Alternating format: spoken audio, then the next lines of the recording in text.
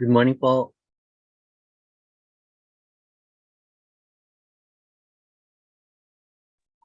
Good morning, Dinents.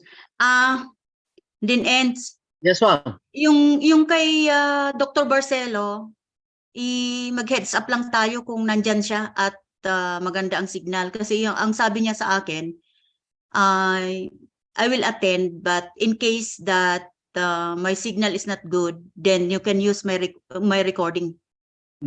Yes, ma'am So po. may i-announce tayo lang, head ups tayo. So okay Yes, ma'am. siya. Thanks. Sige po, ma'am. Pag aga-aga mo Aga-aga lang. Malamig ba dyan, Enteng? Grabe dito sa Daday Ay, Uwan, ma'am. ay na. Kaslamas na lang namin ni Kalman. Tata. Ano ba? Parang malamig naman ngayon. Ma'am, kasla dito ikuthaan. Ma'am, check ko ba si di ko? Nga, degrees kayo dito, Trinidad. Dakad ta BSU? Ma'am, dito balay pa, ma'am. Ay na, apo Diyos ko. Lumak nga apan EJ school, ma'am. Naglamin nga ro. Ano ba naman ito? Siyaot na. 15 pa lang mat ka. Ay, 15 kanumot, ma'am. Nalamlamin, ma'am. Ay. 9 degrees kami dito, ya. 8 to 9 degrees. 11. Talaga nga nalamin, ma'am. Maibusti kayo. Anido. Adi, ma'am. Grabe. Paisa. Talaga nga panahon na, ma'am. Narod. Namatun.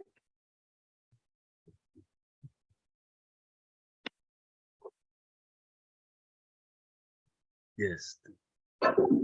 Sino nga tamam dagiti the guests? Guest 2 and 5. Kaya nga ni Zurin, baka naging the plenary speakers tayo, nagsabi na. Di nag-ina kung katadadan dati guest 2. One, ma'am.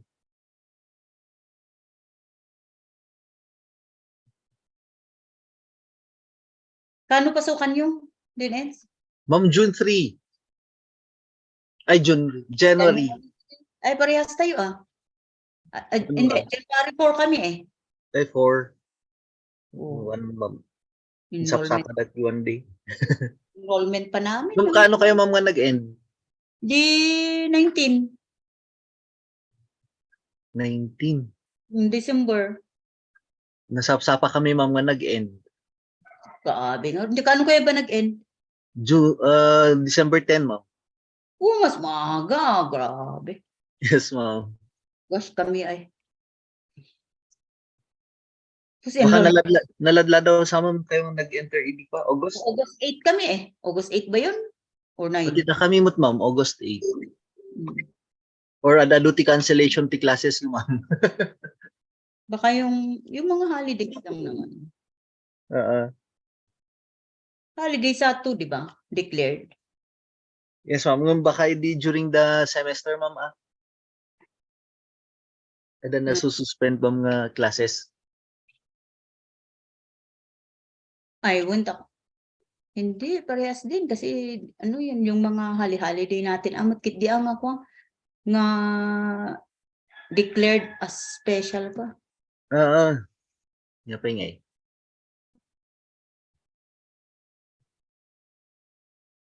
Fear ng ating very good ang co-fear ng ating moderator at ang kanyang anong tawag nito, yung ethnic design. Mamamit pa lang Ako ganito ang aking design. Unak mo mga agchalay ko hak gaminot na ang. Ni Ma'am Judith ngay, alapay nga sa validity position ko. Ni Ma'am Judith ngay, anyati ethnic design nga badong. Wala, lang, nag-necklace na lang ako. Maraminak nga. Ala, talaga ngay nga naglamnin ta. And may earring. 9 degrees kami dito Ay, iso? Hindi ko na-check dito. Sa loob kasi ang na-check ko, it's 17 to 18. Uni ko na ni din enteng kat kwa. 15 da ka na di Trinidad. Ni apay Ay, iso. ay ganyan sa akin. Para Pero pa. Jay 17 kanyami kat dito yung unag not the outside. 11 sa loob. Sa labas 9. Mabalin. 8 kami. Nagdadati ada barometer na garditi kat. 9 kano EJ, unag, Jerwar, ito unag kanukat 11. Ay, grabe ba? Nga po talagang naglamnin. Malingling din ko. How do I remove the participants? Ano? Saan, ma'am? Sa chat ba? Yung alin po? Yung kwan ngay ng participants list. Makikita? Wala pa? Buwan, nakikita sa akin. Ayun, natanggal siya. Yung pang-cancel. Oo. Yung close. I-close lang yung kwan. Pero ako'y mag-o-off video.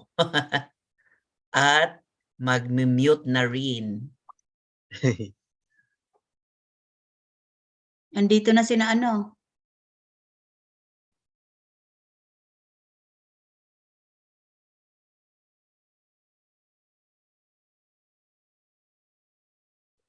Ma'am, excuse pa ata ako nakagalat ikati.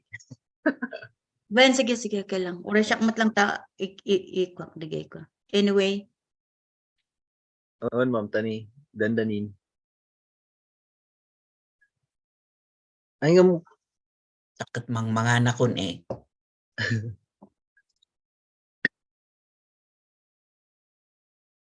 Ikaw na co-host din, Eds? Saan, ma'am? Sa Bali. Sinong co-host natin? Zorin is the host. Mag-co-host ka na rin. Sana. Co-host ka. Yes, ma'am. Iko-co-host ko po Yes, sila. Please, oo. At saka si Ma'am Maribel ba yun? Pero wala pa si Maribel, ah. Ma'am, Good kasano morning. gamit yung makita di questions da, ma'am? Agad pwede dito, ma'am? Or they have... Q&A. Di ba i-announce mo sa Q&A? Yes, ma'am. Pero Ay, sa chat box pala. Sorry. dito yung chat box mo lang, ma'am? Or When? sa Sa chat box. Hindi nag-create. Wala atang pan. Q&A. Doon sa chat box. Yun yung usapan natin kahapon. Or direct. Adiyawan pa yung ma'am ngaward participants ngayon munod, ma'am. Wala pa. Meron na, sir. Kaya lang hindi ko muna pinapapasok. Yes, Ay, oo. hindi pa na-admit. Inuuna ko muna When yung oridam-dama pa eh. Ano bang oras na? Tap nun mad-aduda. 10 Wait, ma'am. minutes.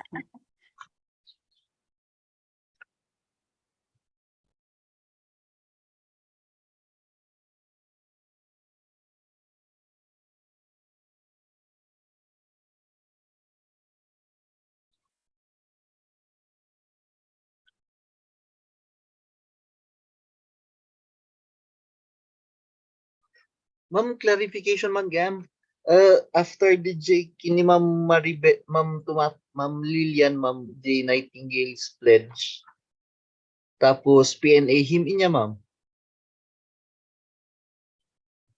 When PNE him, diretso yun. Tapos, Closing remarks, ma'am. closing remarks ni Ma'am Ma'am J. Mm-mm. Sige, ma'am Garot. Thank you. Mm-mm. Dagamin nga ito'y PowerPoint kat ada blank nga may isang slide. O kasi yun yung Nightingale's pledge. Saan yung interactive forum natin? Sir Enteng, ipakita Before ko po. ulit slide niya. I-dry run na. Sige, sir. Ay, wait lang. Wag mo nang mag-admit. Ma'am Zorin, saglit lang. Yes, sir. Saglit lang po. Pakita ko lang kay Sir Enteng yung morning na PowerPoint natin. Ito, Sir Enteng, nakita nyo? Yes, sir. Yes, sir. Ito yung first slide natin. Second slide. Second slide, yung PNA 100. Ako na lang magpi-play niyan. Then third slide. Fourth slide natin. Invocation, National Anthem, tapos PNA hymn. And then, kayo ng dalawa ni Ma'am Dikang. Then, yung netiquette natin.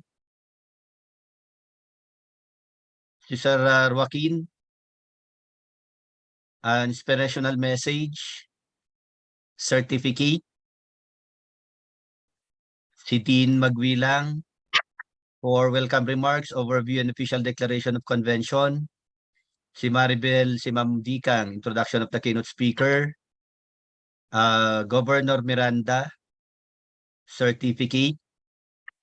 Si Dr. Barcelo, magla-live streaming daw magla-live daw na magsasalita si Dr. Barcelo. Kaya hindi ko na-play yung video niya. Ito. When back up lang data, Bradfrey. Ma'am? In case, back up lang daw yan in case na hindi maganda ang net niya. Yes, ma'am. Yes, ma'am. Okay. Thank you. And then certificate ni Dr. Barcelo, then si Dr. Palaganas, then certificate ni Dr. Palaganas, then open forum in synthesis for the morning session. And then last slide, yung intermission natin. And then yung video natin during lunch break, ako na rin magpi-play ulit.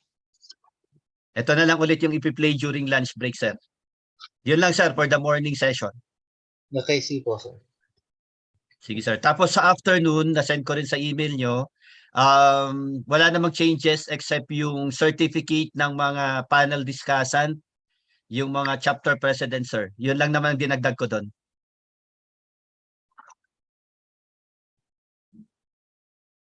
Okay, sir? Sir, yung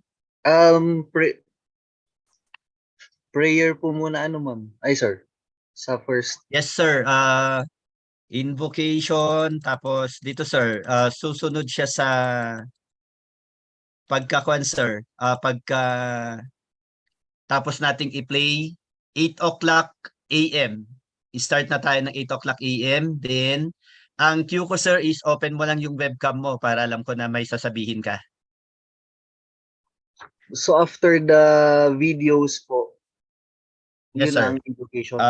Invocation, National Anthem, and PNA hymn. Dire-diretso na yun. Naka-embed na sila sa isang slide, kaya pwede mo nang sabihin, sir, bago ko i-play minsanan. Sige, sir. Thank you, sir. Okay, sir. Sige, sir.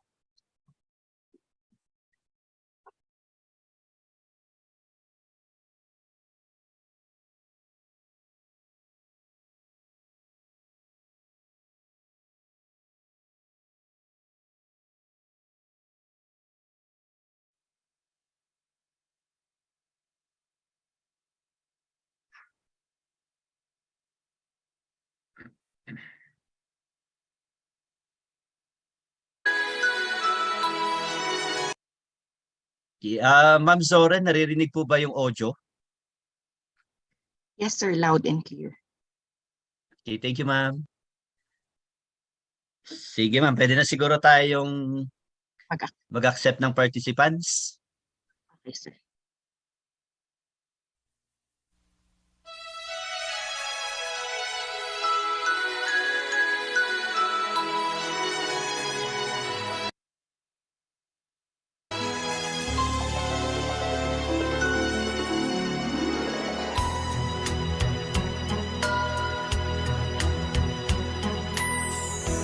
My idea of a perfect Christmas is to spend it with you in a party or dinner for two. Anywhere would do. Celebrating the Yuletide season always lights up our lives. Simple pleasures are made special too when they're shared with you.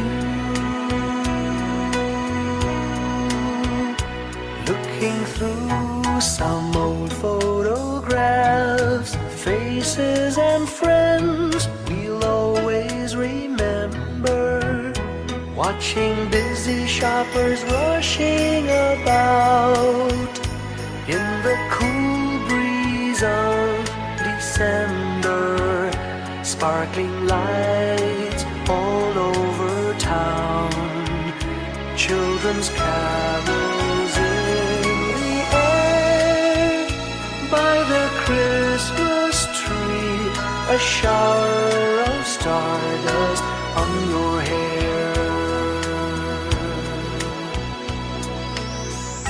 I can't think of a better Christmas than my wish coming true. And my wish is that you'd let me spend my whole life with you.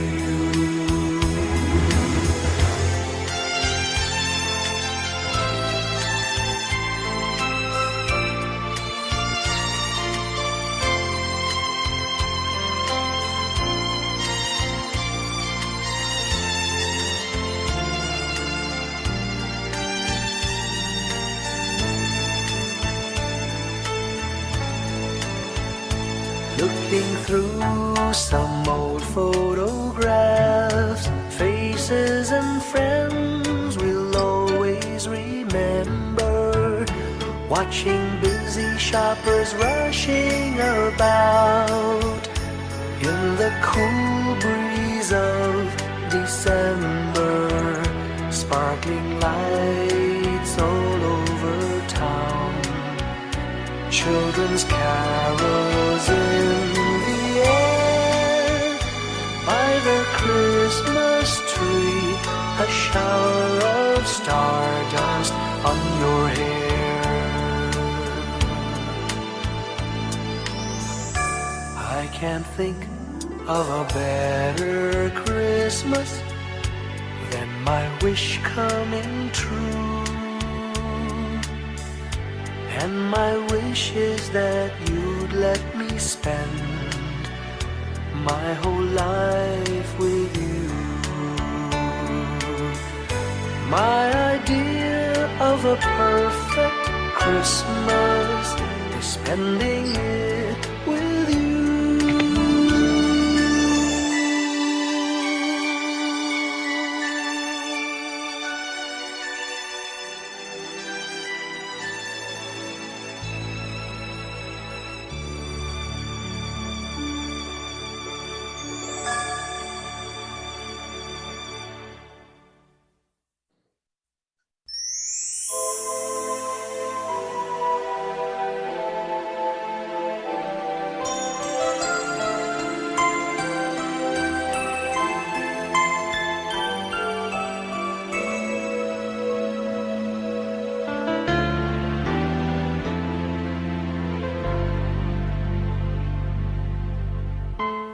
When I worry and I can't sleep,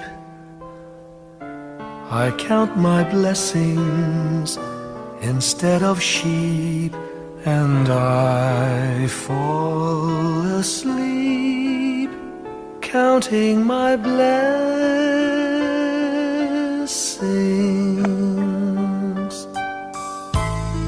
When my bankroll is getting small, I think of when I had none at all, and I fall asleep counting my blessings.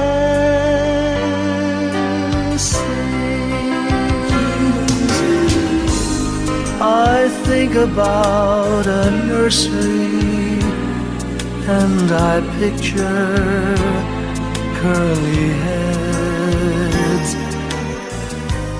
and one by one I count them as they slumber in their beds.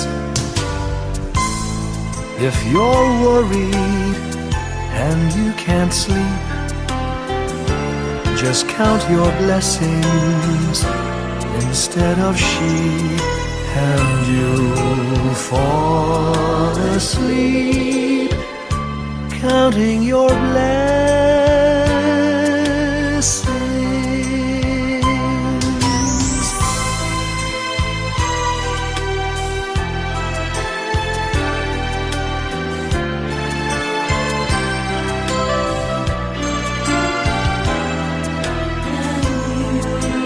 I fall asleep counting my blessings.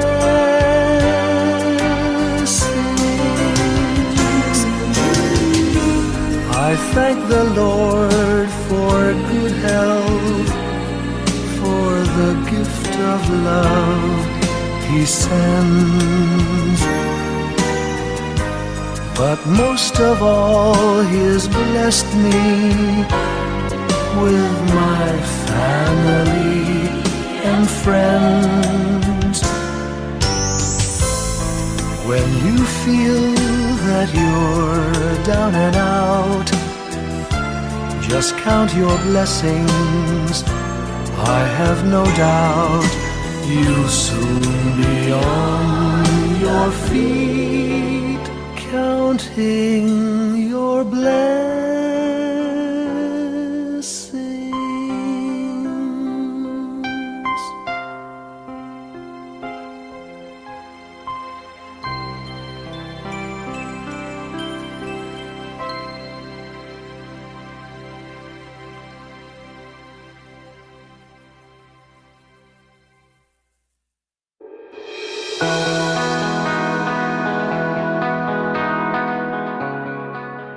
The professionalization of nursing in the Philippines started in 1906 when the Americans established the first training school of nursing at Iloilo Mission Hospital. In 1907, the first 3 schools of nursing were established in the Philippine General Hospital, Mary Johnston General Hospital, and St. Luke's Hospital School of Nursing. In 1922, Anastasia Gidon Tupas conceived the idea of organizing the Filipino Nurses Association. On October 22, 1922, the FNA was formally inaugurated with Mrs. Rosario Delgado as its first president. In January 1924, the FNA was incorporated. In 1929, the nursing curriculum was revised, which paved the way for the acceptance of FNA as a member of the International Council of Nurses. 1935 was marked by the publication of the first nurses' hymn. In 1953, FNA sponsored Bill number 409, which later became RA 877, upon the signature of President Elpidio Quirino on June 19, 1953. RA 877 was thought of as the first true Philippine nursing law. In 1966, the Filipino Nurses Association was changed to the Philippine Nurses Association, or PNA. Other than the Golden Jubilee in 1972, the 70s is remembered with many tangible developments and contributions to nation building by the PNA. 1975 also marked the beginning of the Anastasia Gidon Tupas Award for Outstanding Nurses, with the following noted recipients. It was also in the 70s, 1978 specifically, when the House of Delegates was created, which originally was composed of chapter presidents and selected PNA members until in 1980, when the HOD became a yearly activity as a part of the annual PNA convention. Through time, the PNA provided an avenue for nurses to address their concerns in the workplaces and to safeguard the nurses' rights. The PNA has established its caring legacy. After 100 years, PNA continues in her caring legacy for the health and welfare of the Filipino, transformed to lead in the field of education and contributing to the political arena that has social impact to the lives of the Filipino people.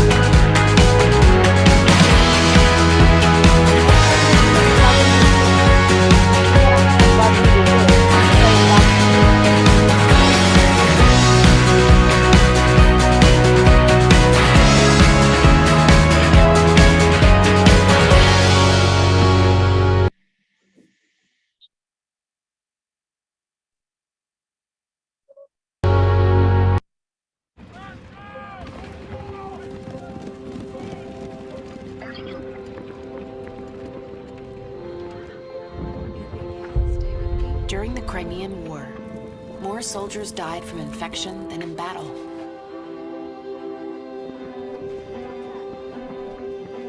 Until a nurse introduced sanitary practices still in use today.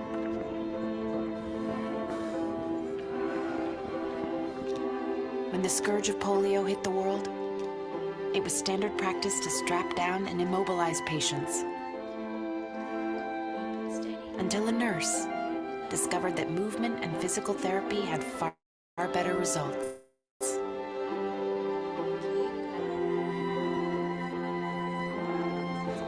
In the 1950s, jaundice was a leading cause of infant death, until a nurse found that a few hours of sunlight could actually cure the condition. At the dawn of the AIDS epidemic, no one knew how the disease spread, so patients were kept quarantined and alone, until nurses defied convention and embraced them with compassion.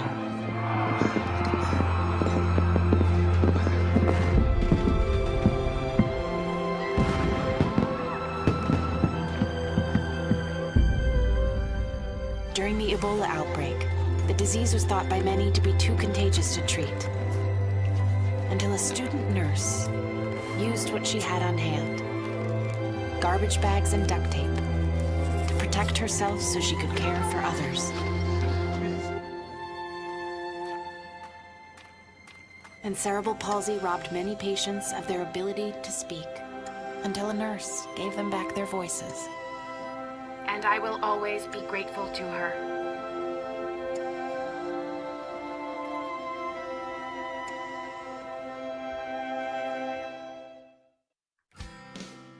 Alam mo na ba? Ang mental health ay isang mahalagang bahagi ng ating pangkabuuang kalusugan. Walang health kung walang mental health. Ayon nga sa World Health Organization, mental health is a state of well-being in which an individual realizes his or her own abilities, can cope with the normal stresses of life, can work productively, and is able to make a contribution to his or her community. Ang mental health ay mahalaga sa ating pangkabuuan at individual na abilidad magtrabaho, mag-isip, makaramdam at mabuhay. Kaya naman ngayong panahon ng pandemya, huwag kalimutang pangalagaan ang ating mental health tulad ng pag-aalaga natin sa ating physical health. Ang self-care ay isa sa pinakamabisang paraan upang pangalagaan ang ating mental health. Ang simpleng pag-exercise o pagtutok sa ating mga hobbies ay isang paraan ng self-care. Care for yourself. Bigyang oras ang sarili at mga bagay na nagbibigay sa'yo ng saya. Nagkakaroon ka na rin ba ng Zoom fatigue dahil sa meetings o di kaya ay sa online class? Huwag kalimutang magpahinga. Importanteng maglaan ng break at ipahinga ang utak. Maglaro muna ng paboritong games. Malaking tulong ang breathing exercises sa pagpapakalma at para maibsan ang ating pakiramdam. Matuto ring mag-set ng boundaries para sa iyong work-life balance. Matutong irespeto ang work boundaries ng iyong mga katrabaho. Dahil sa pandemya ang ating kinakaharap, hindi mapigilan na tayo ay mapalayo sa ating mga mahal sa buhay. Ngunit hindi dapat maging hadlang ang distansya upang tayo ay mag-hashtag care for others. Kumusta mo na ba sina lolo at lola this week? How about sina mama at papa? Mga kapatid, kaklase? Kung hindi pa, ang isang simpleng kumusta sa pamamagitan ng video or voice calls o text messages ay tiyak na makatutulong sa kanilang mental well-being. Care for others, ang isang malakas na support system ay nakakatulong rin sa pagpapabuti ng ating mental health. Kung ikaw o sino man sa iyong kakilala ang nangangailangan na makipag-usap sa isang mental health professional, tumawag lamang sa mga numerong ito mula sa National Center for Mental Health. Ito ay libre lamang at kahit sino ay pwedeng tumawag. Ngayong panahon ng pandemya, hindi biro ang pinagdadaanan mo, kaya naman make sure to care for yourself and care for others para sa isang healthy Pilipinas.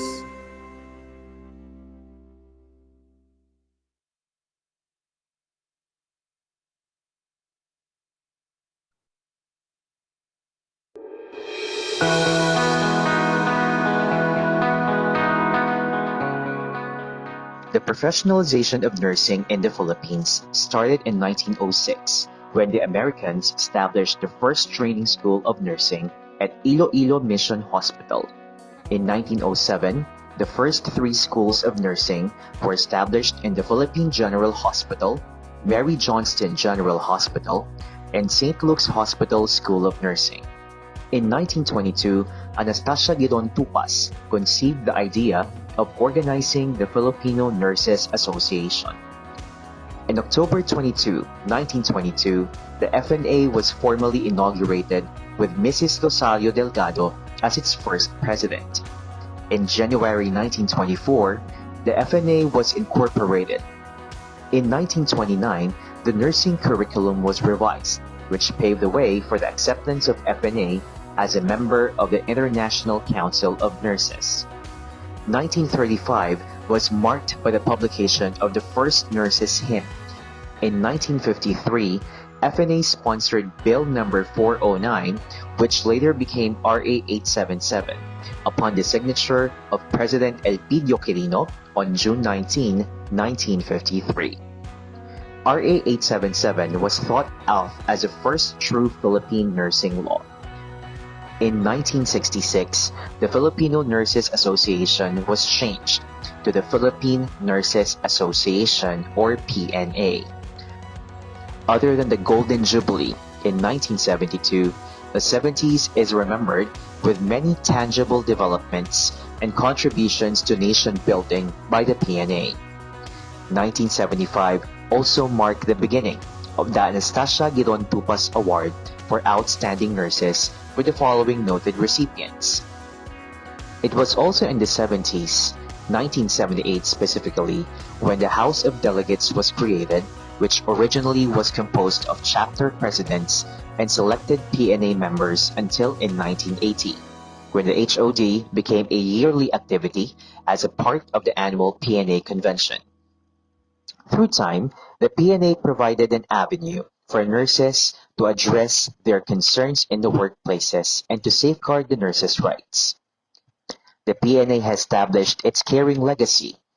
After 100 years, PNA continues in her caring legacy for the health and welfare of the Filipino, transformed to lead in the field of education and contributing to the political arena that has social impact to the lives of the Filipino people.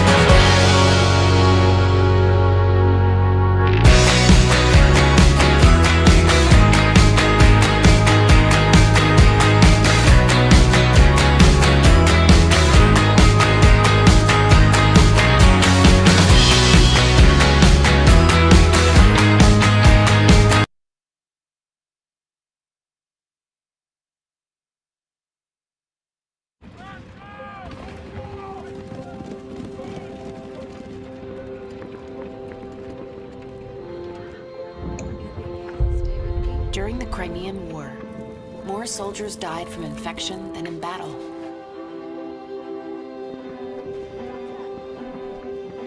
Until a nurse introduced sanitary practices still in use today.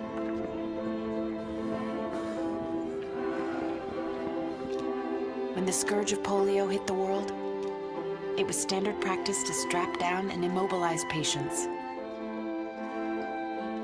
Until a nurse discovered that movement and physical therapy had far better results.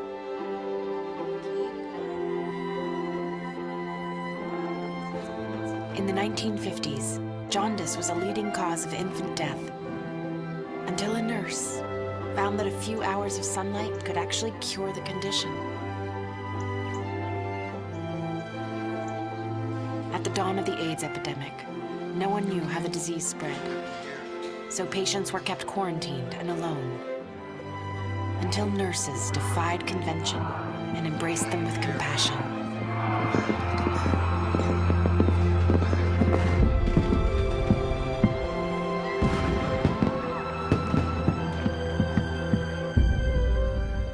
During the Ebola outbreak, the disease was thought by many to be too contagious to treat, until a student nurse used what she had on hand, garbage bags and duct tape, to protect herself so she could care for others.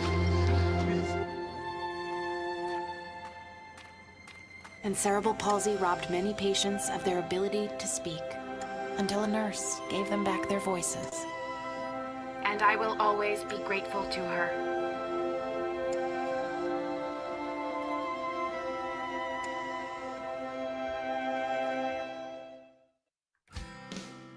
Alam mo na ba?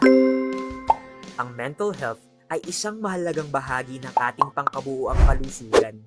Walang health kung walang mental health.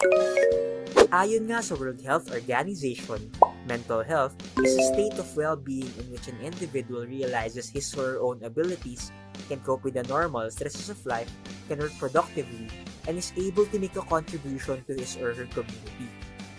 Ang mental health ay mahalaga sa ating pangkabuuan at individual na abilidad magtrabaho, mag-isip, makaramdam at mabuhay.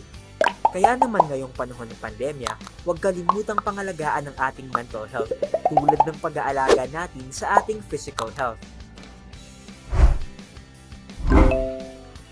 Ang self-care ay isa sa pinakamabisang paraan upang pangalagaan ang ating mental health.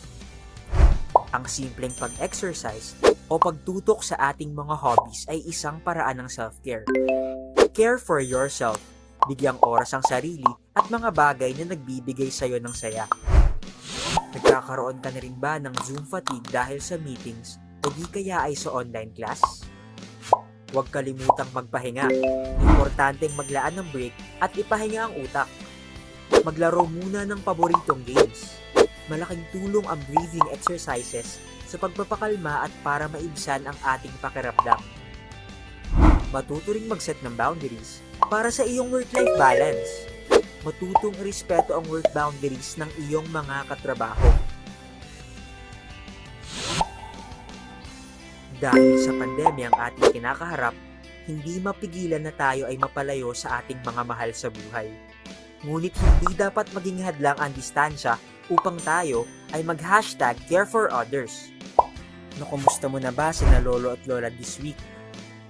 How about sina mama at papa?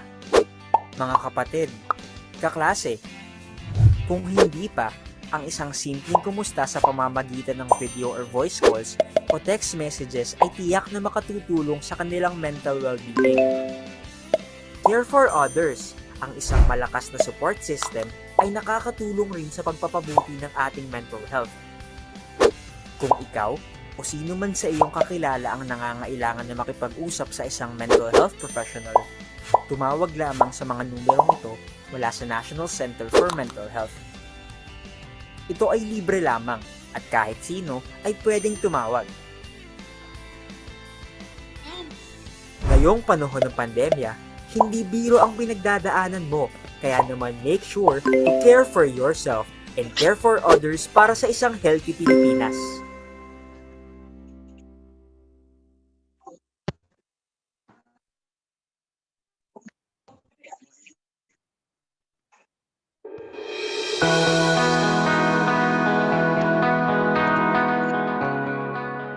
The professionalization of nursing in the Philippines started in 1906 when the Americans established the first training school of nursing at Iloilo Mission Hospital. In 1907, the first 3 schools of nursing were established in the Philippine General Hospital, Mary Johnston General Hospital, and St. Luke's Hospital School of Nursing. In 1922, Anastasia Giron Tupas conceived the idea of organizing the Filipino Nurses Association.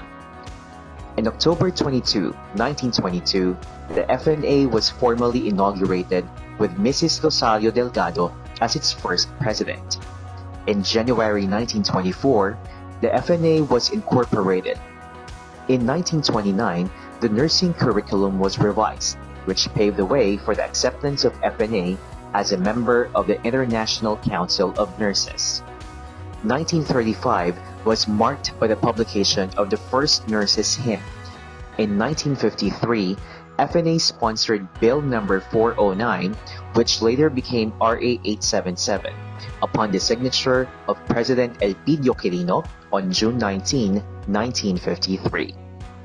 RA 877 was thought of as the first true Philippine nursing law. In 1966, the Filipino Nurses Association was changed to the Philippine Nurses Association, or PNA. Other than the Golden Jubilee in 1972, the 70s is remembered with many tangible developments and contributions to nation building by the PNA.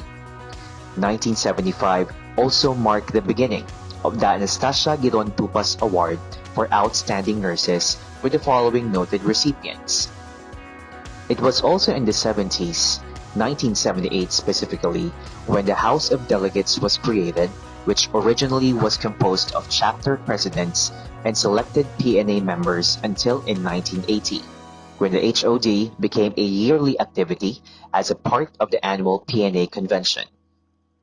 Through time, the PNA provided an avenue for nurses to address their concerns in the workplaces and to safeguard the nurses' rights. The PNA has established its caring legacy. After 100 years, PNA continues in her caring legacy for the health and welfare of the Filipino, transformed to lead in the field of education and contributing to the political arena that has social impact to the lives of the Filipino people.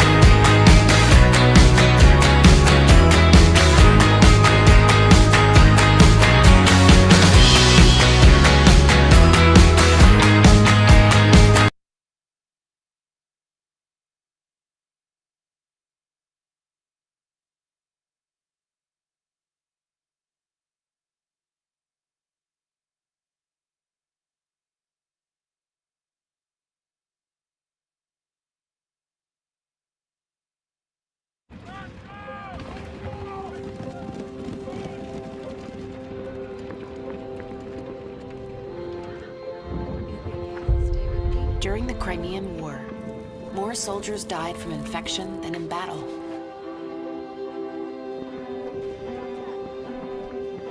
Until a nurse introduced sanitary practices still in use today.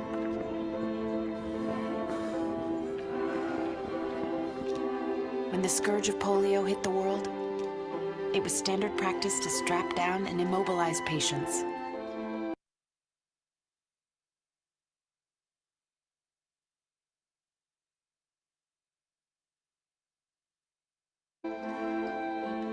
Until a nurse discovered that movement and physical therapy had far better results.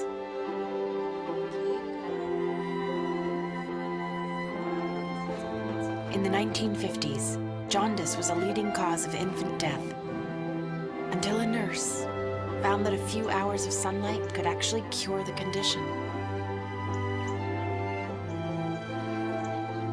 At the dawn of the AIDS epidemic, no one knew how the disease spread, so patients were kept quarantined and alone, until nurses defied convention and embraced them with compassion.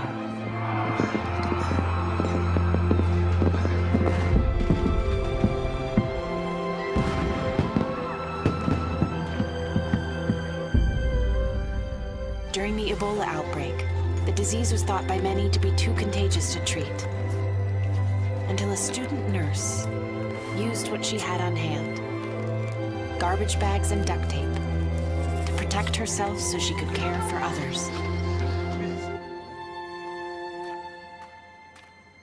And cerebral palsy robbed many patients of their ability to speak, until a nurse gave them back their voices.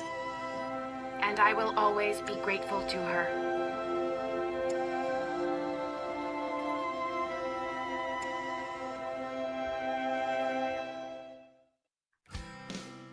Alam mo na ba? Ang mental health ay isang mahalagang bahagi ng ating pangkabuuang kalusugan. Walang health kung walang mental health.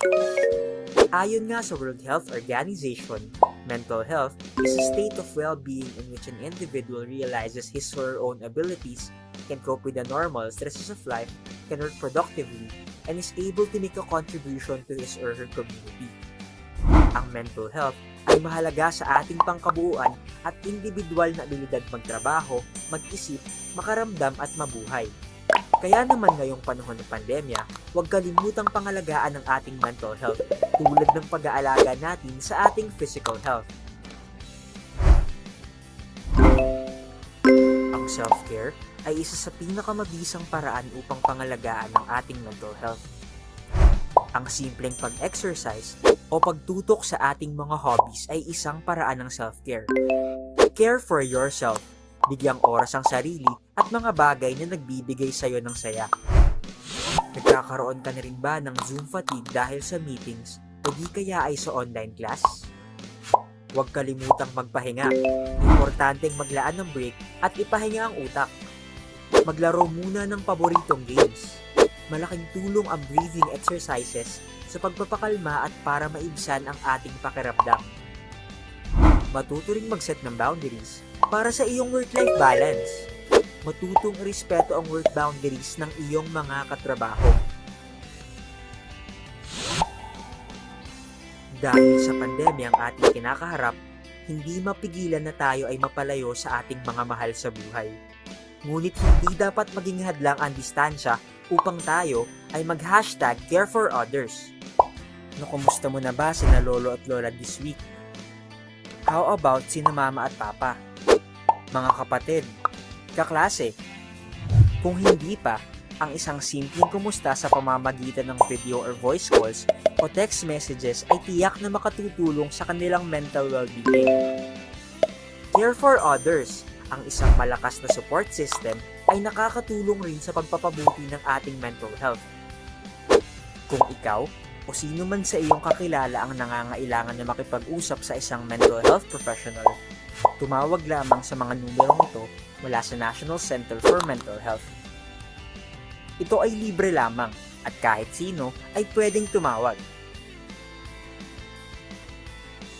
Ngayong panahon ng pandemya, hindi biro ang pinagdadaanan mo, kaya naman make sure to care for yourself and care for others para sa isang healthy Pilipinas.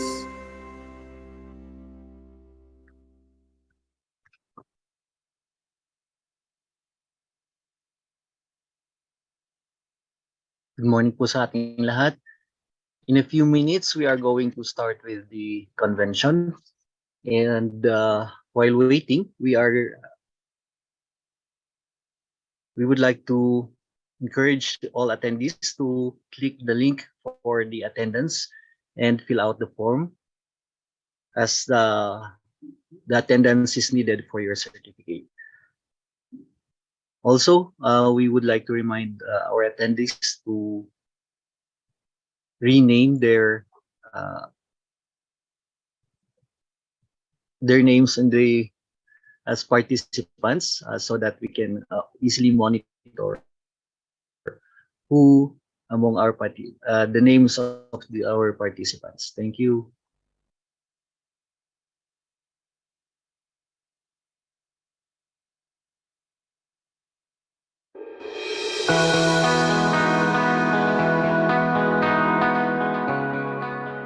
The professionalization of nursing in the Philippines started in 1906 when the Americans established the first training school of nursing at Iloilo Mission Hospital.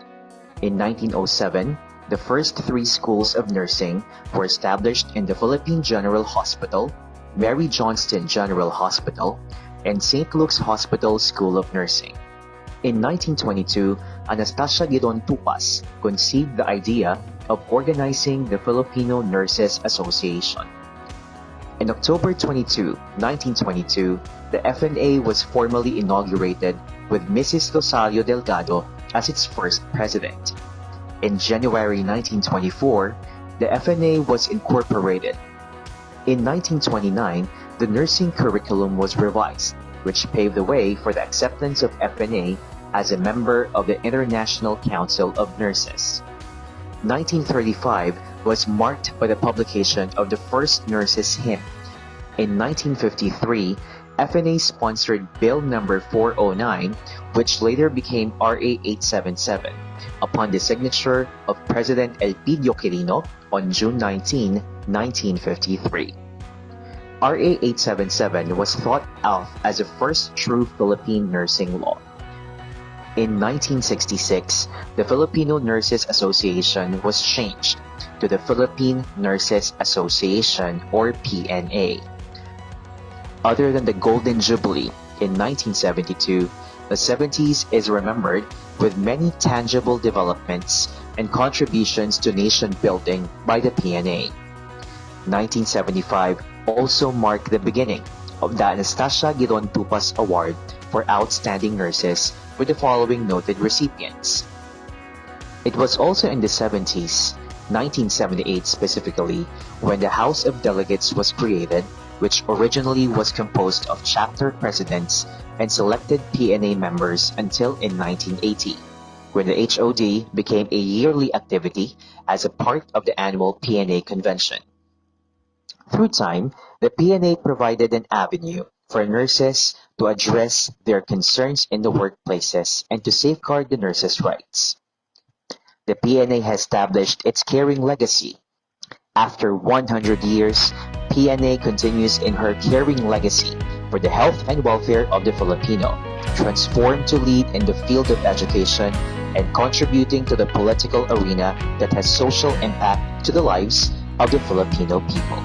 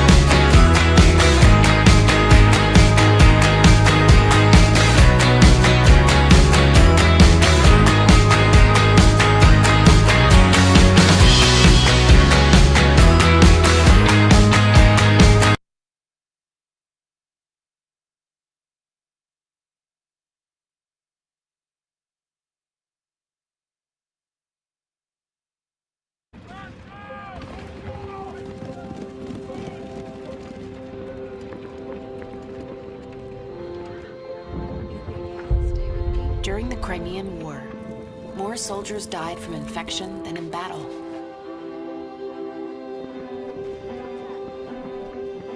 Until a nurse introduced sanitary practices still in use today.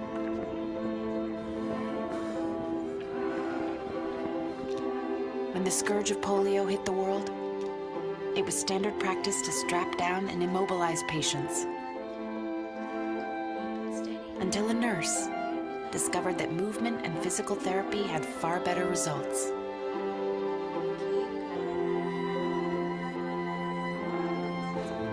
In the 1950s, jaundice was a leading cause of infant death, until a nurse found that a few hours of sunlight could actually cure the condition.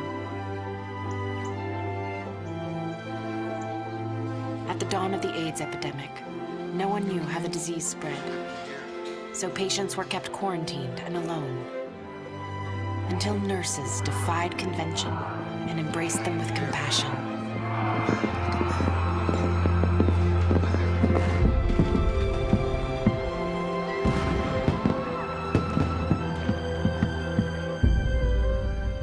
During the Ebola outbreak, the disease was thought by many to be too contagious to treat, until a student nurse used what she had on hand, garbage bags and duct tape, to protect herself so she could care for others. And cerebral palsy robbed many patients of their ability to speak, until a nurse gave them back their voices. And I will always be grateful to her.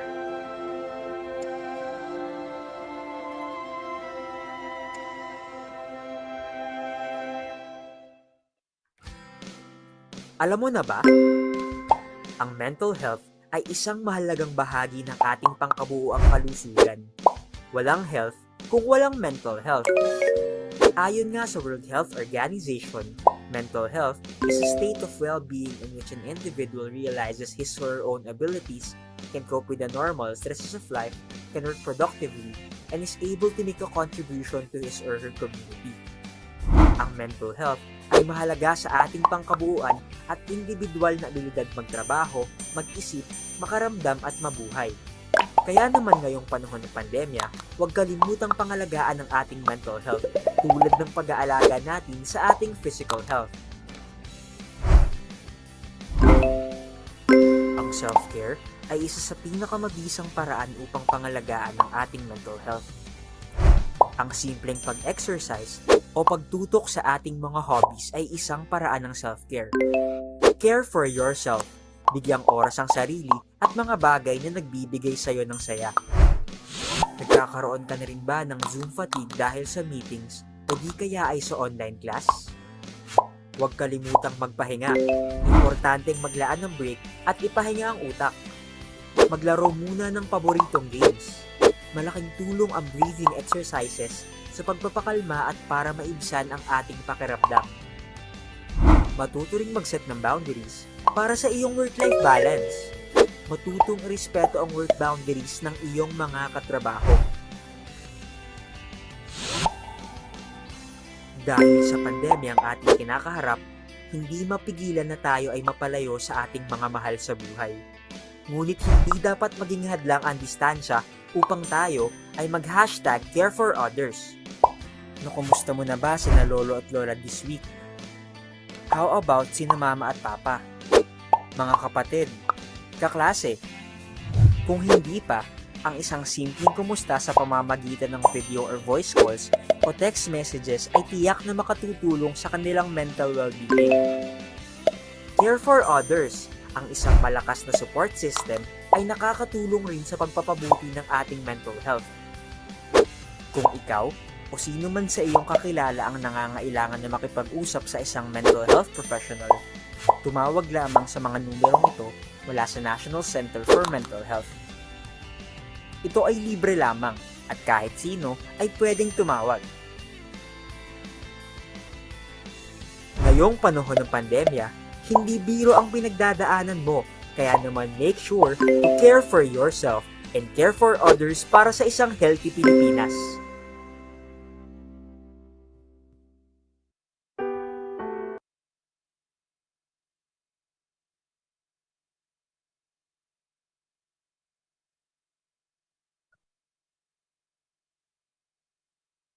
Good morning po sa ating lahat.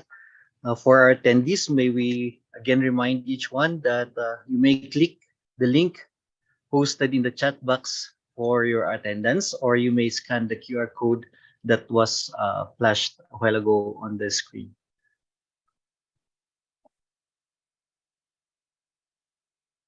In a short while, we are going to start with the program.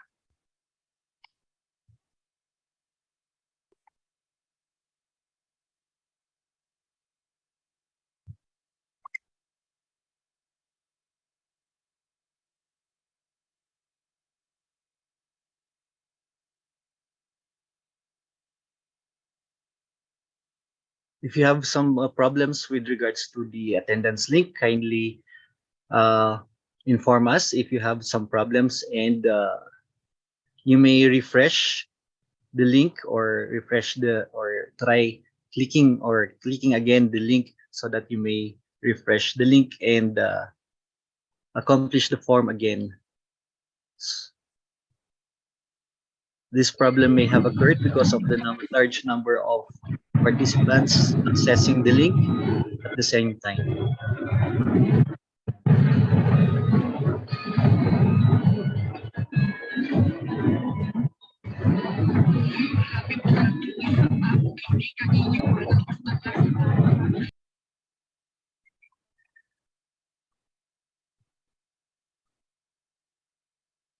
With that, ladies and gentlemen, thank you very much for patiently waiting for the start of our PNA CAR Regional Convention. To start with our convention, may we all invoke the presence of our Lord with a prayer, and this will be followed by the singing of the Philippine National Anthem and the PNA hymn.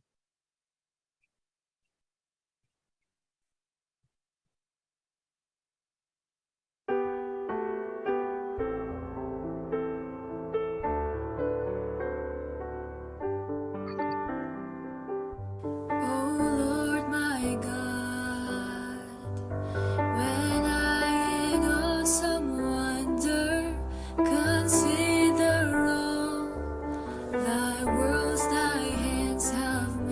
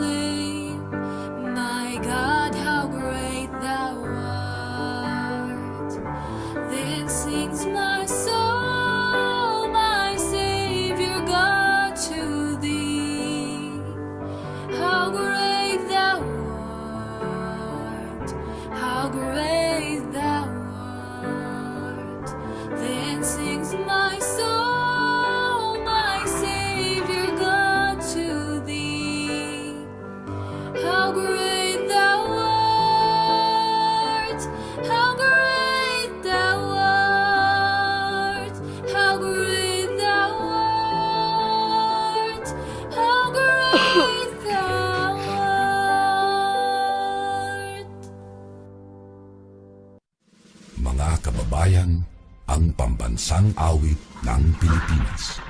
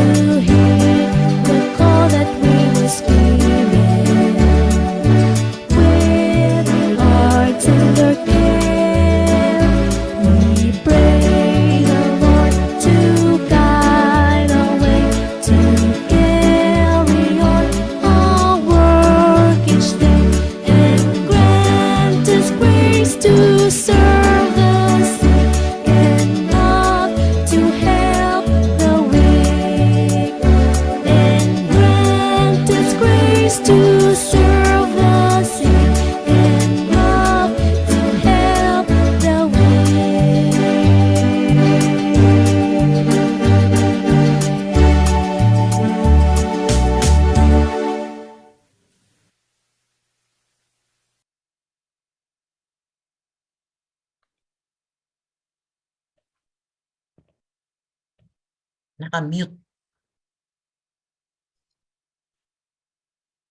Good morning, guests and colleagues in the nursing profession. In behalf of the Philippine Nurses Association of the Cordillera Administrative Region, we would like to welcome you in this year's regional convention of the PNA CAR with the theme PNA at 100 and beyond, inspired by a caring legacy, transformed to lead. Good morning, everyone. Naimbag nga malan tayo amin from Baguio City. We welcome you all for this PNA Regional Convention. I am Maribel Dicang and this is... I am Enteng, and we are the moderators for this year's Regional Convention. Kumusta na po lahat? Gusto po namin munang batiin ang lahat ng ating attendees ng isang belated Merry Christmas. And we hope that we are going to have a Happy New Year next year. Dito sa amin, sabi nga nila, it's the season, or dito sa Benguet and in the Baguio or in the Highlands, this is again the season for, or it is again the season na below 20 kami ngayon. And as for updates lang po, dito po sa Benguet, we are 15 degrees. And I think sa Baguio po, ma'am, anong temperature po natin na ngayon dyan? I think it's recently it was 13 degrees po, and we have a lot of visitors who are enjoying the coldness of Baguio City. So again, welcome everyone for this regional convention. So we hope by next year we gotta see each other face to face. Okay, Opo, so ma'am. Yun nga po ang kung natin na this is the season nga talaga. Kung ganun po lamig dyan po sa Baguio at saka dito sa Benguet, dito lang po yung season na wala na pong na-experience na naman natin ng walang liguan. Or ito rin yung season na tumataas rin ang ating budget for the current or yung sa kuryente dahil sa pagpapainit natin ng panligo. Sabi nga ng isang kasama ko or yung one of my friends na sa isang buhos lang or yung first na buhos lang ang malamig. Pero kapag binuhos naman niya or tinapon niya yung first buhos, malamig pa rin kapag siya'y naliligo. However, this is also the season that which na we are show our how we care for people, for the people that we love. And this is one way the PNA Regional Convention is one way of sharing or showing how the PNA CAR cares for the nurses here in the Cordilleras and beyond. That's why we have this, or we are having this convention. And as part of the convention, may we remind each one of our attendees to observe the following reminders. Please sign in the attendance through the link in the chat box or the QR code that is being shown from time to time. Please place your microphones on mute during the webinar. Avoid noisy distractions while a speaker is delivering their talk. Please change your name following the name used when you registered for this webinar. Stay seated and present during the webinar because this is credited for 5 CPD units, and as part of the requirements for your certificate, whether member or non-member, we are going to monitor your registration and also your attendance and the evaluation that will be sent at the end of the seminar or webinar.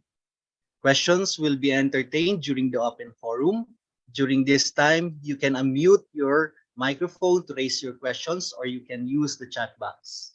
Please answer the evaluation forms through the link which will be posted on the chat box. You will only be given your certificate if you were able to answer the evaluation, and also the attendance sheet, and also you have registered. Your certificates will be emailed to you within a few days. And for questions and concerns, you may send an email to info.pnacar@gmail.com. And we would like to acknowledge the NEPRA Guild for sharing us these reminders for the webinar.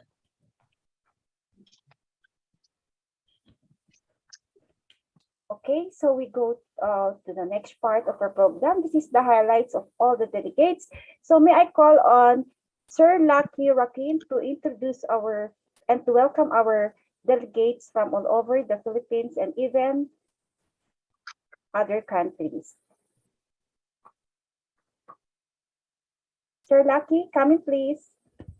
Thank you, Sir Enteng and Ma'am Maribel.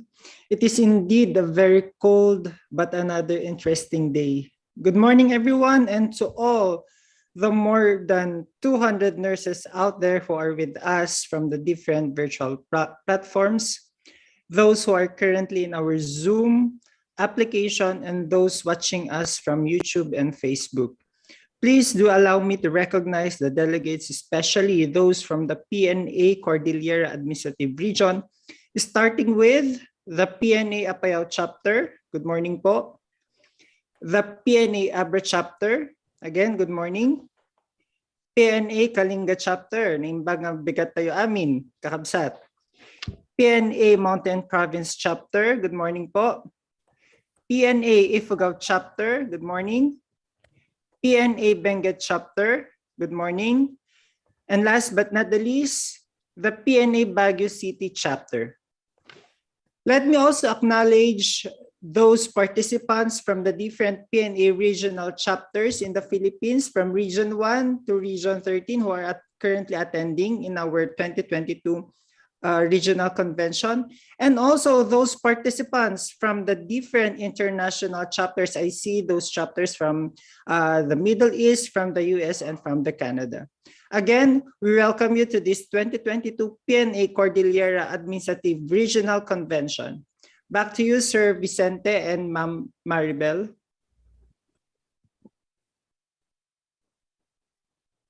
Thank you very much, Sir Lucky Joaquin, the president of the Kalinga chapter. It is really heartwarming to know that we have participants not only from the CAR or the Cordillera Administrative Region, but also from other provinces outside Cordilleras, and also from the other parts of the world. Truly, our profession is really needed worldwide. Moving on, we have invited one of the prominent personalities in the city of Pines to inspire us in today's convention. He is the chairperson of the Committee on Higher and Technical Education and member of the majority for the Committee on Health in the House of Representatives.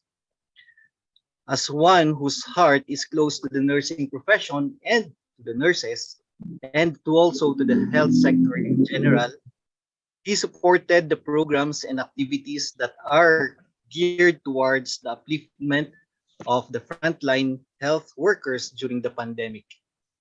He was instrumental in the provision of washing machine and other essentials to nurses and other health care workers who were not able to go to their homes. He also allotted the budget for the RT-PCR tests for student nurses affiliating in the Baguio General Hospital and Medical Center. Colleagues, let us put our virtual hands to Honorable Marquez Marco, herein represented by his Chief of Staff, Mrs. Imelda P. Sedano.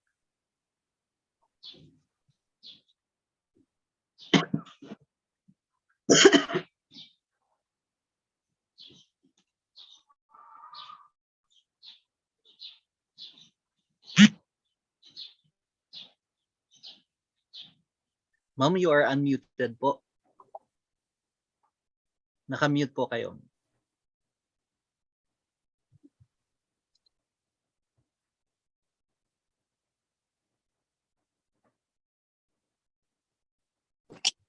Can you hear me now?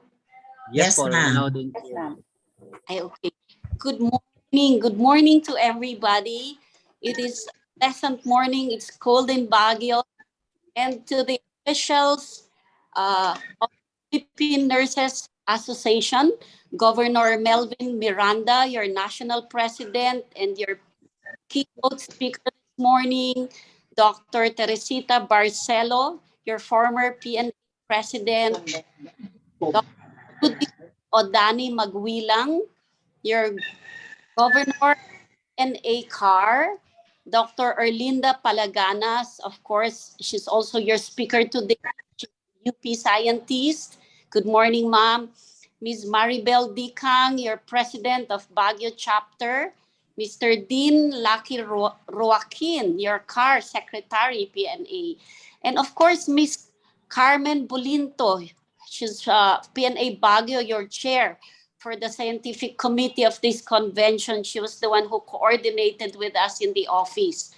And to all PNA chapter incoming presidents of Abra, Apayao, Baguio, Benguet, Ifugao, Kalinga, and Mountain Province, your panelists, and to all your participants this morning, you who are our country's formidable heroes that make up the membership of the Philippine Nurses Association Cordillera Administrative Region. Good morning to all of you and Merry Christmas po.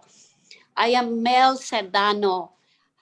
Kong Mark Go is now on his way to Manila, much as he would have loved to be with you. But he needs to attend another important meeting in Congress. So please indulge me at this point to deliver his message to all of you. I hope and trust that you all had a blessed and meaningful Christmas with your loved ones this season, and that you were able to reflect on the spirit of the season, giving and being thankful. The Philippine Nurses Association has much to be grateful for, having reached its 100th year this 2022. What you have achieved is a remarkable milestone that will be etched in the cornerstones of your prestigious organization. Celebrating your 100th year anniversary and is truly nothing to scoff at. None the least, after the trying events of our COVID-19 pandemic, in which our country's nurses played such an essential role. Saludo po kami sa inyong lahat. I am so pleased to join all of you and see you gathered here today, taking time out of your holiday break in order to reflect on the year that was in the past and the year that is coming. It is inspiring to see your ranks dedicate your lives to this profession, a vocation that calls to care for our kababayans, most especially here in the city of Baguio and the Cordilleras as well.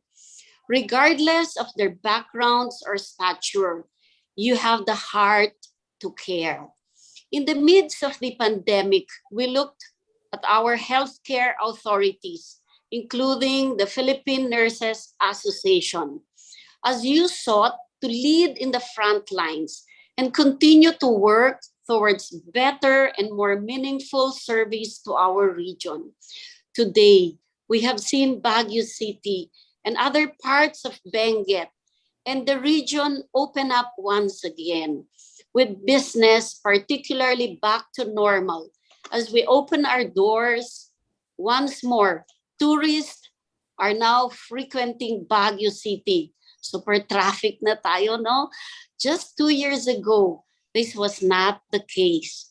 Your organization played such an important role in helping us achieve this progress, where we can continue to explore and step out of our homes and carry on some semblance of pre-pandemic life.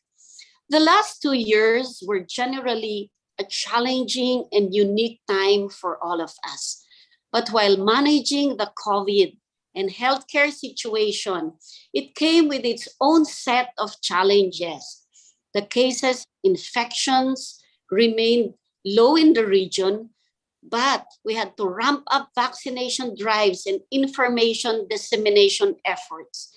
You all played a crucial role in patients who received the urgent health care they needed, in helping hospitals cater to the overbooked demand, in ensuring households to keep themselves protected from this virus, and how communities could help one another so we can all continue to stay vigilant in this pandemic. Your team was truly instrumental in ensuring that the residents of the Cordilleras stay safe, informed, and protected from COVID-19. while assuring them and providing them with security and comfort that they will not be left behind or forgotten during this time. Your theme, PNA at 100 years and beyond, inspired with a caring legacy, transformed to lead, is indeed a theme that would challenge each and everyone to move forward and improve PNA, as you have always been the heroes of our time. Your communication skills that reach out to every heart, every broken family, your emotional stability. I know that nursing is a stressful job where traumatic situations happen, but your empathy and your skill has reached farther beyond hearts, beyond families, and beyond borders. Nurses are truly some of the most important yet underthanked professionals in our country. But know that we are grateful to you. We trust you as part of our mainline defense when it comes to Baguio City and the Cordilleras public health concerns and issues. Now that we are seeing the light at the end of the tunnel, and when it comes to this pandemic, as the city's leaders, we can now collectively take a step back and assess how we have performed during this 2-year period and how we can use the time to apply our best practices and improve from the lessons we have all learned. COVID-19 will not be the city's last public health challenge, while we hope and pray that no other pandemic will come to plague and besiege our country. Our best course of action is to stay prepared for whatever next public health concern the city may face. Thus, the Philippine Nurses Association must begin to work proactively to rally our health workers, our professionals, so we can act against any incoming health threat with urgency. We also understand the role nurses play in the implementation of the Universal Healthcare Law, which was signed by President Rodrigo Duterte in 2019. This is a landmark law in terms of true health reforms, ensuring that each and every Filipino has access to proper health care regardless of their background through a holistic approach. Ensuring good public health starts with mobilizing and strengthening our communities, equipping them with sufficient health information and making them comply with standard community health protocols. We are hopeful that by making good public health accessible to all, we can also begin by ensuring the welfare of our healthcare professionals, such as you, our nurses, so they would no longer feel the need to move abroad or for a more sustainable life. We hope that Philippines can sustain the needs of the nurses also here. To those who are abroad, thank you for the work you do out there. You are a blessing to many there. Health is truly wealth. And the Philippine Nurses Association, since its inception, has been helping the Philippines achieve the most valuable and priceless fortune of all, good health. We all know that every one of you have your own stories of brokenness, your own stories of hope. But let me say that you are our North Star. You give hope to one and all, to your families included. May you all be blessed. As Florence Nightingale says, and I quote, mankind must make heaven before we can go to heaven in this world as in any other. Who else can do that except you, our nurses? Thank you and good morning. May your 2023 be fully blessed. Mabuhay po kayong lahat. From Congressman Mark Go. Thank you very much, Ma'am Sembenya. And Thank you for extend our thanks to this month go, and I hope you can join us today for a few minutes. Okay, so may I call on Ma'am Carmen and Ma'am Judith to award the certificate of appreciation to Ma'am Sandenia in the name of Congressman Go. Ma'am Judith, Ma'am Carmen, come in please.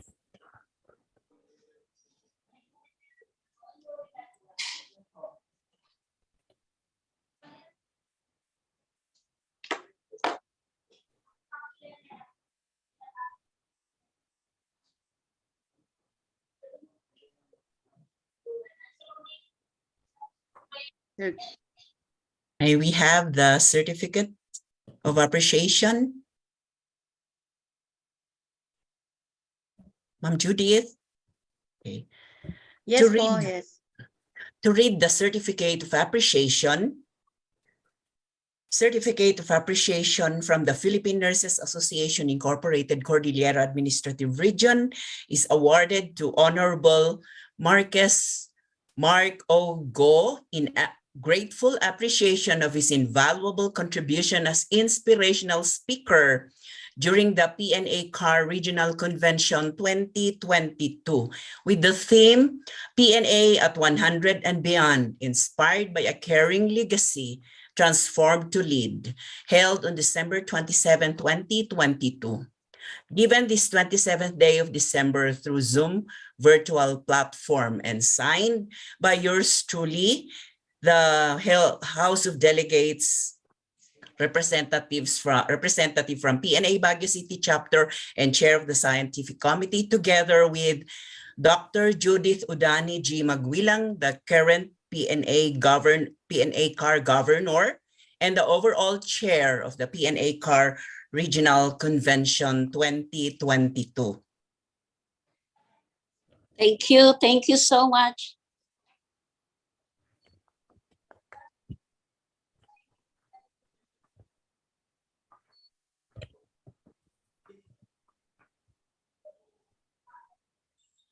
Thank you very much, Ma'am Carmen and Ma'am Judith,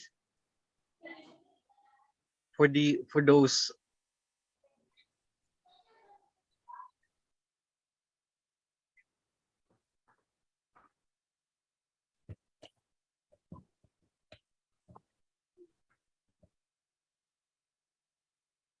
to welcome us and to give us an overview of and also the official declaration of the convention.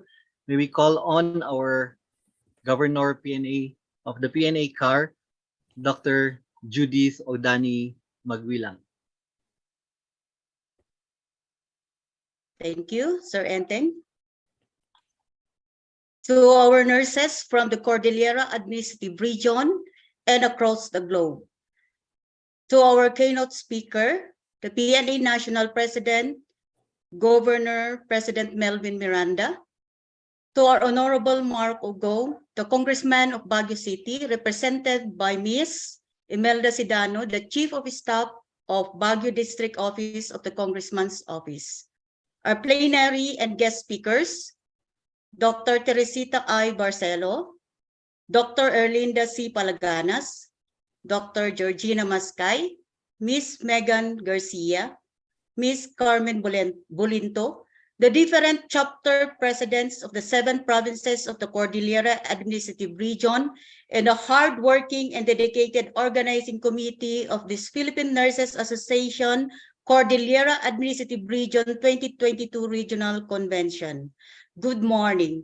It is my great pleasure indeed to be here today on this 2022 PNA CAR Regional Convention with the theme PNA at 100 and Beyond, Inspired by a Caring Legacy, Transformed to Lead. Is most relevant to us in the midst of all the challenges that we are facing and we have experienced in our healthcare system, and to us nurses as well. This convention also is in celebration of the Philippine Nurses Association 100 years founding anniversary, which was founded in 1922 by Anastasia Gruntupas. Stronger than ever, Philippine Nurses Association is positioned to continuously champion the global competence, welfare, and positive professional image of the Filipino nurses, the best and the choice of the world. Happy 100 years anniversary PNA and happy PNA CAR Regional Convention 2022. Let me ask us nurses what PNA and what we have shared and have done to us. I hope that despite all these realities, we are still bounded and carry on with our brand to care with compassion, altruism, and competence, and is still to lead even in the most challenging times, as exemplified to us by the founder of the Philippine Nurses Association, Anastasia Geruntupas.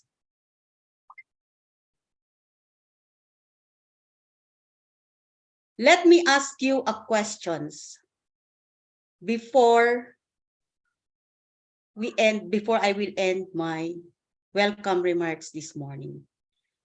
Do we know what are the drivers for the reform of healthcare policies, models of healthcare delivery, as well as the roles and scopes of practice of individual healthcare professions? In a word, we need healthcare system which supports our people to live long and live healthy.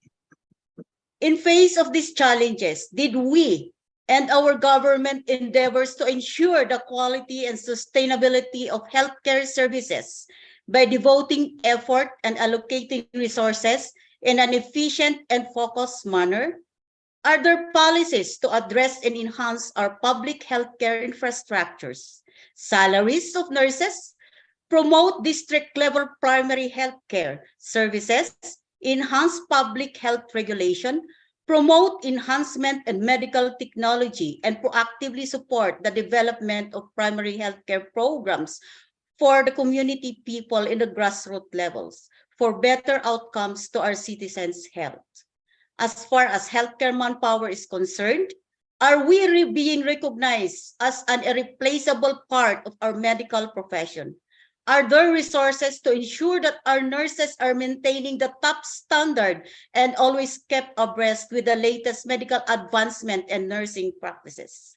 Are there plantilla positions created for nurses so they will not leave the country and the exodus of nurses abroad will be prevented? Equally important, are we being recognized on the pivotal role that we played in revitalizing the healthcare systems through advanced nursing practice and enhanced clinical specialties? As we all know, specialization in nursing is an important milestone in the professionalism of nursing profession. I have seen in my 2 decades as a professional nurse that we are making progress in the specialization of nursing practice to map out the way forward with the ultimate goal of putting in place a legal framework on the nursing specialization in the long run that certainly benefit our government and our healthcare delivery system, with more skilled and experienced nurses to serve our patients in various specialized areas, and a quality education to hone our future profession of nurses. Our dear nurses, it has taken us years, in fact, 100 years now of rigorous training, continuous specialized education, and self-betterment to build up a strong pool of nursing leaders who are not only well-versed in nursing skills, but capable of charting out improvements of our healthcare delivery through working closely with professionals from various medical fields and allied health disciplines.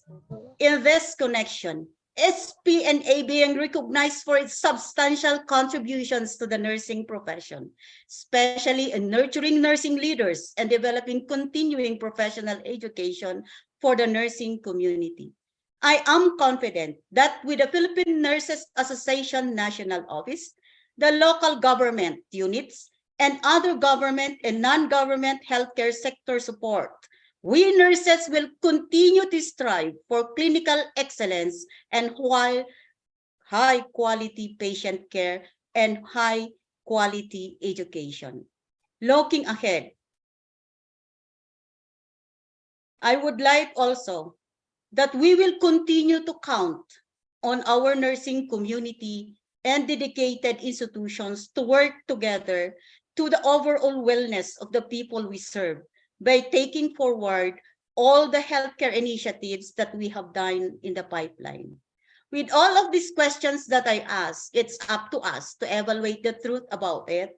And I do hope that we are still inspired to be the best and the choice of the world, and are we still the unsung heroes of today, and are still guided with our principles and philosophies in life as nurses who are worth emulating for, and also be guided with the vision, mission, and core values of our association. Again, let us not forget the real essence of our presence as nurses. Being a nurse is to care and to lead.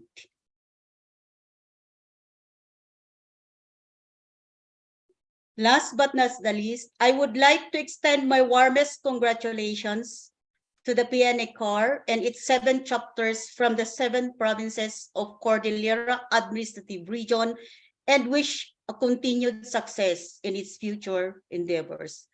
To all the conference participants, I wish you all an inspiring and fruitful exchange of ideas with our esteemed and brilliant keynote, guest and plenary and panel discussants. As we learn, as one, work hard and be of service to our constituents for a better and successful Philippine Nurses Association, so no one will be left behind. Welcome to this PNA CAR 2022 Regional Convention. And as the Governor of the Philippine Nurses Association, Cordillera Administrative Region, I now declare this 2022 Regional Convention open.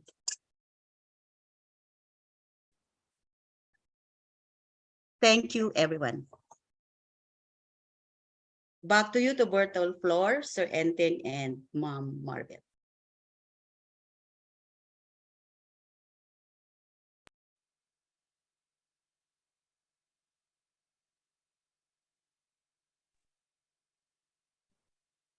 Enteng, unmute please.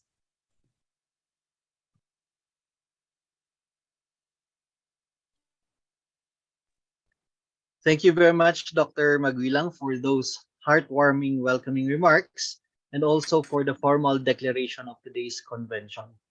Also, for emphasizing the nurses' role that we play in improving the healthcare system, and also for putting our pledge to care and to lead, or for reminding us for our pledge to care and to lead, so that the nurses of the Cordillera and the Filipino nurses will be the choice of the world and the best for Filipinos. Before we move on, we would like to remind our attendees that please refrain from annotating the screen, and also the registered participants may still enter the Zoom platform. Moving on, may I now call on Ms. Maribel Dicang, the President of the PNA Baguio, to introduce our speaker.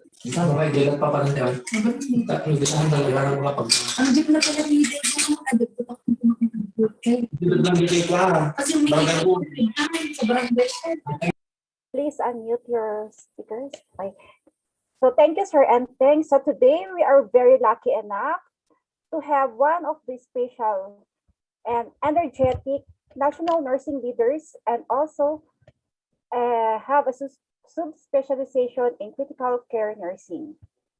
He was a service recognition awardee at the Manila Central University and a Gawad Ulirang Guru Award in the same institution. He finished his Bachelor of Nursing degree at the Manila Central University in 1997 and Master's degree in 2010 at Manila Central University, and with his ongoing doctorate degree at St. Paul University. He is the Dean of the College of Nursing of Manila Central University from 2013 to present. He had many advocacies, contributions to the nursing profession, and he was with us throughout the pandemic, supporting and uplifting the morale of all nurses. We are very lucky enough to have him today to share his knowledge and expertise. Let us all welcome our very own PNA National President and the Zone 2 Governor, Sir Melvin Miranda. Good morning, sir. Naimbag na morning. Welcome to Baguio City. Thank you very much, Ma'am Dikang.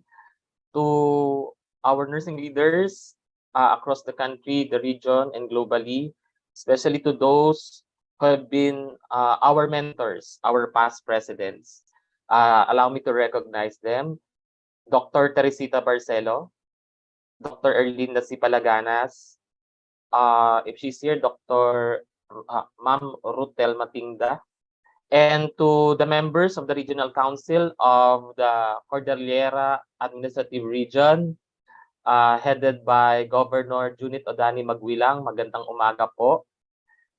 To the officers, chapter officers, 7 chapters of the Cordillera Administrative Region, magandang umaga po sa inyong lahat. It has been 2 years that we have experienced the pandemic, and yet the Filipino nurses are continuously recognized in the country and globally. This morning, I was requested to have the keynote talk all on the theme pertaining to the PNA Cordillera Administrative Regional Convention on the PNA 100 and beyond, inspired by a caring legacy transformed to lead. May I humbly be allowed to share my screen?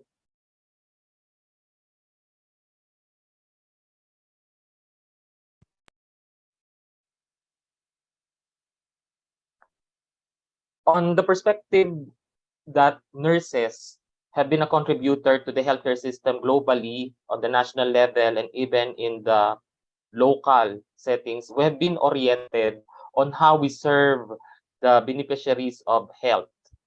And basically, as contributors and key players of the universal healthcare, we have been recognized even pre-pandemic.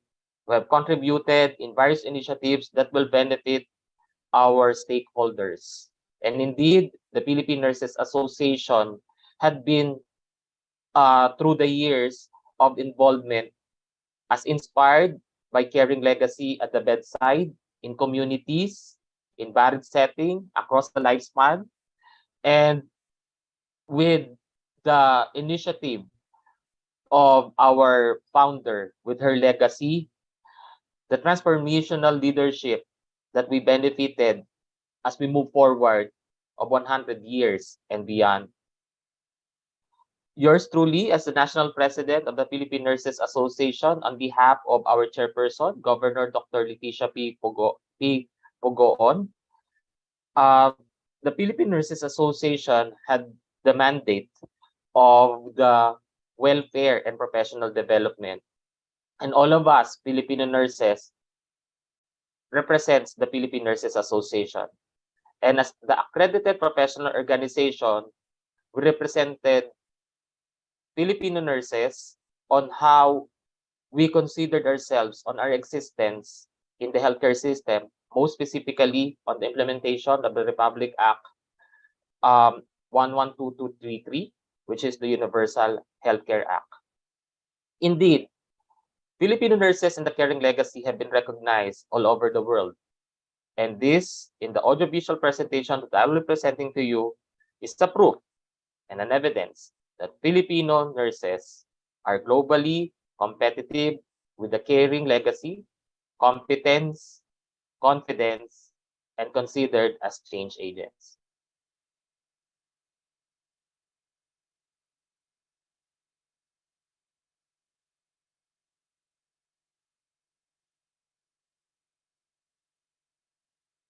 Filipinos make up less than 1% of the US population, but they make up a large portion of the nurses. In California, up to 20% of the nurses are Filipino. In New York and New Jersey, 1 of every 4 Filipinos is a nurse. And Filipinos tend to work in ICU or acute care units. So when COVID-19 hit, Filipinos were transferred to the COVID-19 wards. Filipino nurses are risking their lives to help take care of others. And almost no one knows about it. So that's why I'm making this video, to let the world know about the Filipino nurses.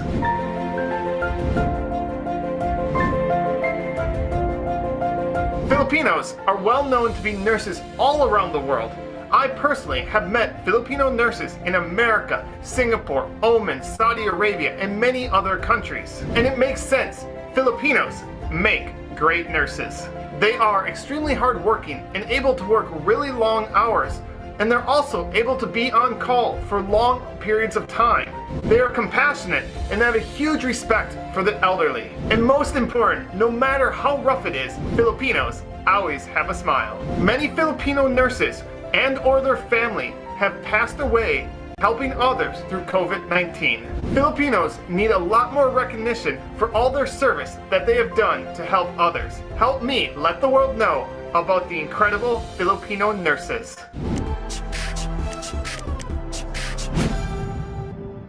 We have been recognized all over the world because of our participation in the COVID-19.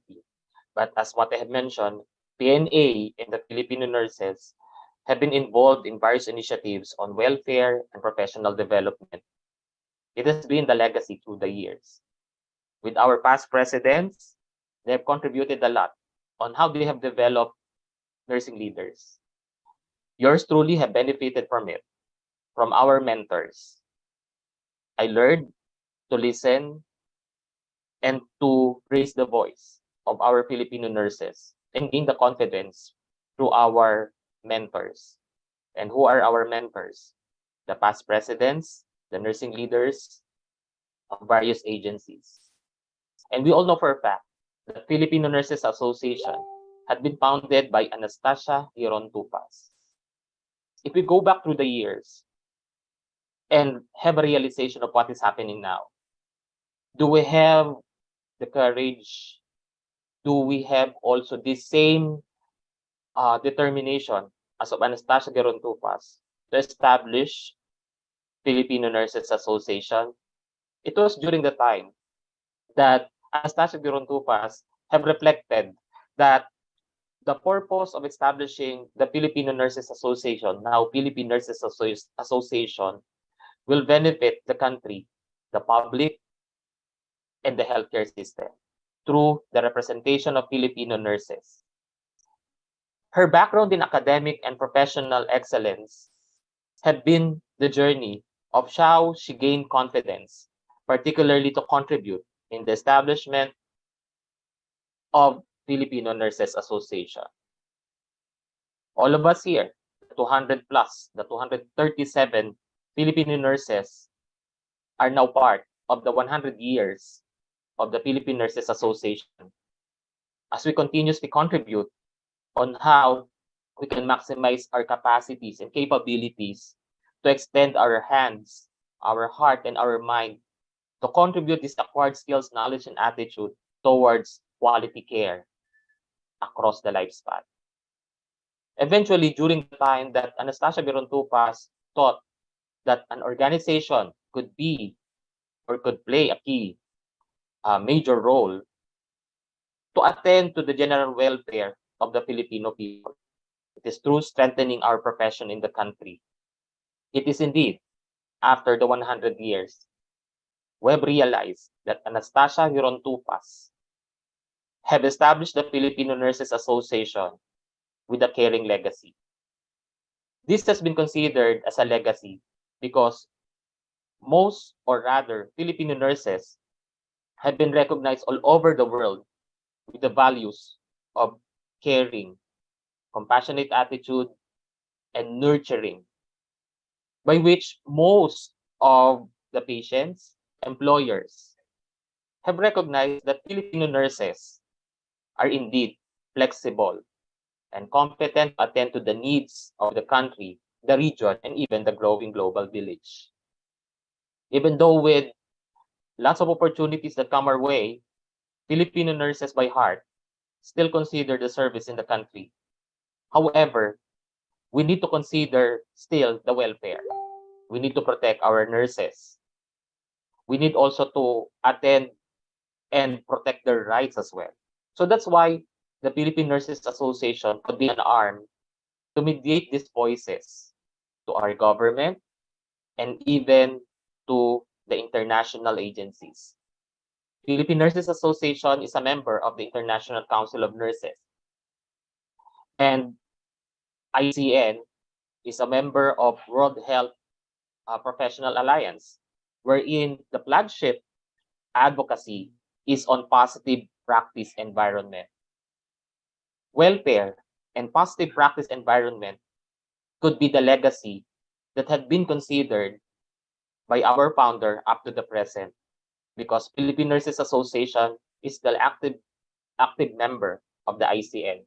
And we continuously consider our program trust, our mandate, our vision, our mission and core values as our reference by which we considered ourselves to be part of the healthcare system.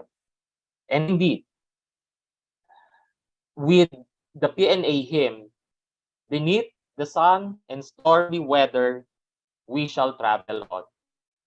With the challenges that Anastasia Girontupas have experienced, and even up to the present, the praise in our PNA hymn had been the source of our confidence to move forward. In spite of the challenges, in spite of the obstacles, we are very determined to find solutions. Our nursing leaders had been an instrument on how we have this realization and on how we considered agility as an important factor so that we can consider a solution that could be collective, that could be collaborative. We move forward, and we will move forward even after 100 years. There are new nursing leaders that are going to be developed. There are new nursing leaders who will take lead. And we could be an instrument. We listen to our mentors and value their existence as well. Indeed, with the recognition of Philippine Nurses Association and Filipino nurses, even in 2020, the contribution of the Filipino nurses have been recognized in the healthcare system, and most especially during the time of the pandemic, where health services have been considered to achieve health for all, even universal healthcare. The World Health Organization have considered the healthcare workforce as the highlight of how we attend to the public health emergency in the country and the global pandemic. WHO recognized in 2020 the International Year of the Nurse and the Midwife. This is a significant recognition by which we have considered their existence as major contributors in the front line. That's why we have been considered as frontliners. Even on the national level, through the proclamation number 976.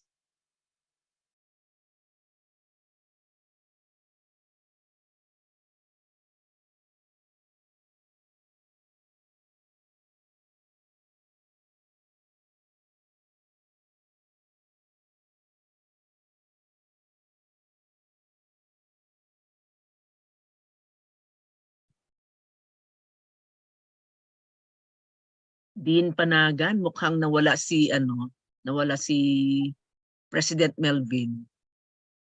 Oo nga po.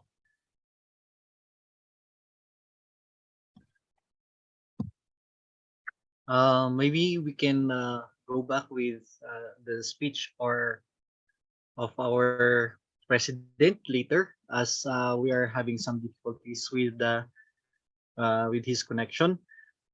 So maybe we can move on. Maybe may I suggest Dean Panagan na we Yes, wait ma'am. for like 5 minutes, baka makapasok siya kaagad para hindi mawala yung momentum. Sige Maybe we can use the time to answer some of the questions that are being posted in the chat box so that just to make use of the time.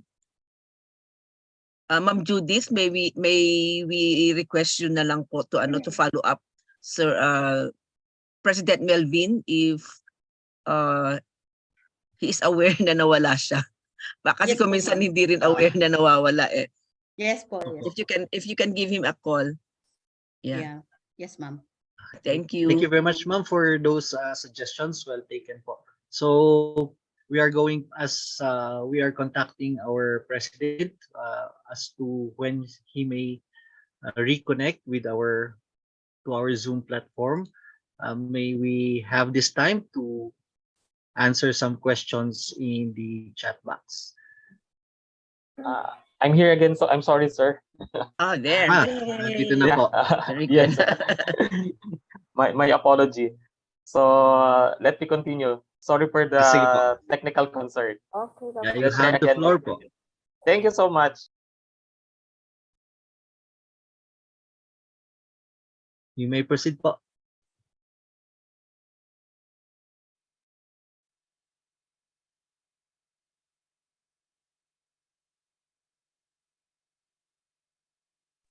Thank you so much. So let me continue.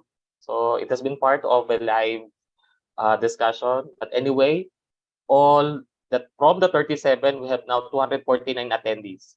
So it added to the recent number, and I'm very glad that I will be sharing with them. So going back again to my talk, the Filipino nurses have been recognized also at the national level, wherein during the time of the former president Duterte, have recognized Filipino nurses through the proclamation number 976, wherein we have been recognized the National Day for the Filipino healthcare workers. And it is because during the time, it has been considered that for Filipino nurses, as in the front line, considered the core, caring as the core competence and confidence, wherein it has been a source of our confidence to still serve in spite of the uncertainties, anxieties, and fears, and even a risk with our family members. And it continued in 2021. Philippine Nurses Association and the Filipino nurses continued our involvement in our services in the global communities. And we've considered that caring had been a legacy as our commitment through interprofessional collaboration. The World Health Organization considered 2021 as the International Year of Health and Care Workers. Protect, invest together. The World Health Organization have considered an advocacy of interprofessional education and interprofessional collaboration. This has been manifested during the 2021. So that's why for the nurses and midwives in 2020, in 2021, it continued on how we have been part of an active healthcare team from communities to hospitals, special healthcare facilities. The WHO have seen our contribution as well. And indeed, with the involvement of the Philippine Nurses Association, as we respond to the global call to leave, we consider caring as a mandate of professional organization, the Philippine Nurses Association on welfare. That's why, as a member of the International Council of Nurses, we have always been the voice to lead. Each one of you here, the 248 Filipino nurses, here in our regional convention, have contributed in your own way. Whom you serve with your families, with your communities, your individual contribution matters. And the Philippine Nurses Association, as an advocate of welfare, have considered this voice as to invest in nursing and respect rights to secure global health. That's why even at present and even before, we have established partnership, networking, and even considered other agencies as collective efforts on how we provide solutions to every challenges that we face in the profession. And through our nursing leaders, through our advisory council in the Philippine Nurses Association, they had been the source of wisdom on how we decide, on how we move forward.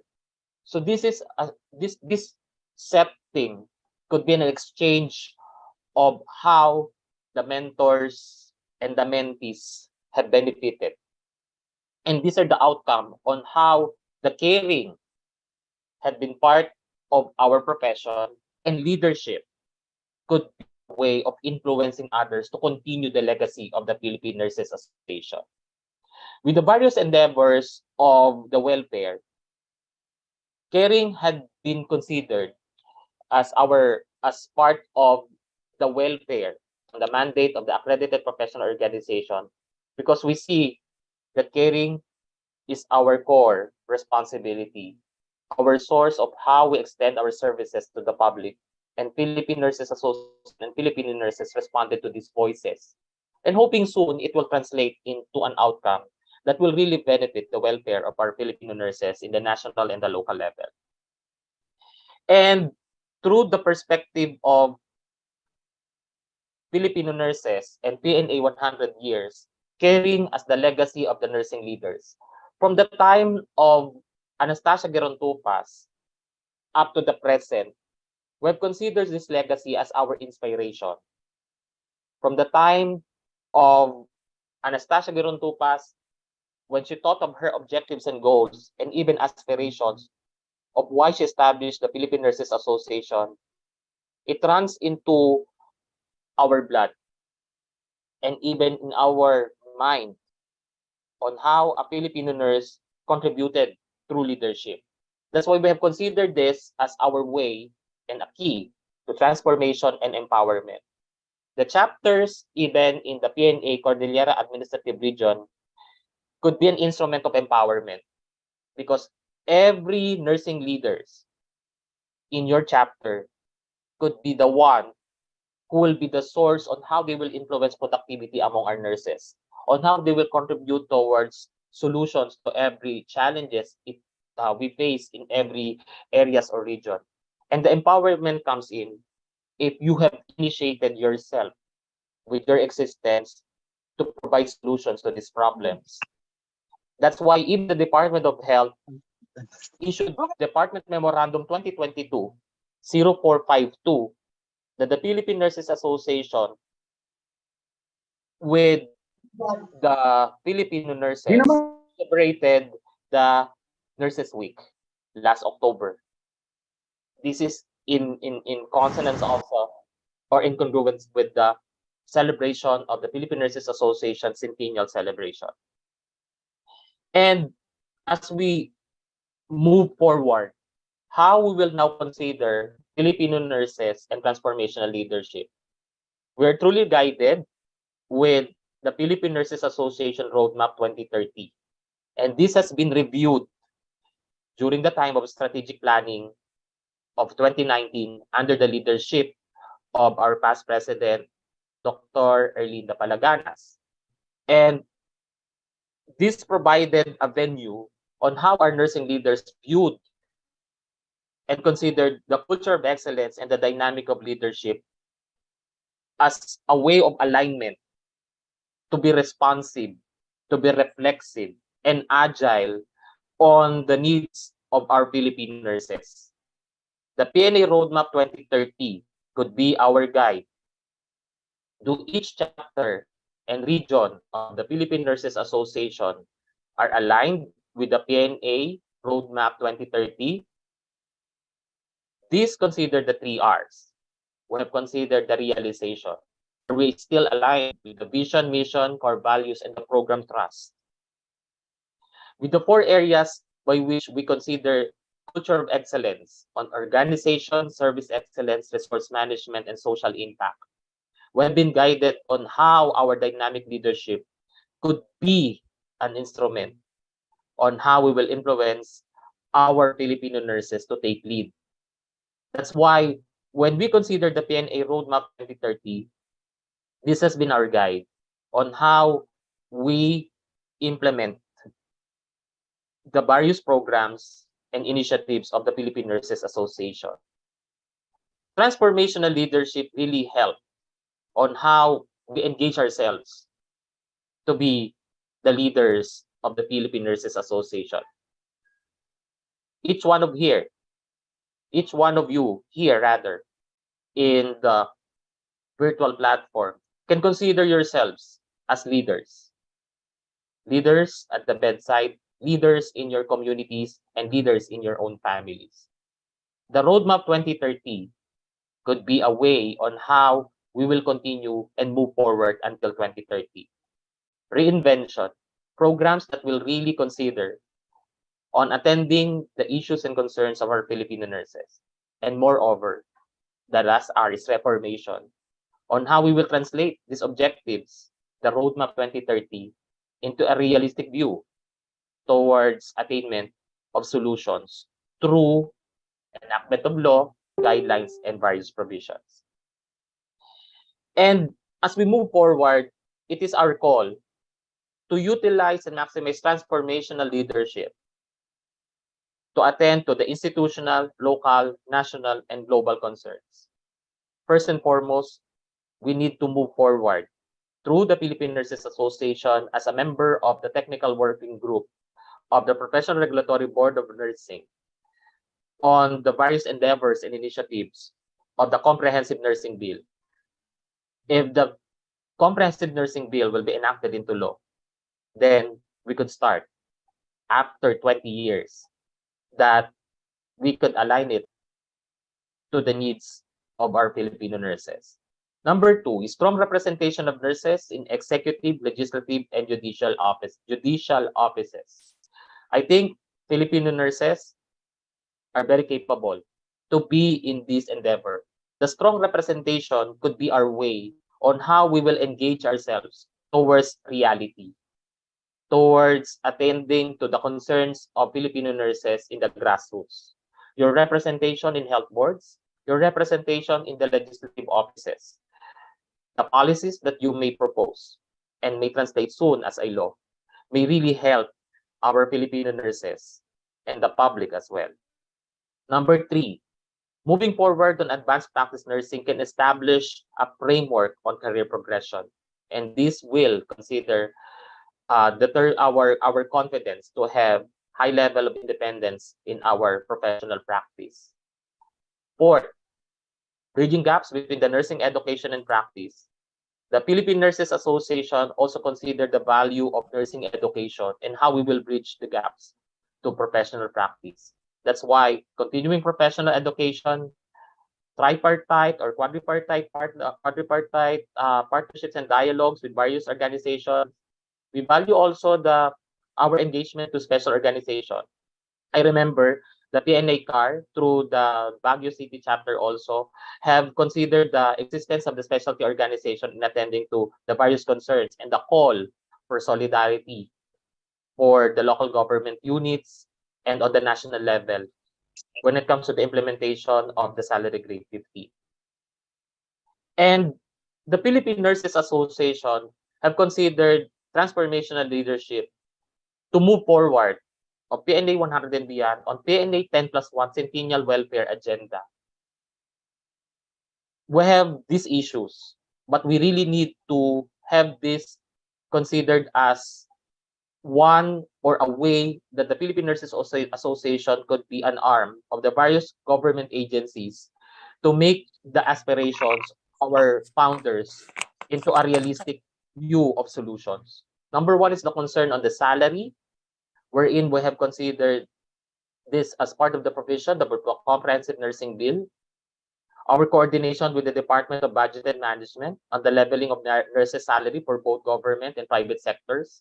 We all know for a fact that at present, as per DBM, there's still no legal basis for the adjustment of salary for the nurse 3 to nurse 7. We must act on it. And through the enactment of the law, I think this could consider a way on how we would mitigate this as a pressing issue. Number three is the existence of contractualization, such as job orders and contract of service.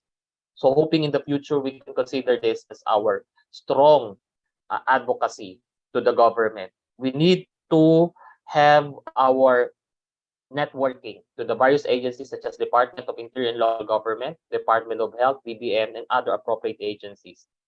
Number 5 is representation of nurses in health boards. Provincial and city health boards could be in the policy-making bodies, and even as of now, the Philippine Nurses Association have been represented in various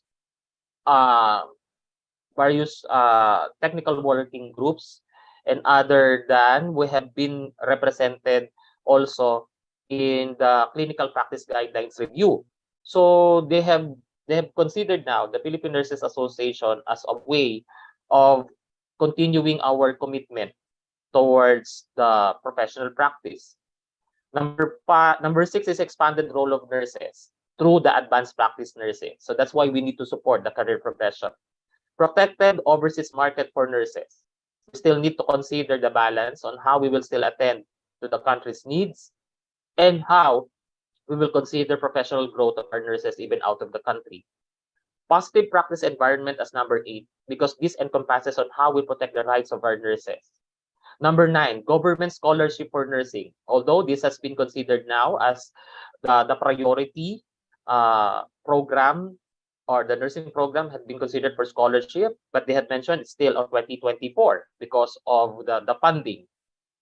So hoping, if we wish to encourage more nursing workforce to attend to these problems, the scholarship to the GDAS, to those SUCs that may need specifically those programs, we benefit those prospective nursing students to be part of the nursing workforce in the area. 10, 3-year universal health care service orientation for us to really attend and consider our contribution to the nursing workforce. And last but not the least, the +1, the Comprehensive Nursing Bill, the support of House Bill 3298 under the office of Honorable Congressman Tutor, and Senate Bill 1447 under the office of Senator Francis Tolentino. The PNA 10+1 Centennial Welfare Agenda could be our voice for the next generation. And indeed, Philippine Nurses Association at 100 and beyond, inspired by a caring legacy, transformed to lead. Filipino nurses is also PNA. Thank you very much and good morning.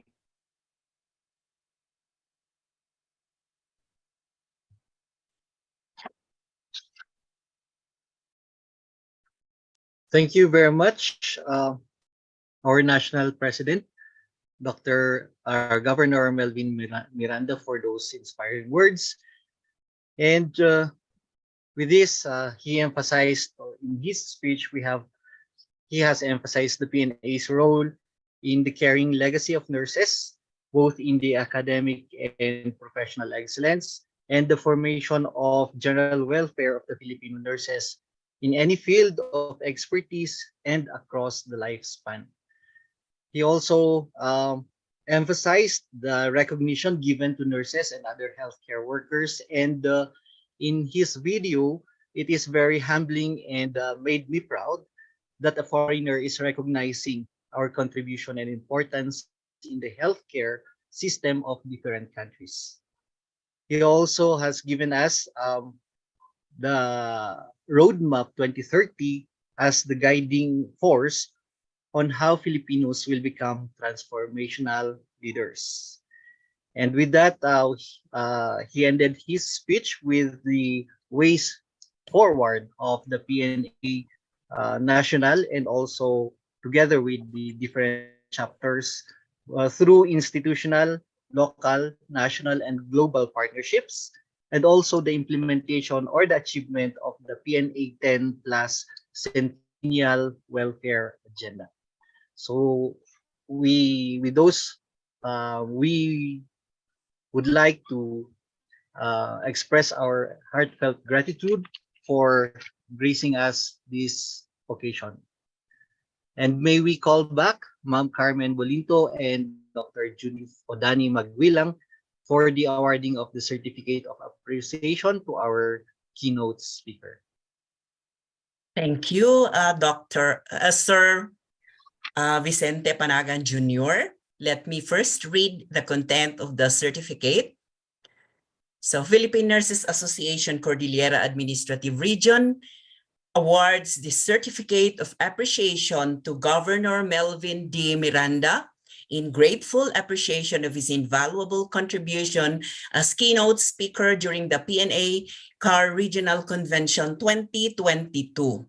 With the theme, PNA at 100 and Beyond, inspired by a caring legacy, transformed to lead, held on December 27, 2022, given this 27th day of December 2022 through Zoom virtual platform, signed by yours truly, as HOD of PNA Baguio City and Chair of the Scientific Committee, and Dr. Judith Udani G. Magwilang, the current PNA CAR Governor and the overall Chair of this PNA CAR Regional Convention 2022.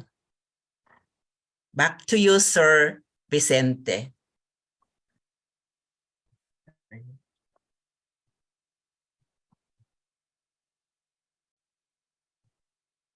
Maribel. Good morning. Thank you, sir, very much, Sir Melvin, for those inspiring words of caring and most especially on leadership and the global contribution of nurses in the healthcare system. So we move on to our next speaker. Our next speaker is the youngest at heart for this convention. She graduated the Bachelor of Nursing in 1965 as cum laude at University of Santo Tomas. She finished her master's and PhD development education degree at Santo Tomas, and she is also a professional lecturer in various agencies in 1999 until the present. She is a lifetime member of PNA and had been a PNA national president from 2009 to 2011, and still part of the PNA's various activities. She is affiliated with various professional and civic organizations, such as the Global Society for Philippine Nursing, Sigma International Honor Society for Nursing, Alpha Phi Honor Society Philippine Chapter as founding president in 2021.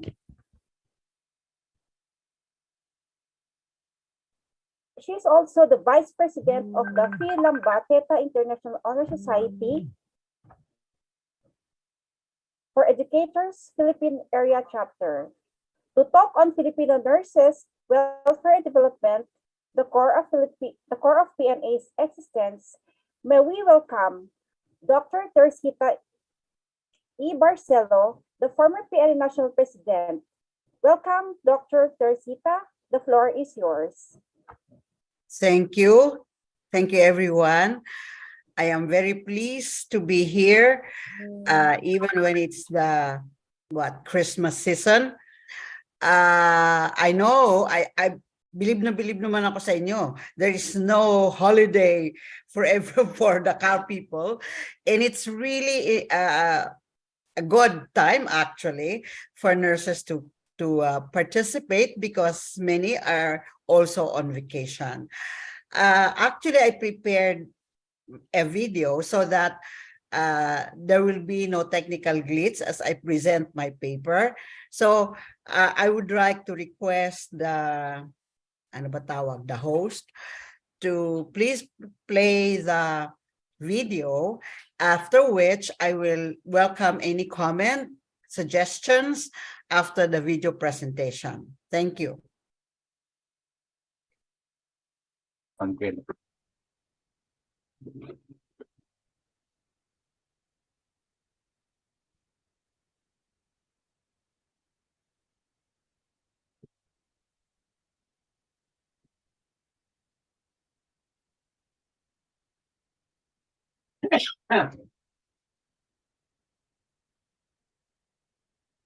Good morning, everyone.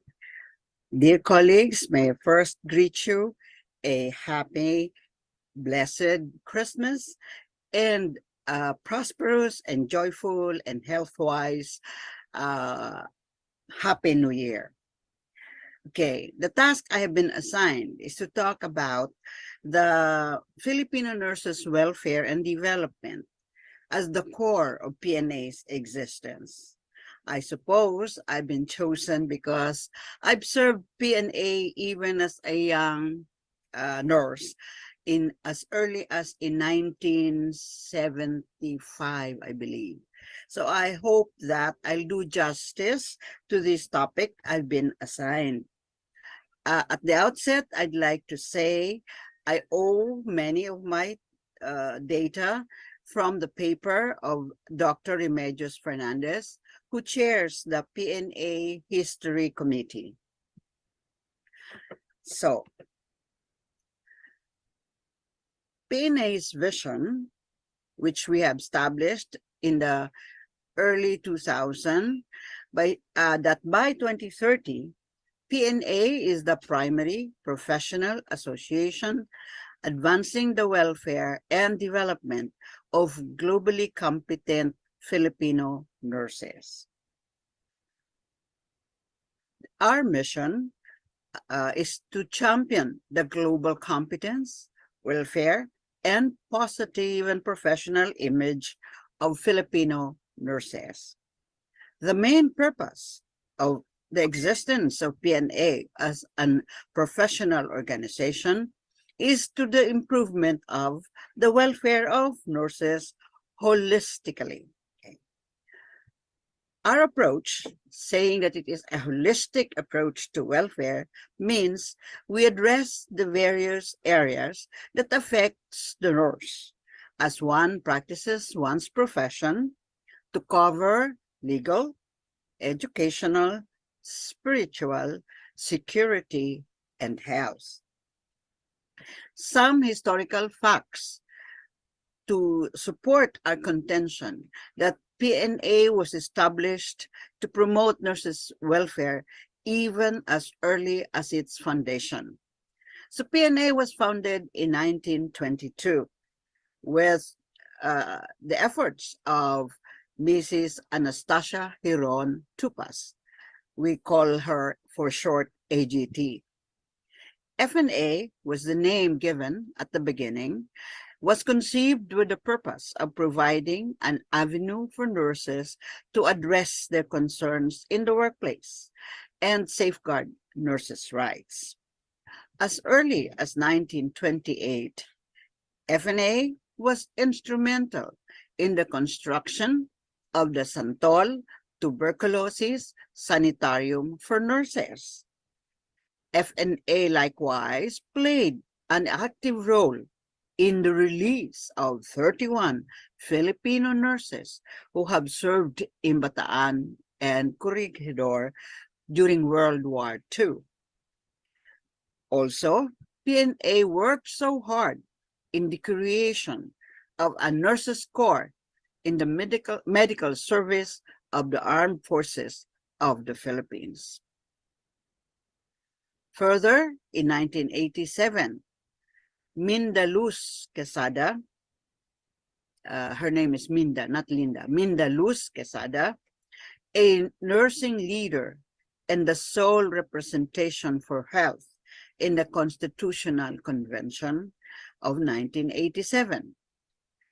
A major contribution of her presence was an inclusion in the 1987 Philippine Constitution, Article 2, Declaration of Principles and State Policies, Section 15, which states, promote the right to health of people and instill health consciousness among them.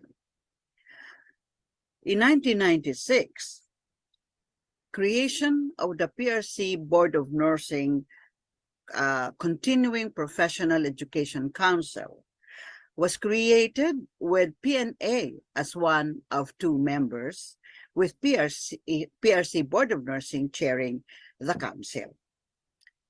In 1998, PNA had an important role in the preparation and promulgation of the standards of nursing practice made by the Board of Nursing.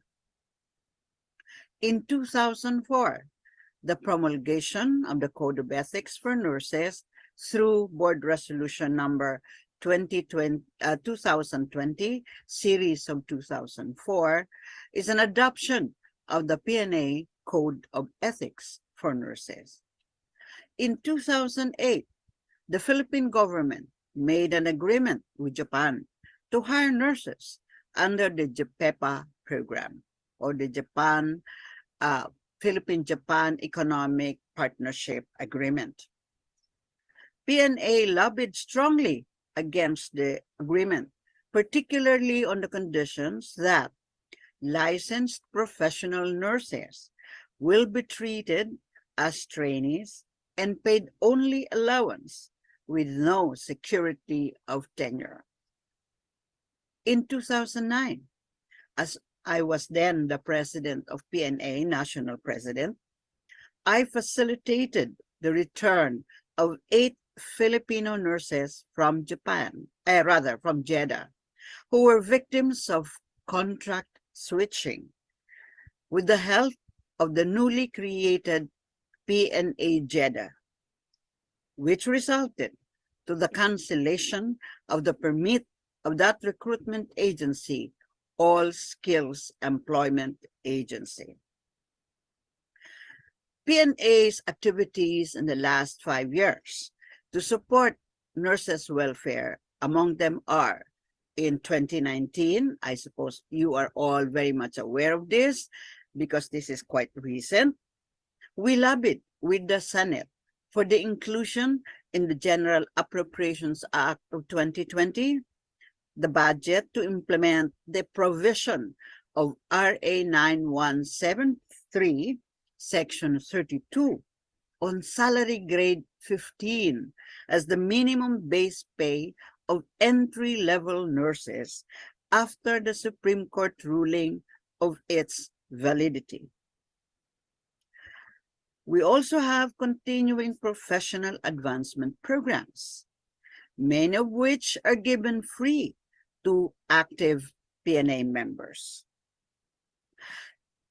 Occasionally, especially on the anniversary or Nurses Week, we would have wellness activities such as Zumba, fun run, and nurse-led clinics. We also provide legal advice. We do get a lot of these requests for legal advice on what to do in certain conditions of work. Likewise, PNA cooperates with government agencies concerned with the economic and work conditions of nurses. PNA has this pioneering online platform in partnership with the International Council of Nurses for PNA members with CPD courses that are both internationally and locally accredited. This would be very useful even for our nurses who work abroad. This is known as the ICN CPD online platform. In fact, PRC cited the PNA for its pioneering effort in this regard. Advancing nurses' welfare through representation in policy-making bodies like DOH, DOLE. We have been collaborating with POEA, and OWA for the welfare of our overseas professional nurses. And this is whether they are members of PNA or not. For as long as they're nurses, we advocate for them. PNA is presently trained and deputized as a labor inspector and recognized as a member of the tripartite policy-making discussions and decisions involving Filipino nurses' welfare here and abroad. We are indeed an active partner of DOLE POEA as well. In support of our nurses during the COVID pandemic, we had distribution of PPE. I know Baguio's PNA Baguio was very active on this. You were making PPE yourselves. I mean, sewing them, distributing them. I really admire you guys for doing that very active support of our nurses. Likewise, some of our PNA chapters provided alcohol and vitamins and even food to nurses working in the hospitals. We supported the request of government nurses for the release of risk allowances. I'm sure you will say, oh, not all of us have received this, and that's true. And I know that President Melvin Miranda has been working with the DOH to release this risk allowances of some nurses who have not yet to receive them. And by the way, this includes private nurses working in the private hospitals, not just government nurses. Also, because at PNA, we have what we call mutual aid fund. When an active member or a life member succumb to illness and dies, we released the benefit for them or to their relatives. We also ensure global competitiveness. How do we do this? Firstly, we are members in the CHED Technical Committee for Nursing Education. Those who serve there are not only mostly, but are members of PNA. Whether or not they are representing PNA, they are indeed nursing leaders of PNA.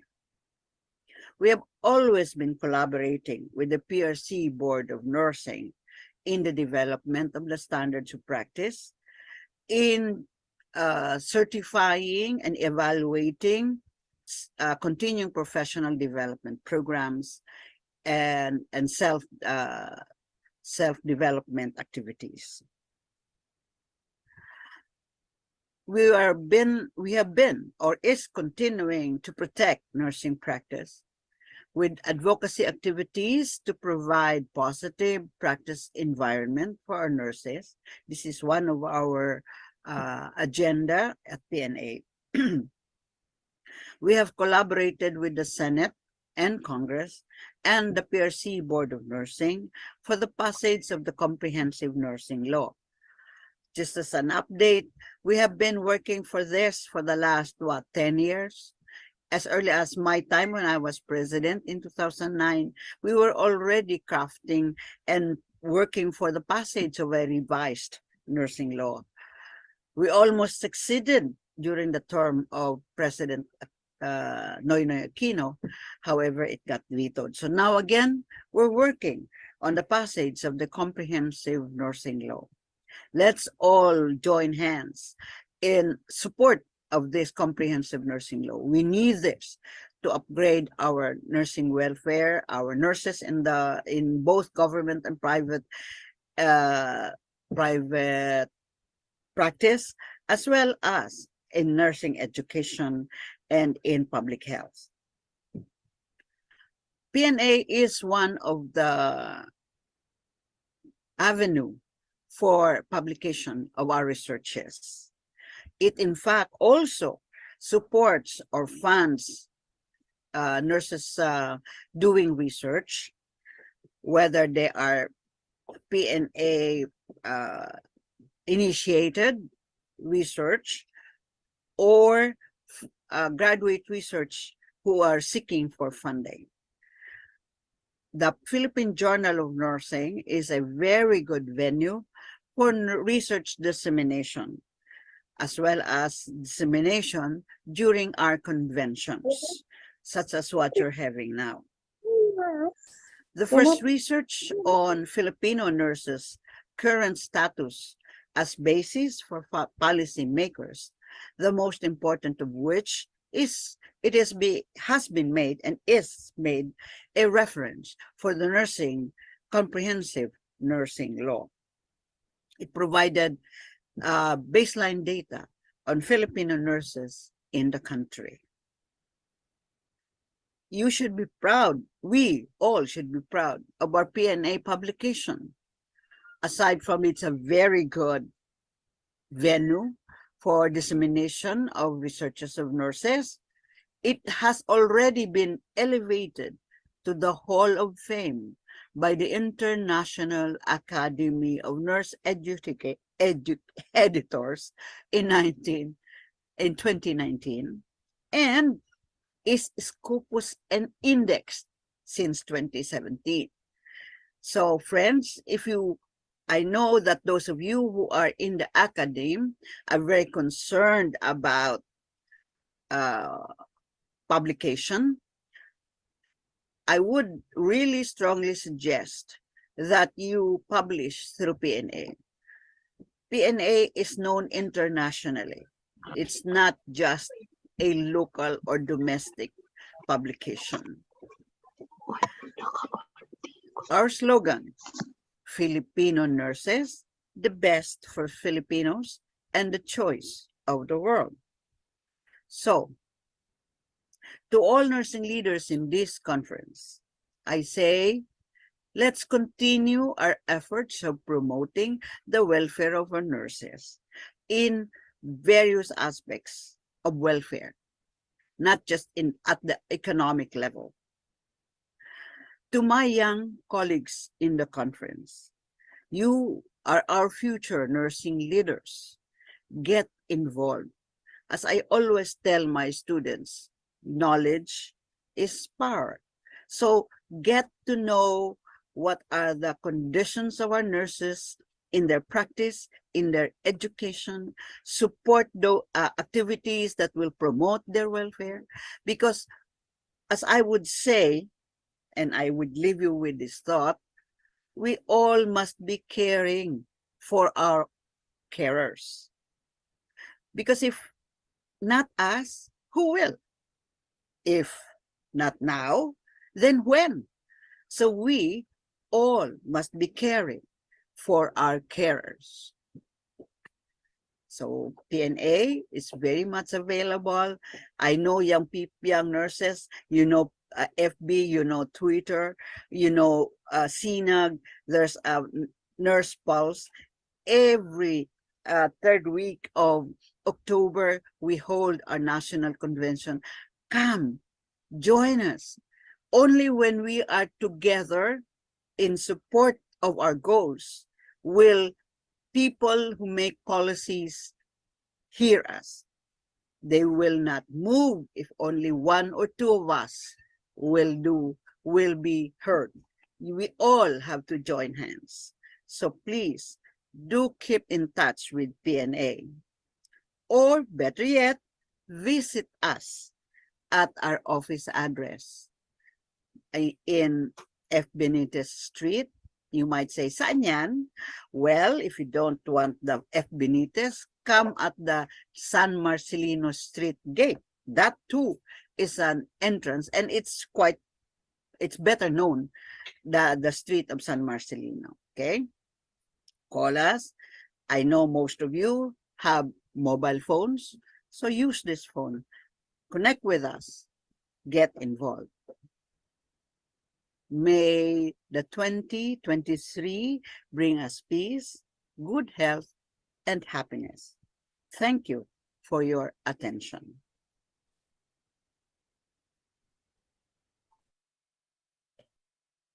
Thank you very much, Dr. Barcelo, for sharing your expertise on the development of Filipino welfares or the Filipino nurses' welfare. Our speaker started with her presentation of the vision, mission, the purpose and approach of the Philippine Nurses Association, and later she presented how the PNA is achieving the vision by presenting the history of the achievements of the nurses since the 1900s, 5 years ago, and also up to the present. And more importantly, she has emphasized the importance of the approval of the comprehensive law. Also, in ending, she also emphasized that the Philippine Nurses Association also cares for the carers. Thus, she presented how the PNA may be contacted for any concerns. And also, she has called for the unity of nurses. Nurses will always have. Very much, Ma'am Teresita Barcelo, for Okay. and Din Enteng, mukhang Ma'am Tita Barcelo was inviting if there are any questions daw. Yes, Diba? I would Yeah. appreciate Yes po. any comment. Doesn't have to be a question. Kasi it's like this. Generally, you would hear young nurses or new nurses asking, why should we be a member of PNA? Yeah, that's right. Ano ba ang naggagawa ng PNA sa akin? And I hope the people in the room have seen what PNA is doing. You see, individually, we can do something. However, we need a strong professional organization that is recognized to be the representative. So when DOLE needs something for nurses, they talk to us. When DOH wants something for nurses, they talk to us. So I think this is maybe to say, what is it going to do to me? Maybe not so much, except maybe for the free seminar, discounted when you use the dormitory. There are a number, but not too many, siguro, that affects you personally. But if you see what the organization is doing for everyone, for all nurses, in fact, we're not just limiting our concern to members. Notice I said, the ones I helped, the 8 nurses in Jeddah, only 2 of them were members of PNA. The 6 were not, but because they are nurses, our PNA Jeddah, which was newly established at the time, we sought the help of PNA Jeddah, and with the help of the consul of Jeddah, we were able to bring them home, and in fact close that all skills recruitment agency. So maybe it does not affect you most as an individual, but as a collective body of nurses, PNA is really, I think, proudly I can say with pride, we are working for all nurses of the Philippines, whether Filipino nurses, whether here or abroad. I think that's what I wanted to say with this message. Thank you. Thank you, Thank you, Dr. Teresita. That is very true, Teresita, because one time, Sir Melvin, I think we had helped one nurse in the United Kingdom. I think she's not even a member of PNA, and we helped him brought her body home in the Philippines. So she was not a member of the PNA, but still we extend our help to our fellow nurses here in the country and over the world. So I think for the younger ones, it's time for you to join the Philippine Nurses Association. It's not for just a membership, but to be as one nurse and to promote our advocacy for caring. And we have good leaders in the PNA. So welcome to our new nurses, especially those who will be having their oath taking this coming February. Okay, any comments po from our dear leaders? Yes, Maribel, because there's one comment in the chat box earlier na nagsabi na, ay, may bayad pala itong convention. Walang bayad sa members because that is I think we have already agreed among the council members that even during the time of the pandemic, hindi ka tayo nagpapabayad ng conference. In fact, during the pandemic, member or non-member, hindi tayo nagpabayad. In fact, there was a year na hindi tayo nagpabayad ng membership, no? That was a big financial sa atin sa buong sa national organization 2020. 2020. Free membership yon. And then all seminars for the past 2, in fact even 3 years hindi tayo nagpabayad.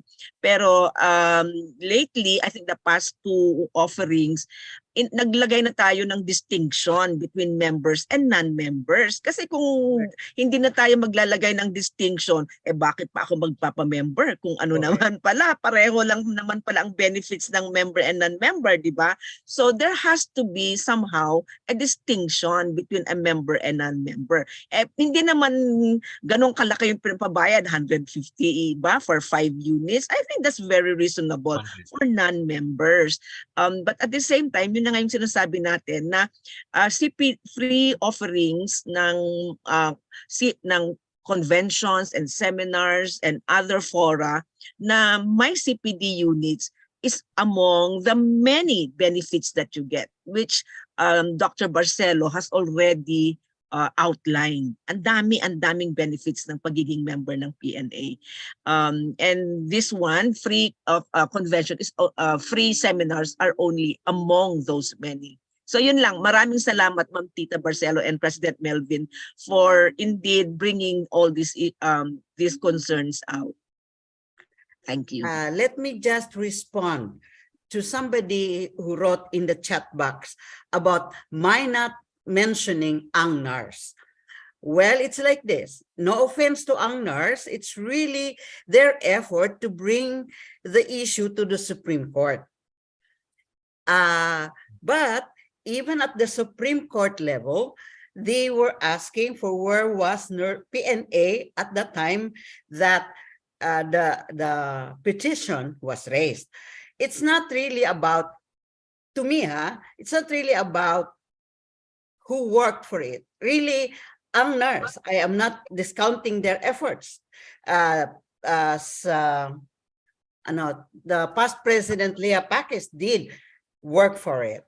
And I know that the daughter, Attorney Pakis, was the one that represented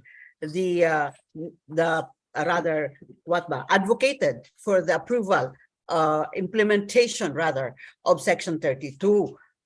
I know, I suppose Castor, during her time as president, can add to this, but I am not saying that ANGNARS did not help. I am kasi talking about PNA. So my idea is, rather my presentation was about how PNA has worked for it. In fact, even when the Supreme Court ruled already of the validity of that provision, we could not have had it in the budget if Castor and me with Dr. Carbalita did not lobby at the Senate, because the budget for 2020 was already at the level of the Senate. It has passed through the Congress at the lower house, which is the one that really prepares budget. So we had to lobby at the level of the Senate because nandun na yung budget for 2020.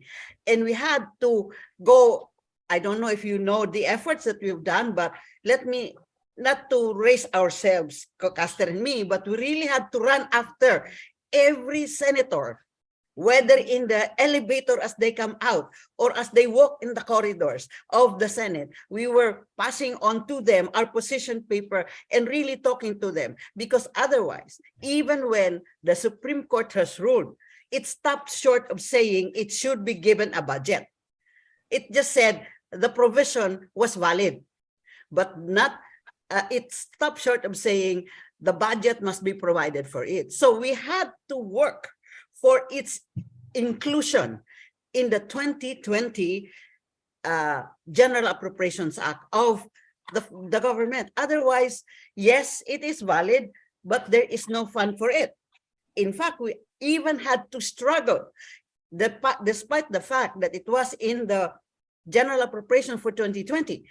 We still had to lobby with the DBM because they were saying, well, ano ba yon? It is going to create ang tawag doon, unfair.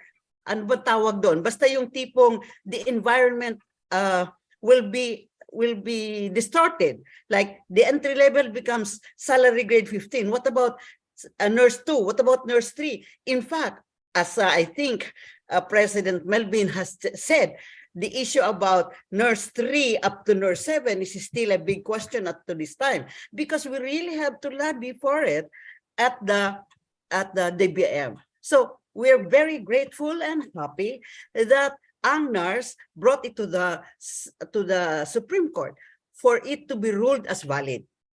But for it to get fully implemented up to this time, you've heard President Melvin say, it's not, there's still a question from level nurse 3 to 7, because what was only in the law as valid is the entry level of salary grade for 15. So it distorted, yun yata yung term, it distorted the different ranking, okay, from 2 to 4 to 7. And the 2 was solved, but the 3 to 7 is still a big question, as President Melvin has given you in his talk today. So I would like to request Caster, Dr. Erlina Palaganas, sorry po, Caster lang alam kong tawag sa kanya, to speak on the matter. Thank you. Caster, please. Oh, yes. Oh, thank you. Sino na yun nagbangkit dito? Pero thank you, Ken, for bringing that up. But alam nyo naman na si Dr. Pakis, now a member of the Board of Nursing, was a past PNA president. So talaga namang when she formed ang NARS, at certain points talaga namang andyan yung sinuportahan siya ng Philippine Nurses Association, and of course the rest is history, ano. So even the last sabihin na natin quote unquote last big activity na pinangunahan ng ang NARS ay yung pagmarcha papuntang Supreme Court, no? Sa PNA ano tayo nagsimula, no? At sinuportahan niyan ng PNA yung yung mobilization na yan ay nagmula yung marcha sa PNA hanggang sa Supreme Court. It was PNA supported. Kaya kinikilala natin yung ambag ng ang NARS, dahil hindi naman natin pwedeng we cannot deny the fact that ang NARS vision and mission started from PNA, because Dr. Pakis was then the president of PNA when that idea came about. Yeah. So yun, siguro nga hindi masyadong na-emphasize, but indeed we cannot deny the fact that ang NARS has always had a role in the history in the welfare of nurses. But yes, true enough, para ang nangyari nga talaga doon ay medyo tinapos ng PNA yung pakikibakan nung salary grade 15 na yan, dahil hindi natin mula nung inapprove ng Supreme Court, hindi na talaga binitawan ng PNA yung advokasya ng pagbibigay na yan. Ikwento na ni Ma'am Tita na hanggang Senado nung ayaw ibigay ng DOH, gusto pang ibigay yung increase ng 2022. Diyos ko, na-approve ng 2020, ibibigay daw ng 2022 kasi natapos na raw yung budget ng 2021. Aba, hindi pwede yan. Kaya hindi pa naman inapprove ng Senado yung budget. Kaya talaga yung tutok natin was in the Senate. Kaya doon namin nakita talaga kung gaano kahalaga ang lobbying. Hindi lang sa national, pero sa din dito sa level din natin, kasi yung ating mga congressman ay we have our own congressman. I think this should be emphasized talaga sa ating lahat, sa lahat ng regions, ay i-maximize nila ang mga political leaders nila, kasi sila yung bumoboto doon sa lower house . Kaya kung ano man yung concern, lalo ngayon, no, yung pagbabasa ng ating nursing law, kailangan naririnig na naman yung boses ng PNA diyan, no? Regional hanggang saan. Kaya yung boses talaga dapat yung ingay, sorry for the term, no? Yung ingay na dapat nanggagaling din sa atin. Nanggagaling hindi lang sa region, kung hindi sa chapters, kasi meron din kayong provincial mga congressman na nakabase sa inyo. Ito yung mga hindi talaga natin hindi natin na ma-maximize, no, ng mga strategies. And I think this has to be strengthened, no, from the national down to the chapter level. Itong political advocacy, hindi it does not mean that sinasabi natin na PNA is apolitical. No, Iba naman yun eh. Oo. Kaya magandang pag-usapan talaga yung mga ganyan. Tapos yung involvement natin sa local, kagaya napakaganda nung message ni Congressman Mark Go. I think we should sustain and strengthen that relationship with him. Kasi napaka-powerful ni Mark Go, kaya ni Congressman Go, kasi siya yung chair ng education committee. Grabe. So we are not yet maximizing that political voice that we have in Congress. So yun siguro isa sa mga titignan natin at various levels. Yun siguro yung maidadagdag ko doon, Ma'am Tita. Thank you. Thank you.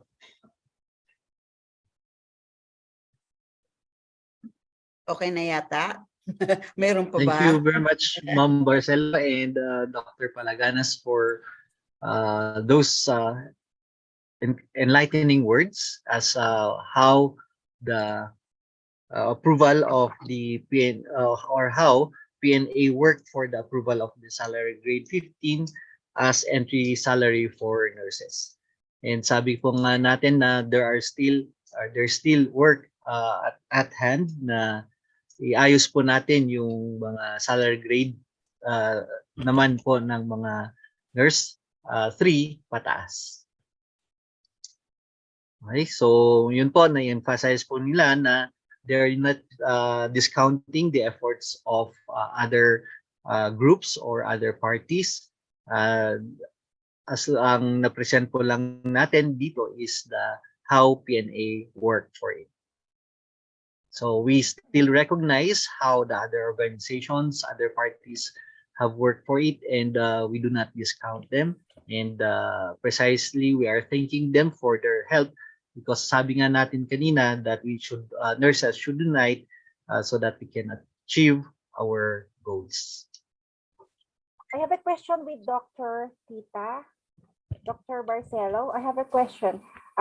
We have been working for the increase of salaries for the government nurses, but how about, do we have an update for those who are working in the private institution?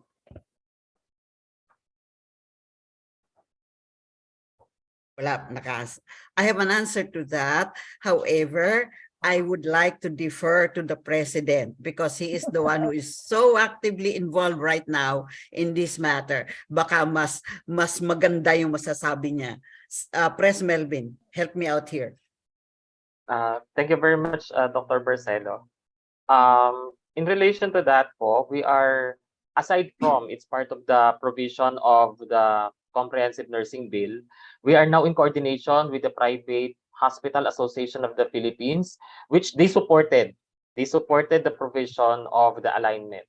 Second, the course of action that we are going through is we have already established coordination with the Philippine Hospital Association. So we have already a schedule of a meeting with the president of the Philippine Hospital Association to discuss on the matter, so that while ongoing po yung discussion and hearing on the Comprehensive Nursing Bill, we're already coordinating with the Philippine Hospital Association. So it will be scheduled on January po. Wow, that's a good news. That's a New Year's gift to all nurses in the private. So nurses in the private hospitals, please don't leave. We'll wait for the increase of salaries for the private hospitals. Okay. So anything more from our nurse leader? Let me just add to that, to reinforce that. the alignment of the salary of private with government will only happen when our comprehensive nursing law gets into a law, not vetoed at the level of the president, ha. So the work is still a long journey. Let's all work together. Maganda. Yung 2023 January is the dialogue, the consultation. But that's just the beginning. Even if they don't put any objection, that's good. However, again, nasa level pa yan ng Senado. Tapos na sa Congress, sa lower house, nasa Senado pa. So, sabi ni Caster kanina, lobby with your local politicians so that they will help us.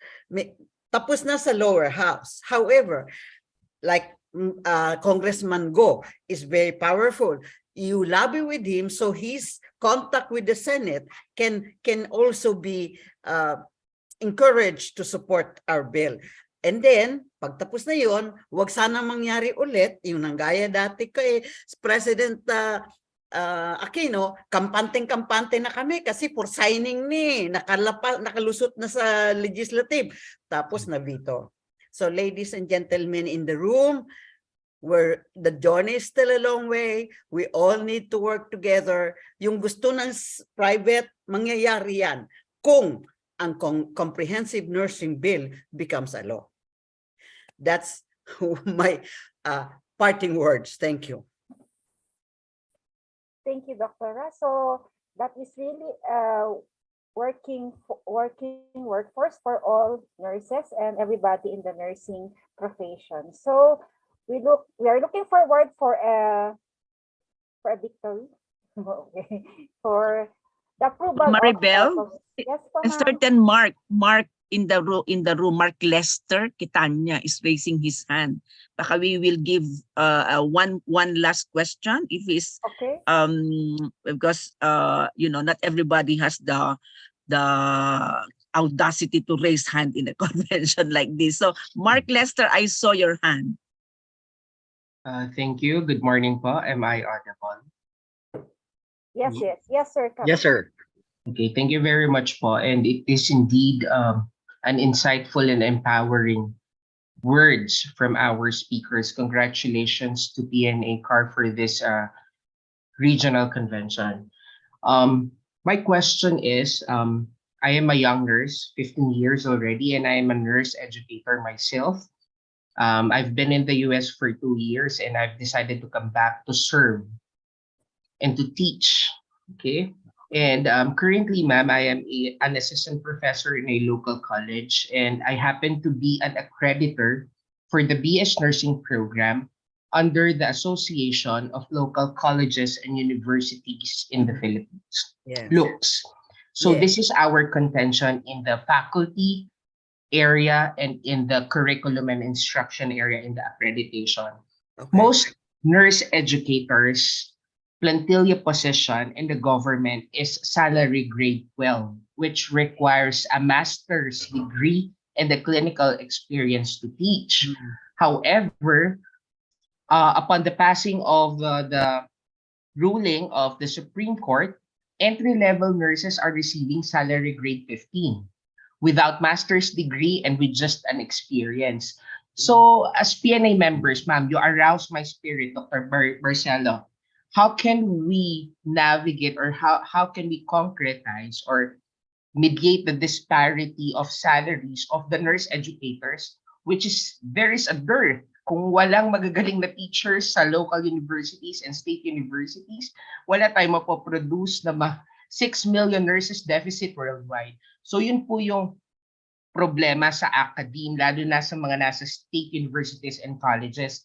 I have talked to Dr. Mida Belho and nakita na din nila itong problemang to sa CHED Technical Panel Committee. Yes. So kailangan lang din po siguro ng lobby para sa mga nurse educators natin na pinili mag-serve dito kasi ang clamor nila yung entry level na nurse 15, sila more than 10 years in the academe still at salary grade 12 with their master's degree, ongoing PhDs and their clinical expertise. Yun lamang po, more power, and thank you very much for giving me the opportunity to raise this concern.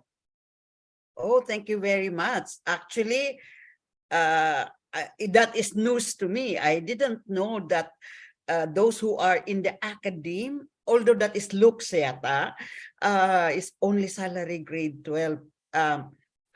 Kasi ang looks yata is governed by their local policy ba or provincial laws. I don't know. I'm not sure really. I really have to study this. I don't know. But I am glad that you said that you have talked with Dr. Melabel, who is the CHED TCNE chair. And I see in the room Mary Grace Lacanaria, the former president of the Association of ADPCN. Deans, ADPCN. So maybe she can also share what they're doing. Ang ano ko kasi my knowledge is more about the private sector, and sa private sector kasi it's the university that decides on what should be the salary grade for those in the academe. So siguro yan ang dapat matingnan, which I do not know how to answer your question at the moment. We need to study this. But I am glad that Dr. Melabelho is on board on this. And then maybe Dean Lacanaria can say something on this. She's in the room right now, and I know she had some comments on the chat box. Maybe I'd like to call on, if I may, Sir Vincent, may I call on Dean Lacanaria there? Oh, she's there now. Hello, Merry Christmas to all. Yeah. And I'm keenly listening to the discussions, which are really very interesting. Now, when it comes to the salary grade and the salaries for nurses in the academe, for those working in the state universities, they're covered by the nursing law, which means that if they're working in the state universities, they also get salary grade 15, and according to their ranks, it also progresses, but only for state universities. For local universities, they're not covered by that. Also, those in the private universities, they're not covered by that. Actually, the academe is covered under the education law, not by the nurses law. And so in the education law, it simply specifies the need for each faculty to be designated a rank. But as to how much the salaries they should receive, it actually depends on the institution. So nurses, we actually call for the nursing deans to lobby with their administration so that the nurses can really be recognized and receive higher salaries. If I may share, sorry po, ibibida ko ang St. Louis University where I have been a dean for a while. We pushed for higher salaries for nursing educators, more than the regular salaries of the general education faculty. And we came up with very, very good position papers for that. So at the moment, nursing faculty are receiving 115% higher hourly rate as compared to the GE faculty. So I think the advocacy of the nursing deans is very critical also to protect the interests of the nurse educators. Thank you po. Yes, thank you very much, Grace. I am so happy you're in the room because I really have very little knowledge about this. So take note, kung state you, dapat mag-a-apply ang nursing law. Okay? Local community colleges kasi, yun ang medyo may problema. So maglabi sila doon sa kanilang Board of Regents, ang tawag ba ng kanilang governing body, para ma-improve yung salary grade. Yun lang ang pwede nating masabi at this time. Thank you. I hope it does not answer your question. I know it does not totally give you a solution, but at least it gives you some idea of what can be done. Thank you very much for those interesting questions, and also for the answers coming from, or responses coming from, our resource speakers. Sir Melvin raised his hand. Yes po, sir. You are recognized po. Yeah, thank you po. just a rejoinder to what Dr. Barcelo had mentioned. Actually po ma'am, even at the local level, sa local government units po, the implementation of salary grade 15 is also a problem.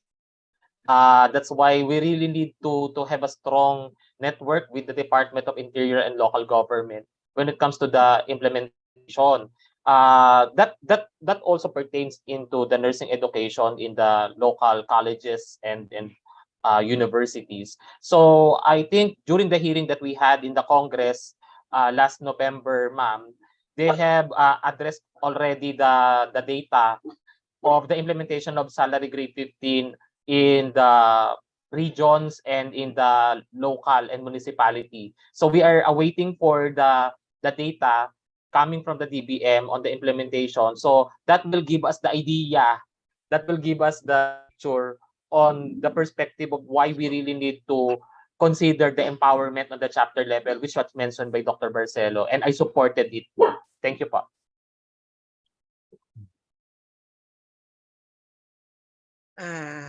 Can we acknowledge this in the chat box what Kenan Agut ba yun? Do we still have time? Ken Aglit po. Pwede pa ba? Kaya pa ba? Another.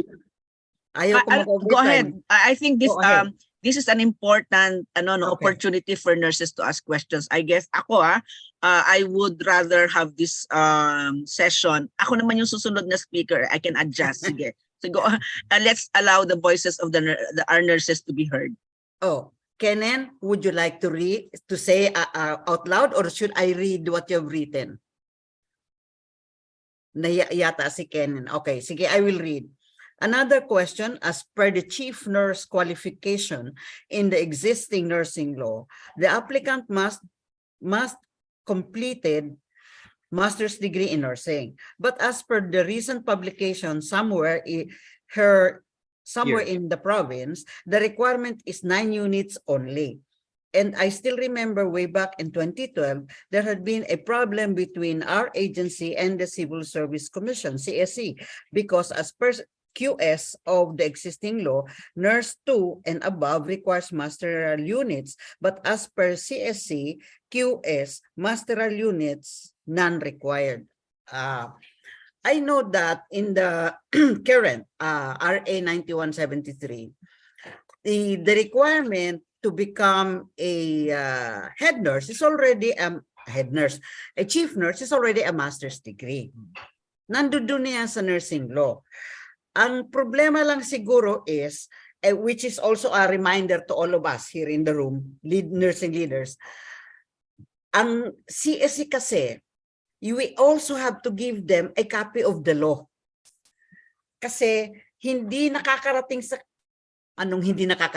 hindi sila mag-e-effort na kunin yung yung mag-change. Kailangan dadalhin natin sa kanila once approved. Ito yata yung naging problema, which I think Chair Leti Puguon mentioned, that in the CSC, iba ang level, mababa lang. Kasi nga, hindi kailangan ng master's degree daw, according to CSC.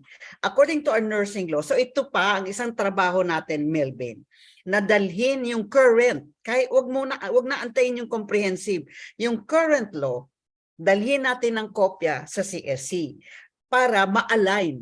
Kasi alam ko, yun yung naging issue noon ni Leti Puguon. She was questioning how come somebody became a supervisor in Nueva Vizcaya without a master's. So ang ginamit na justification for giving that person the level supervisory level is because CSC is not requiring a master's degree. Yun. Kaya Sir Melvin, may trabaho ka pa. May trabaho ka pa. Sorry, nag-utos. Bata pa yan eh. Mas matanda naman akong diamag sa'yo. Okay, thank you. Hopefully, Mark, that answers your question, ha? Okay, thank you. Kawawa naman si Ma'am Caster, wala na siyang minutes. Joke only to, ha? Okay na. Sige, Vincent, tapos na po.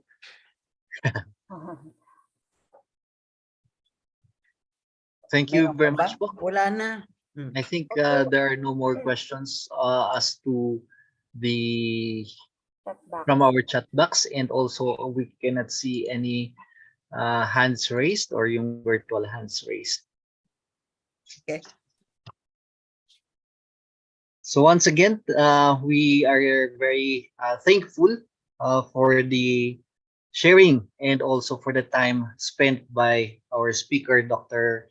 Tita Barcelo, and to express our gratitude to Dr. Barcelo, may we again call on Ma'am Carmen Bolinto and also our Governor, Dr. Judith Odani, for the awarding of the Certificate of Appreciation.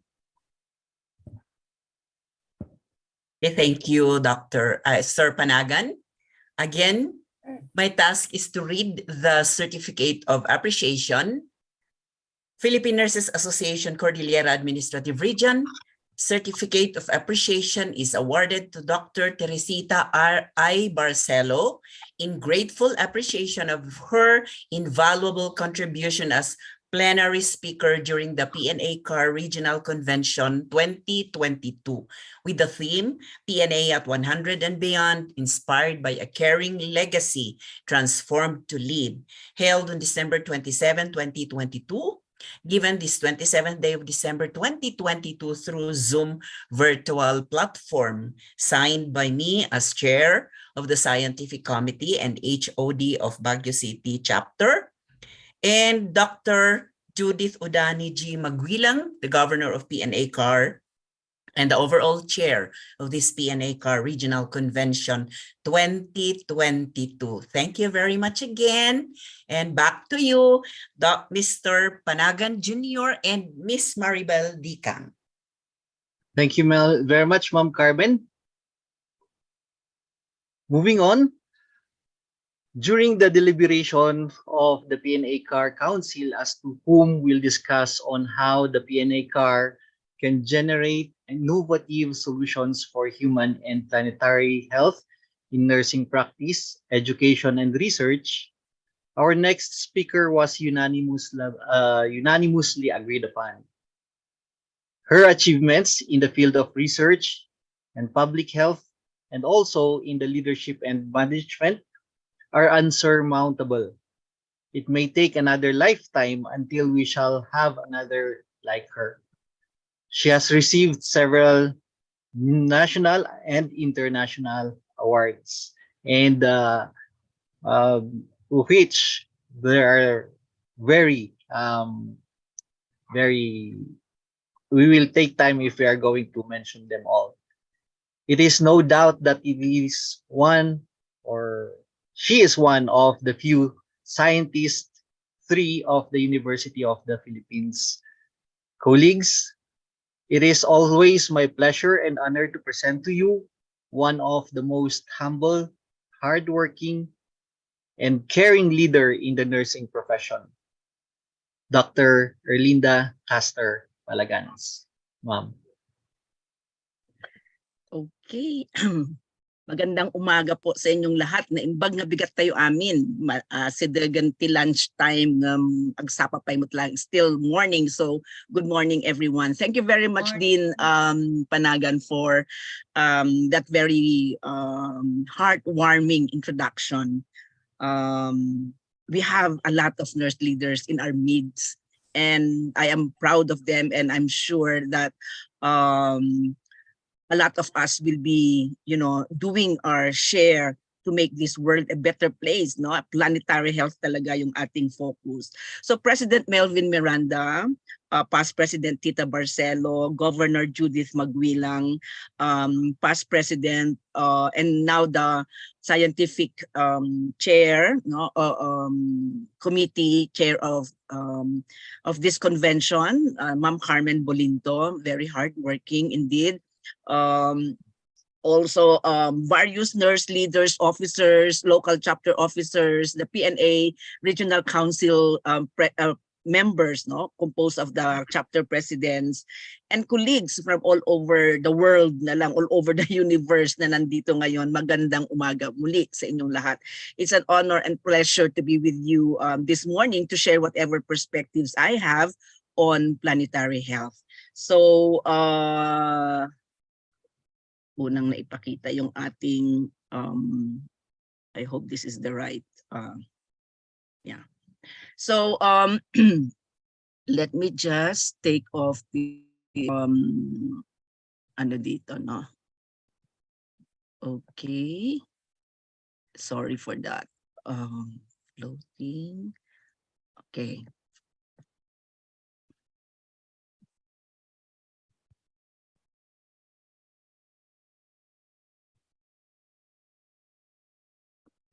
All right, so thank you for giving me this topic. It's something that's very close to my heart.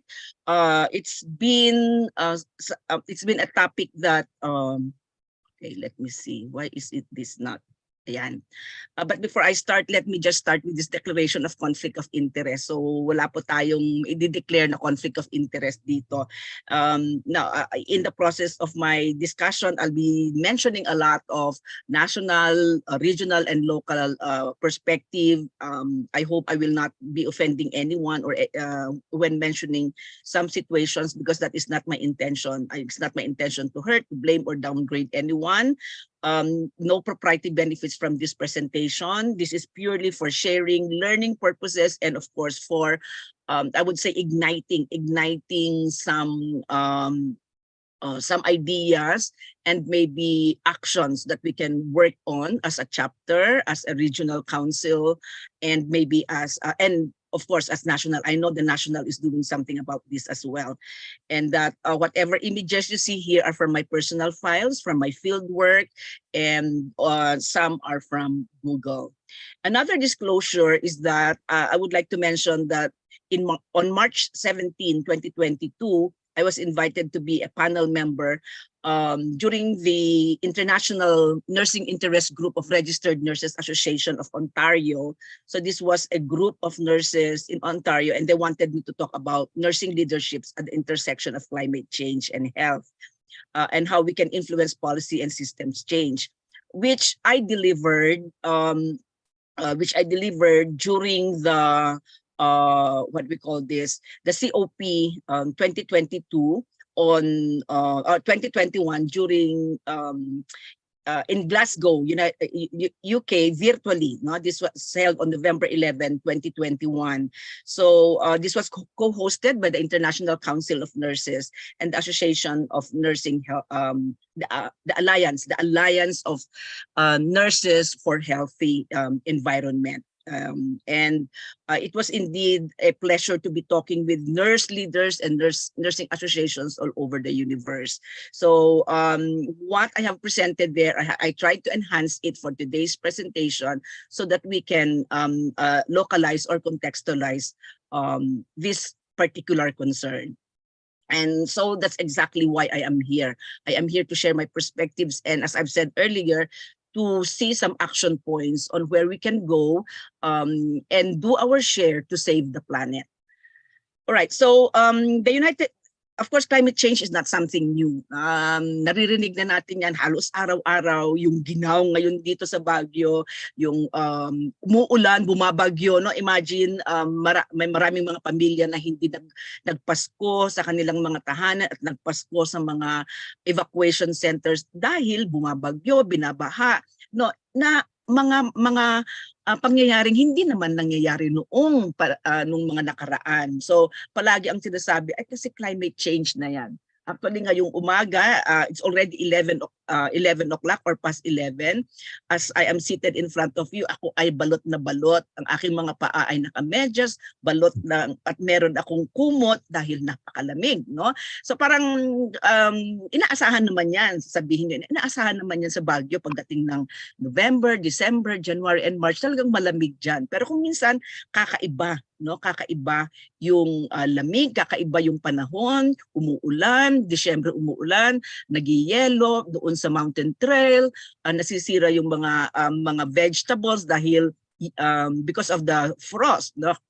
of the snow frost that happens, or the ice frost that happens in the vegetable area of the Cordillera. So maraming mga kaganapang ganito, kaya tuloy tayo ay nagsasabi na climate change kasi yan, greenhouse effect yan. So these are some of the terms na naririnig natin.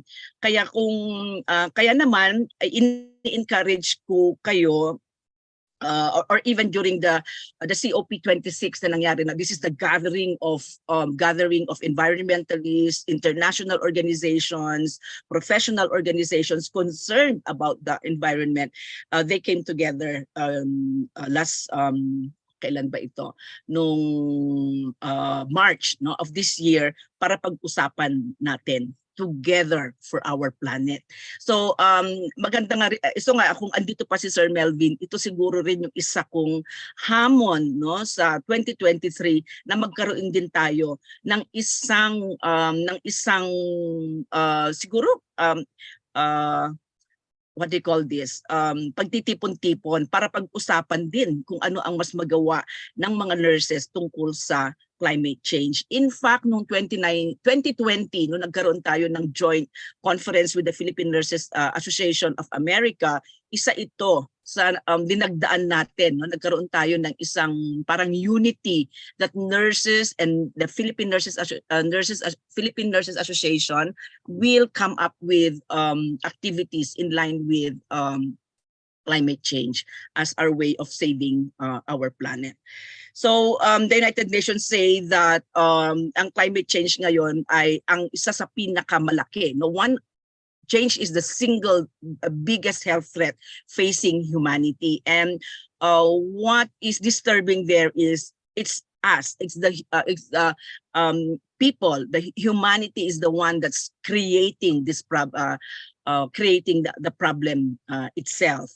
So yung pagbabago-bago ng temperature na sinabi ko, pagbabago-bago ng weather patterns ay ito yon, Hindi nung kagaya ng mga 20 years ago, alam natin na ang Pilipinas ay dalawa lang ang season, wet and dry season, at alam natin kung kailan yung dry season at kung kailan yung wet season. Alam natin kung kailan yung rainy season, alam natin kung saan hindi umuulan, pero ngayon halos wala na. Hindi na natin alam kung kailan yung wet season at kailan yung dry season. So because this is part of the changing, of the shifting of temperatures and weather patterns na sinasabi nga na part ng climate change. Kaya tuloy nagkakaroon ito ng impact sa ating kalusugan, impact sa ating mga sitwasyon dito sa mundo. Kaya nagkakaroon ng air pollution, yung pabago-bago ng mga sakit, kagaya nga ng pagpasok ng COVID-19. In fact, may mga articles na lumalabas, research articles na lumalabas linking COVID-19 and climate change. Dahil sa ganitong pagbabago-bago ng remember yung Texas is a very hot country, kaya nga kalamihan ng mga Pilipino gusto diyan sa Texas kasi parang Pilipinas din yung weather diyan, same as in Florida, pero ang Florida nagpa-flooding na rin ngayon. Ang Texas nagkakaroon na rin ng extreme temperature, There was a time na bigla silang bumagsak yung temperature nila out of nowhere, and so they were not prepared for it. And there was a time na talagang yung mga Pilipino yata nakapag-survive dahil marunong silang they create bonfires. They will collect whatever they can collect from their backyards, and they were able to keep themselves warm during that time that this happened, something that was not expected. And then of course, pag nangyayari ang mga ito, nagkakaroon ng forced displacement. Remember Sendong, yung Sendong came in at the at the middle of the night yata, or after Noche Buena nila yun 2 AM etc. na kung saan na halos na nasira ang buong Iligan city during that time. So nagkakaroon ng mga forced displacement, and of course food insecurity dahil sa drought, sa flooding, and many more. But at the same time, yun na nga, pag nangyayari lahat ito, nagkakaroon uli ito ng impact sa ating mental health. So lahat ito napaka-holistic din ng impact ng climate change, and that you can easily locate. We can easily locate us as nurses and the nursing profession dito sa problema na ito. Kasi nga, sabi nga, climate change with all these environmental factors that are happening, about 13 million people daw are being taken every year, no, all over the world according to the United Nations. Thus, itong some examples of this climate change na sinasabi ng United Nations ay yung pagtaas ng sea level at saka salt water intrusion. Kaya tuloy, pag tumataas yan, nagkakaroon ng displacement. So marirelocate yung mga communities na nasa coastal areas. So nagkakaroon din ng protracted drought. And of course, pag nangyari na ang mga ito, famine comes in. And when famine comes in, dahil kakulangan ng pagkain, then malnutrition will come in, and other health conditions will come in. Kaya nauso, sorry for the term nauso, but the term climate refugees has been is a political term, a politically correct term that has been used lately. Yung mga nadi-displaced because of the effect of climate change have been termed by the United Nations as climate refugees. So noong nagkaroon kami ng forum with ICN and with the University of Pennsylvania, no, doon sa ginawa, ang sinasabi doon was actually limiting sana. Dapat mailimit daw yung global temperature to 2 degrees centigrade. Pero kasi noon, it has to be 1.5. Kasi sabi ganun ng UN noong 2018, thousands of scientists and government reviewers agreed that limiting global temperature rise to no more than 1.5 degrees centigrade would help us avoid the worst climate impacts and to maintain a livable climate. Ang problema, lumagpas na tayo doon. Last year, 2 degrees na. Tapos ngayon, I think the other day, I received another invitation that on March 2023, we will be talking about this. We will come again together again, an international roundtable discussion. Ngayon, limiting it to 2.1 na daw ngayon yung ang tina-target kasi pataas ng pataas yung yung global temperature. So lumagpas na tayo sa 1.5, and that is the reason siguro na severe yung or napaka-erratic na nung pagbabago ng klima, no, sa buong mundo. Kaya yung ang projection nga is kung ngayon nga 2023 lang 2 degrees na, no, magto 2 degrees na, paano na lang yung at the end of the century na 2.7? Siguro magiging attainable lang yung 2.7 na yan kung yun na nga, sama-sama din tayong dapat tayong gawin para i-control or i-curtail din yung pagtaas ng global climate. So ang ikinalulungkot nga ng karamihan doon sa aming grupo, sa aming ang tawag dito, sa aming internal group with ICN and even with University of Pennsylvania. Kasi alam niyo, yung University of Pennsylvania is yung College of Nursing nila, grabe yung yung effort nila talaga ng pag-integrate sa curriculum, no, sa Bachelor of Science in Nursing nila, doon sa graduate programs nila, yung climate change. Talagang nagkakaroon sila ng exchanges with different students and colleges of nursing all over the world para lang maipakita na kailangan nating magkaisa at that the nursing curriculum has also to be strengthened, parang ganon. So yung kay Butterfield et al, sinasabi niya na oo nga, nakikita natin tong problemang ito, pero bakit parang napakaano naman na parang kulang na kulang pa rin yung yung leadership tungkol dito. So sabi ganon, response to climate change has been mired in political intransigence and bureaucracy. So in fact, isa yan sa mga lumabas sa COP26 na yung mga budget, yung mga pera na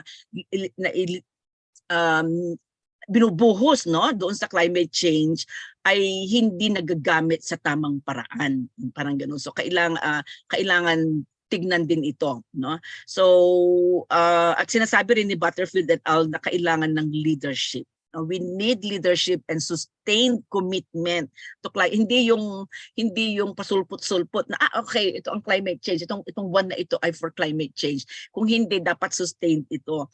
Ito yung nakikita ko din naman doon sa American Academy of Nursing na napaka-sustained siya kasi yung strategy nila is really to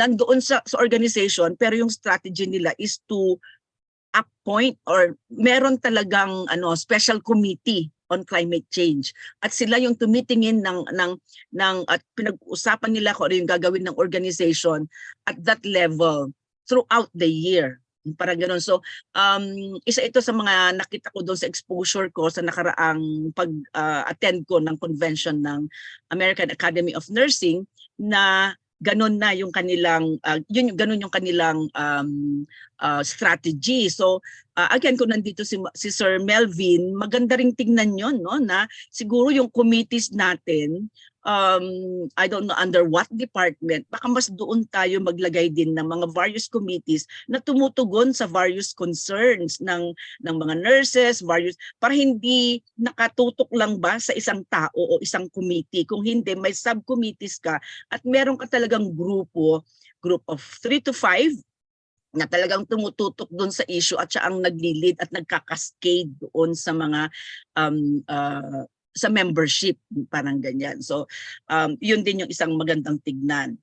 Kasi sabi nga gano'n, action depends on various factors such as personal commitment to environmental issues and professionals' understanding of climate change. Paano ka nga naman magre-respond? Paano ka naman magiging active kung kulang naman yung ating kaalaman tungkol sa climate change? Kailangan talaga maintindihan natin tong issue ito.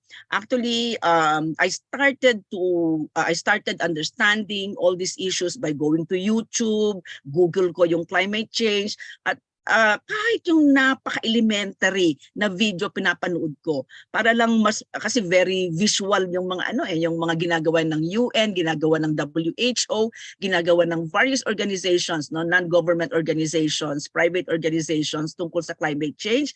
They come up from a very simplistic presentation, very animated ang tawag dito, animated presentation on climate change, its causes, what you can do, 1 minute, 2 minutes presentation, ang dami ka nang mapupulot doon. So I enjoined everyone as an action also to do that at the individual level. Kung kaya nyong manood ng telenovela ng Korea, ng China at ng kung ano-ano, spend at least 1 minute or 2 minutes a day on climate change. Manood ng isang YouTube presentation ng climate change para ma-increase natin yung ating awareness sa climate change, so that you can also transcend this to your organization, to whatever organization you belong. Yon. So doon sa presentation ko ng nurses working at the intersection of climate change and health, totoo naman talaga na ang nurses, kung ano man yung nangyayari, ano man yung mga cases na natatanggap natin sa ating hospital, COPD halimbawa, or yung chronic obstructive pulmonary conditions, how many of us really thought about na ang mga cases na mga natatanggap natin ito has something to do with climate change, air pollution, and all the other things, yung mga exposure natin sa extremes of environment, etc. How many of us nurses really tried to link the cases that we see day in and day out in the hospital, for example, or in the RHU, would have something to do with climate change? hindi pa halos lahat tayo naka-achieve sa ganong yugto. Halimbawa, yung ganitong scenario na ang tawag dito nakahamok ang at 'di ba ang sa Cordillera ang sinasabi natin ang ambulance natin ay human ambulance dahil hindi pa lahat ng communities natin, hindi pa lahat ng villages or barangays natin ay naaabot ng sasakyan. Kaya ang nangyayari ay by the way, this picture is courtesy of Chest Corps, no? Kung saan ako naging isang executive director for some time na nakita natin na human ambulance talaga, no? I remember one case also that I had with this scenario, me sending off a patient on in a human ambulance para lang maisalba ang buhay ng isang pasyente. So, how many of us would say, would link na itong ganitong scenario, kahit kung minsan may daan, hindi pa rin makakalusot ang sasakyan because of landslides. Lalo na dito sa Cordillera, grabe ang landslide. Kunting ulan lang, nagla-landslide na. Yet we see, humahantong na lang doon sa landslide. Mahina na yung wala ng puno, yung mga ganyan kasi wala nang nag-hold ng tubig. So meron tayong aabot na explanation or analysis, pero hindi pa natin masyadong ikakawing sa mas malakihang issues kagaya ng climate change. So if you have time, please read the article by Butterfield, no, et al. It's a 2021. It's you can access it free. Google Scholar or just Google it and the article will come out. They are nurses. Actually, Butterfield and all of them are nurses, and you can see how they have thought about this issue. No? So nakita ko itong milestone, napakaganda itong milestones in dealing with climate change and environmental health. And talaga namang sabi nga nila, nagsimula na yan noong 1859 pa kay Florence Nightingale. Tama nga naman, di ba? Kasi yung theory nga ni Florence Nightingale ang focus nga naman niya ay environmental health. So, yung treatise niya on ventilation and light, her progressive and subversive work made it clear that all health is environmental health, sabi niya. All life depends on the Earth's primal assets. Talagang napakalaki yung yung napakalaki yung contribution talaga ni Florence Nightingale, no, sa yung ini-embody natin every year and year out na meron tayong capping and pinning and candle lighting ceremony, andyan si Florence Nightingale. Siguro natin mas iangat pa natin or mas maging comprehensive pa yung pagkilala natin sa kanya by raising the level of how we understand what Florence Nightingale really stand for, and that includes her primal contribution to environmental health. And then then to move fast forward, 1986, ito naman yung sa ICN, no, the vastness and urgency. So dito na kasi nakita yung ang dami-dami ng mga environmental issues. Kaya hindi naman sa napilitan, pero talagang tumugon na rin, nagsalita na rin ang ICM, the vastness and urgency. Sabi niya ganon. So nagkaroon na ng position paper or position statements na nirelease noong 2008. Hindi lang noong 2008 pero 1986 and sunod-sunod na yan, 2008 and 2018. And then in 1995, ito naman na yung the US-based Institute of Medicine. Remember yung IOM, an organization that keeps on coming up with statements about nursing. So the US-based Institute of Medicine released Nursing, Health, and the Environment. Okay, so parang itinaas na niya yung concern at yung dapat pagtugon ng nurses doon sa environmental issues. In 1996, right before their eyes naman yung parang focus, kasi sabi nga nurses began to understand the healthcare healthcare itself perpetuated climate change.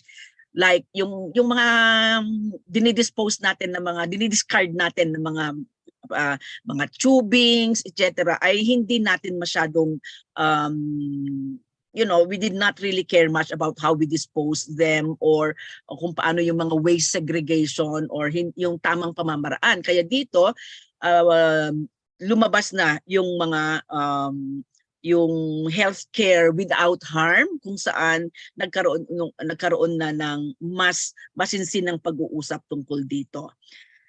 And then, in 2008, building organizational infrastructure, so both nursing and interdisciplinary organizations were founded, such as the Alliance of Nurses for Health Environment. So ito yung sinasamahan ko na hindi ako formal na member ng organization, pero they would always invite me to join their focus group discussions on climate change. So this is already this has been established in 2008, and yung isa ring nag-invite niya sa akin ulit sa March 2023, this is the Canadian Association of Nurses for the Environment. So talagang meron ding isang organization, kagaya sa atin, marami tayong mga organizations, pero wala tayo specific sa environment. Pero sa Canada, meron isang group na ganito. At saka sa United Kingdom, Health Alliance on Climate Change. So very specific, very specific yung kanyang, and these are led by nurses, Hindi ito general organizations, these are led also by nurses. In 2010 up to the present, ito na pumasok na yung sa curriculum, transforming the curriculum. So educators began to include climate change in curricular blueprints in which it has been noticeably absent. So hopefully kung andito pa rin si Ma'am Lacanaria, pwede pa rin i-push kung paano pa mas i-strengthen yung concerns or issues of or integrate ang climate change sa ating curriculum. And ang sinasabi dito, challenges included overcrowded curricula and lack of faculty capacity and expertise. Hanggang ngayon naman yun pa rin yung issue natin na na-raise nga kanina. Student outcomes showed that students were receptive to climate change education.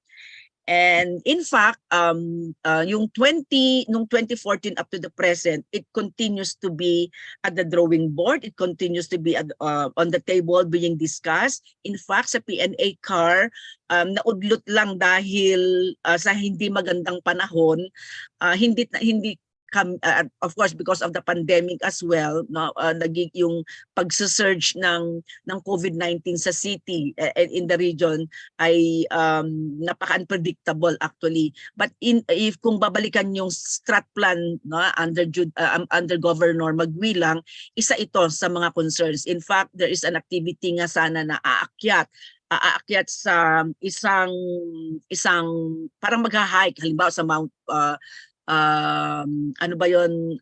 si Sir Enteng kasi ang in charge dito So mag-aakyat sa isang bundok na usually pinupuntahan, at every step of the way ay merong tayong kasamang environmentalist, pwedeng mag-invite tayo, tapos every step of the way pag-uusapan natin ang climate change, pag-uusapan natin ang environment, parang ganyan, hanggang sa pagdating natin sa tuktok ng bundok na hindi naman siya ganung mga 2 hours hike ganyan, ay nakikita naintindihan natin kung ano ang climate change, ang environmental health, yung parang ganoon. At pagdating sa tuktok ng bundok, doon tayo magka-camping.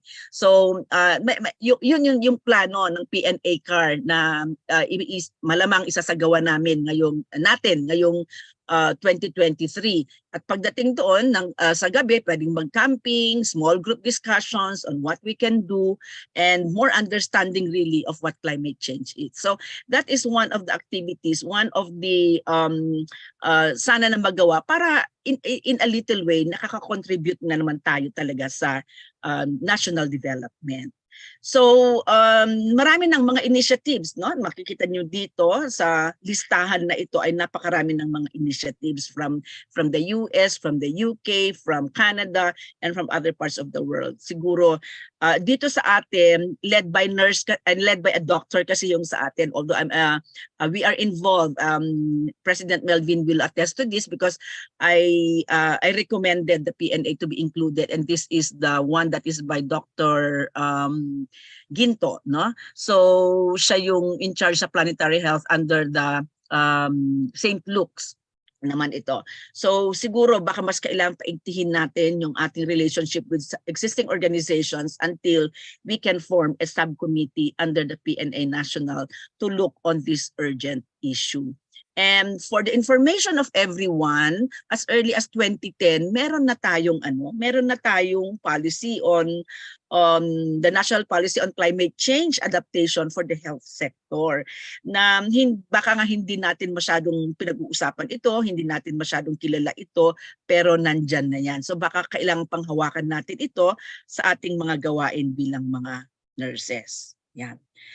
And ito pala ay marami na ring maraming articles on nursing and health climate articles. So sabi ko nga sa inyo, ito yung kay Butterfield, no? You can just click that and the article will come out. All of this, marami siya, and it's really very encouraging. It's really ang tawag doon, napakagandang nakakalagaan ng loob na makita yung focus na ito ng mga ilang nurses at ng ICN pati. And ito na nga, yung sinasabi ko sa inyo kanina, yung American Academy of Nursing, meron siya talagang, ang tawag pala nila ay expert panel, no? Marami silang mga expert panels, maraming mga topics on expert panels on leadership, on governance, yung mga ganyan. So this one on environmental and public health expert panel. And they wrote an article, Nurses Play Essential Roles in Reducing Health Problems Due to Climate Change. At sinabi nila na mayroong upstream strategies at may downstream strategies. No? Yung pagka-upstream strategies nga daw, yung talagang may mga ilang babanggain. Kasi pag yung river nagfo-flow na ganyan at mag-upstream ka, you go against the flow. So there are activities that you need to go against the flow so that you also have to introduce some changes. Like curricular change is not a mainstream yan. Pag downstream kasi, you go with the flow. So like with activities, pag DOH, meron kang environmental program, so meron kang panlalagyan. Pero yung upstream kasi, these are not part of the normal activities, and so you have to introduce it and go against the flow. So ito rin yung sinasabi nga ng American Academy of Nursing. So the importance of nurse leadership now and will be in the future, talagang critical yung role ng nurse, critical yung role natin, critical yung role ng PNA, critical yung role ng PNA regional and even the PNA chapters.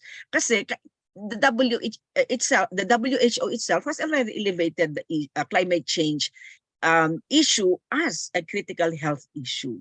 And that leadership on climate change and sustainability is something that is there and something that should keep us inspired to be doing our share, no? Our share in achieving the 2 degrees centigrade. No, at the moment it's 2 degrees centigrade. No, it went up as from 1.5 to 2 degrees centigrade, and that we really need to see the intersection between health and climate change. And that is when every time you see the patient, a patient, or you take care of a patient, if there is something that you can connect with a patient's condition with climate change, then it gives you more a holistic perspective of how we view health, the social determinants of health. But what I would like to focus now is, sayang wala tayong Board of Nursing dito, pero sana magtulungan tayong mag-push sa Board of Nursing. Andyan si Ma'am Tita. Actually, na-sound off ko na ito sa ilang members ng Board of Nursing. Pero yung ICN Code of Ethics kasi, remember there was a time na parang ano ba napapala natin sa ICN na ito, yung parang ganyan. Kasi ang dami-dami nating problema, hindi man lang sila makatulong. Member tayo, no? We pay the ICN millions a year, every year. And parang hindi natin na-feel ba yung kanilang leadership. But I was glad that in 2021 they spearheaded the revision of the ICN Code of Ethics. Yung Code of Ethics din kasi natin na pinangungunahan yan ng Board of Nursing, ay nakabatay, no? Nakaangkla din doon sa ICN Code of Ethics. But in 2021 na revise yung Code of Ethics, and it is the one that is being implemented now. Ang sinasabi ko doon sa Board of Nursing, no, what I sounded off is for them to look at our current Code of Ethics and see how we can also look at the changes that they have done and if it is indeed applicable to our country. And sa akin talagang napaka-applicable. Kasi tayo nga yung grabe ang effect ng climate change dito sa atin. So yung principles of upholding rights and climate and health is already in the ICN Code of Ethics. At dito nakalagay isang buong article, no? This is nurses and global health. Ito yung naidagdag kasi dati-rati tatlo lang yung idea, yung areas, no? Nurses collaborate and practice to preserve, sustain, and protect the natural environment and are aware of the health consequences of environmental degradation such as climate change. They advocate for initiatives that reduce environmentally harmful practices to promote health and well-being. Bagong inclusion sa Nurses Code of Ethics. Ito lang, no, I want to go here. Dati-rati tayo kasi yung ating Code of Ethics ay nurses and patients, nurses and practice, nurses and the profession. Ngayon, nurses and global health. May pang-apat na area. So this was it has been in place in 2021. So, 'di ba? I really appreciate this and welcome this change ng ICN. So doon sa preamble ng ICN Code of Ethics nakalagay na inherent in nursing is a respect for human rights. Hindi naman ito bago. In fact, it's really there, and even our own constitution has also this, including cultural rights, the right to life and choice, the right to dignity, and to be treated with respect. Nursing care is respectful of and unrestricted by considerations of age, color. These are not new to us. But what is new here is yung pag-include that nurses demonstrate values of the profession such as respect, justice, empathy, responsiveness, caring, compassion, trustworthiness, and integrity. So, ito na yung professional values natin, may mga naidagdag, no? Ito yung naidagdag ay naidagdag na yung mga ilang ethical considerations such as yung equity, no?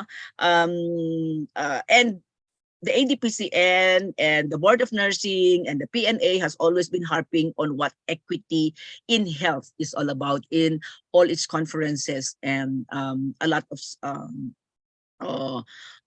undertakings that we have been, no?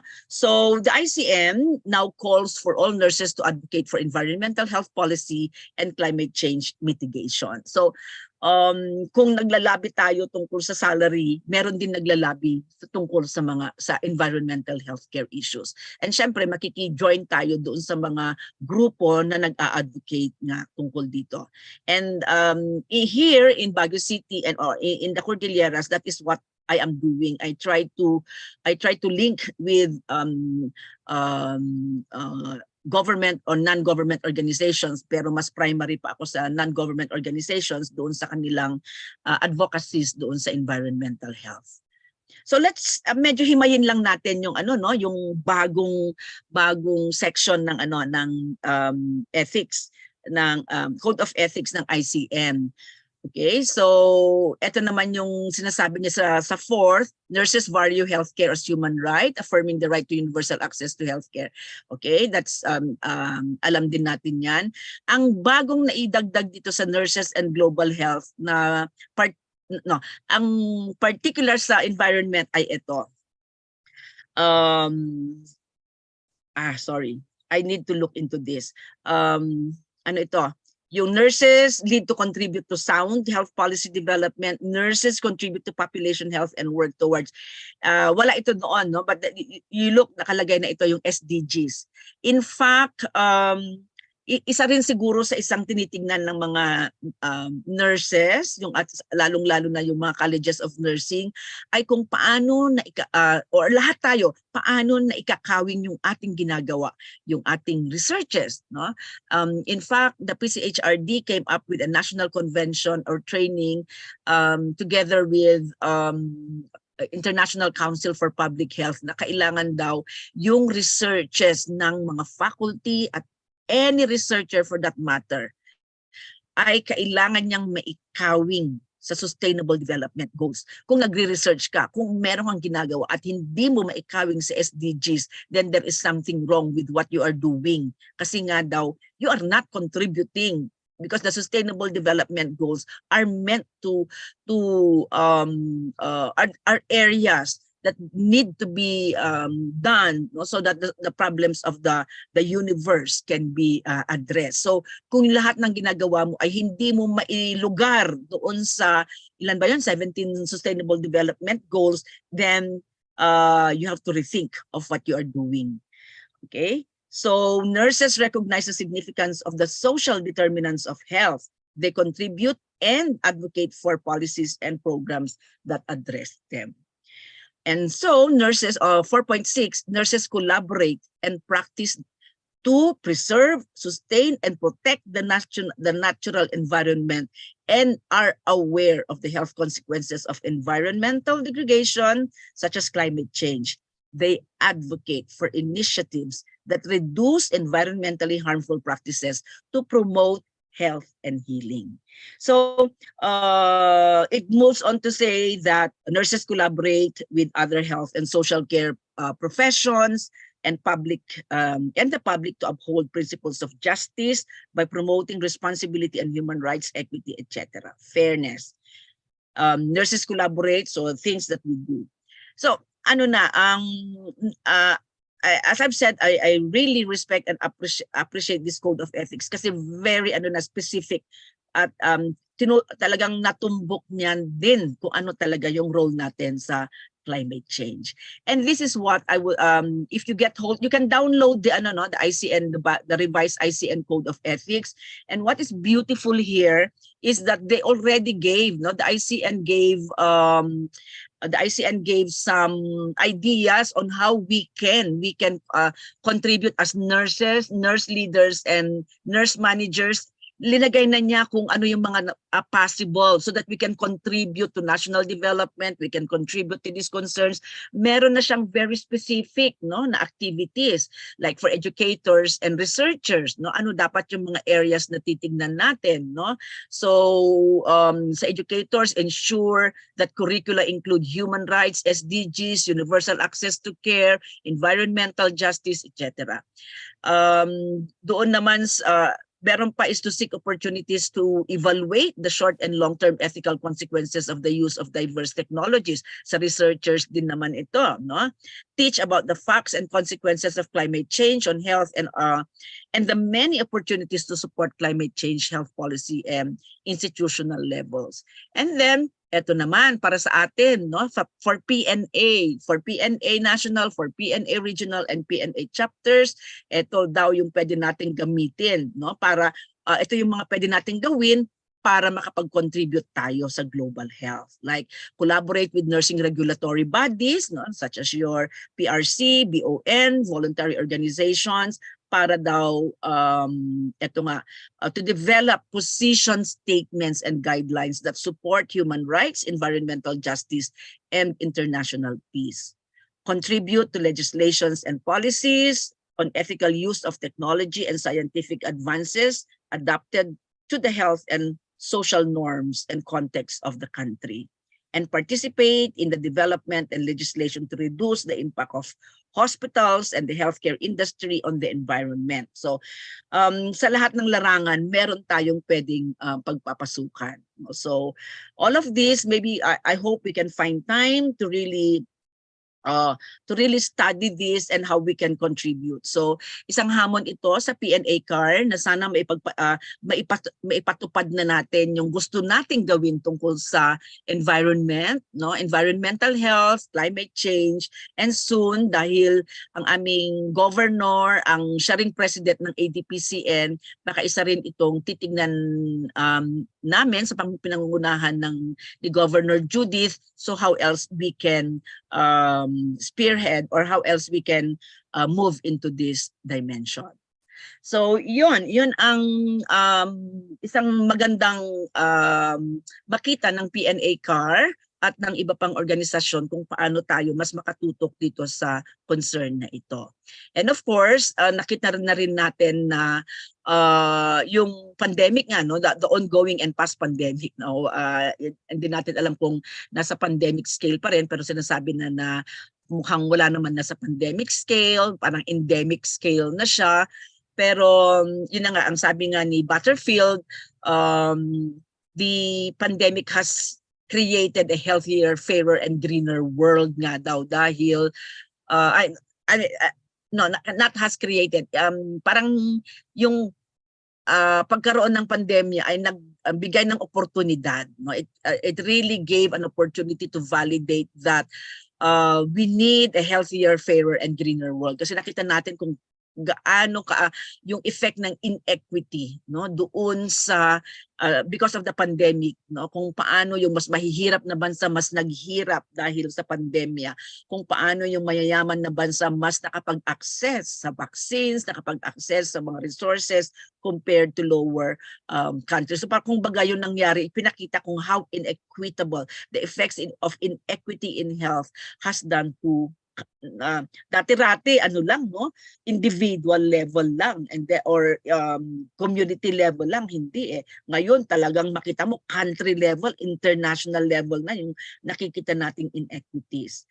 So even the ICM has noted that COVID-19 has forced the world to pause and take stock of opportunities to benefit the planet, stating it may be the only chance we have for anything positive to come out of the COVID-19 pandemic, and to let these opportunities slip by would be unforgivable. So, kaya siguro nakita nilang nung 2021, nakita ng ICN na let us look at the code of ethics. Kailangang tumugma yung ating code of ethics doon sa nangyayari sa mundo. And that was such a welcome innovation from the ICM. Okay? So ang sinasabi ng ni Butterfield kung bakit nursing plays a vital role in global climate action, because of 3 reasons. One, sabi niya, firstly, they comprise about 60% of health professionals, which comprise the medical doctors, nurses, midwives, dentists, and pharmacists worldwide, working in many clinical and public health sectors. Second, the US-based Gallup poll, in which nurses were ranked as the most trusted profession, I think we know this, for the past 19 years and now 20 years, is often cited but is as far from unique. The UK-focused Ipsos Veracity Index shows that nurses rank #1 among 30 professional groups. So, nandun yung stature na well-trusted talaga ang mga nurses worldwide. And thirdly, nurses are close to people, most vulnerable to climate change. So ito yung mga reasons kung bakit vital yung role natin sa pag-focus sa issue na ito. So with this, ang sinasabi nga ay paano na yan? So yun din yung sinasabi nga ng United Nations, yun din yung sinasabi ng ICN, yun ang sinasabi ng WHO na mag-lapfrigging na ang nurses into leadership role. Pero ang hirap ng lapfrigging, di ba? Pag leapfrogging, pag leapfrogging, di ba, naalala ko tuloy the late Fidel Ramos, kasi yung nung naging president siya, ang kanyang tagline was leapfrogging, no, from agricultural country to nickhood, no, yung new industrial country, parang ganon. So maglilip ka from a certain state to such a state, no. So ang sinasabi naman ngayon ni Butterfield et al. Ay i-accelerate daw natin yung ating pagtugon sa problema by leapfrogging nurses into leadership role. syempre marami namang leaders naman na talaga sa atin, no? Kaya lang we need to ang isa sa sinasabi is like, for example, create also positions. Kung sa DOH, concern mo ito, then you can also pay for nurses climate change work, no? Kung merong ginagawa ganyan o make it as a criteria for promotion, make it as a criteria for tenure, make it as a criteria for, for extension work, etc. So, baka magandang pag-usapan ang mga ito sa academe, sa kung saan mang organization tayo nandoon para lang makita din.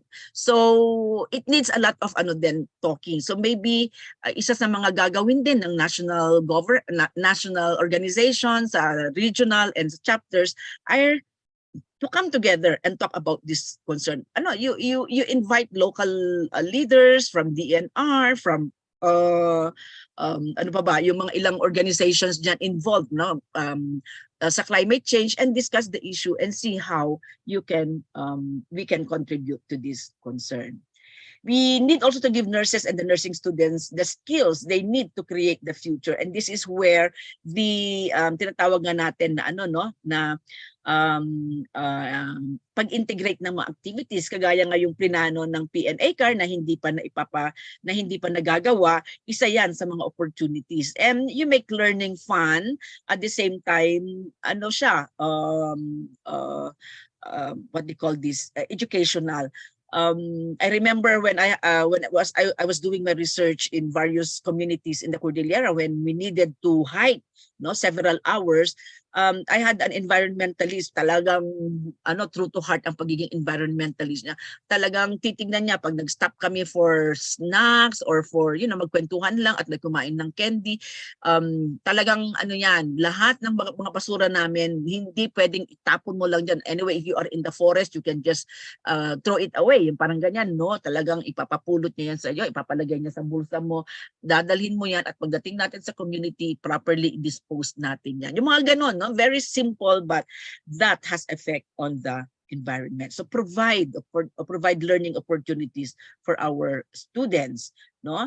Integrate planetary health, social determinants, health equity, lifespan, occupational education, specific vulnerabilities into nursing, climate change education. So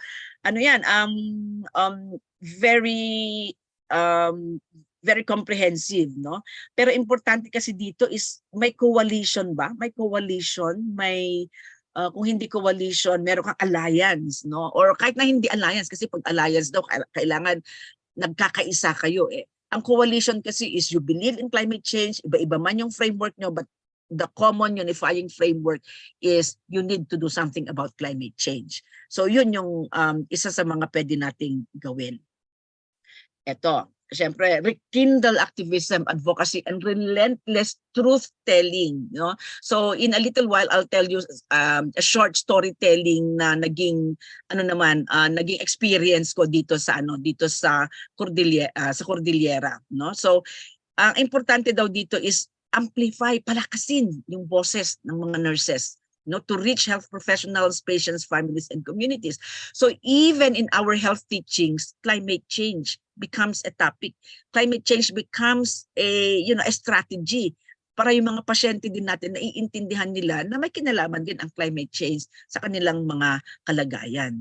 Extend the effectiveness of nursing by speaking truth to power to mitigate the effect of climate change on health. Influence others by showing personal commitment to sustainable living choices using strategies promoted by nursesdrawdown.org. So please go to this. They give very specific examples of what nurses can do in practice, in education, or in the academe, so that you can be what do you call this? A health, no?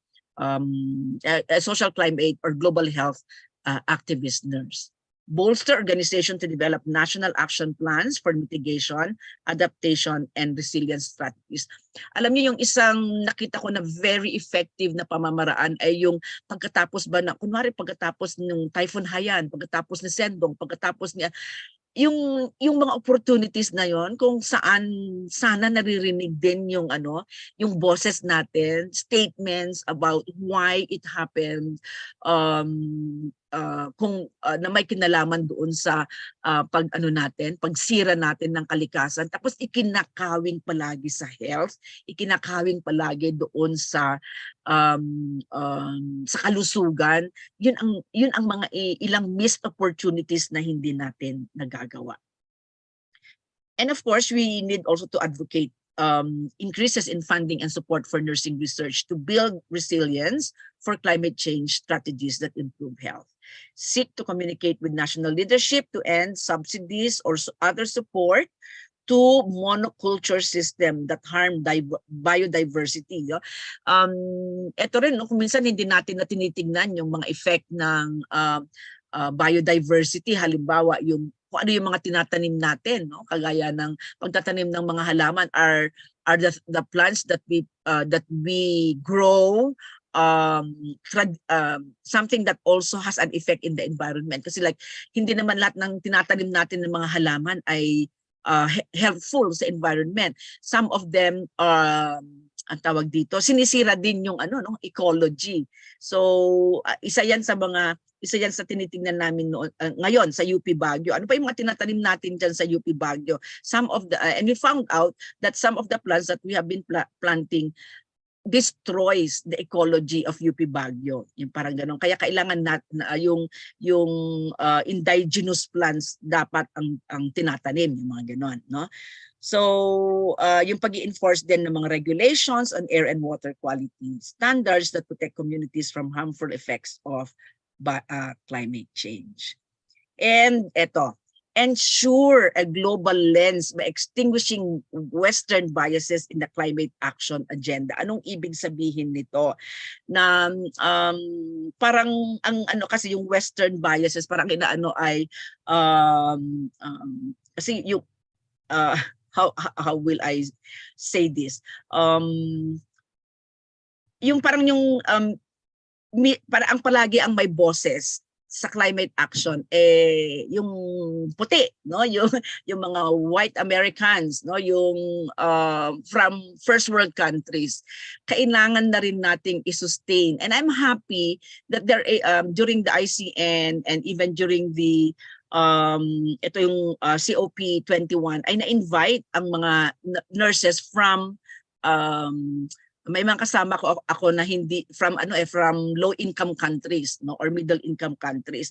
So ibig sabihin lang na hindi lang yung boses na naman ng mga nasa first world countries, ng western countries ang malakas, no. Kung hindi, tayo ngayon nakaka-experience talaga ng mass effect ng climate change. Kaya dapat pinapaabot din natin yung boses natin. Kaya sabing ganun, extend the nurses climate change to reach nurses in countries across the globe. And put equity, justice, and morality morality at front and center. So we need to call for health equity agendas, endorse the intercultural approach in indigenous areas. No, this is one of the research areas that I do. No, mainstreaming indigenous health knowledge and practices, and link it always to health. Advocate healthy communities to assure active transportation, green energy, and healthy, sustainable food options for all. Kasi karamihan, yung climate change nga daw, malaki ang effect ng yung gasoline, yung pag-generate ng carbon dioxide, kagaya ng mga gasoline and diesel, coal plants, mga ganyan. Kaya ang sinasabi ay yung kung kaya rin lang maglakad, avoid natin yung gamit ng mga sasakyan. Kung marapit lang, maglakad na, and it also becomes healthier for all of us, yung parang ganon. So in fact, ditong mga nakaraan, sabi nga ganon, grabe ang traffic dito sa Baguio. Sabi ng representative ni Congressman Go na during the past days talagang mai-stress ka lang, mag-iinit lang yung ulo mo sa kahihintay ng sasakyan o sa pagiging being caught in traffic. Kaya maglakad na lang kung kayang maglakad. Kaya sabing ganon sa COPD, Together for Our Planet, the time for action is now, and nursing leadership is now. And this is very true, especially that PNA is it's on its 100 years. So if we are inspired by a caring legacy, transform to lead, let that legacy, let caring legacy transcend to environmental health, equity, justice, and all other concerns that we just have done, so that this becomes part of being a transformed leadership in the end. And this is also what the PNA CAR is doing to do such a leadership. And I would like to end this this presentation by a short presentation of our story here in the Cordillera, where we try to espouse the framework of using the social determinants of health, sometimes also using the framework, the Sendai framework for disaster risk reduction, and of course the World Health Organization's framework. So whichever framework we use, it is still a very holistic framework of viewing environmental health. So what we are espousing here is that we look at the power of stories through lived experiences, through case studies and research outputs. And with this experience with a non-government organization, this is the CWORK, Cordillera Women's Education Research organization. So this is primarily led by women, and I am here in this picture with Alma Sinumlag, a member of CWORK, and also one who wrote this case study on climate change and indigenous women. So, ang nakita dito sa Cordillera ay nakita na ng mga kababaihan yung impact ng climate change doon sa kanilang agricultural products, no? Nakita na nila na paunti-unti na nga daw yung paunti-unti na yung mga what do you call this, yung harvest, kasi nga affected yung soil because of drought, yung extreme temperatures, naapektuhan na yung effect niya doon sa produce. So kung noon ang naaani nila sa isang hektarya ay ilang kavans or ilang bundles, kasi bundles ang nila hindi naman kavans, they bundle the rice. Ngayon nakita nila na halos kalahati na yung kanilang naaani. Tapos sabi rin nila yung sa access to health services na apektuhan na rin, kagaya ng binanggit ko sa inyo kanina, dahil road cuts and because of landslides and other effect on the road system na babago, ay na aapektuhan yung kanilang access to health services. With that also, because of in terms of agricultural changes, ay nagkakaroon ng crop loss, meaning to say may mga ilang tawag dito, crops na hindi nawawala na at hindi na naitatanim, like traditional rice, dahil hindi na nga tumutubo at hindi na well irrigated ang mga ilang areas. Ito yung isang examples, and of course because of erosion also of lands. Isa pa sa mga kwento nila ay yung pagkawala or na bumababa yung food sources and biodiversity.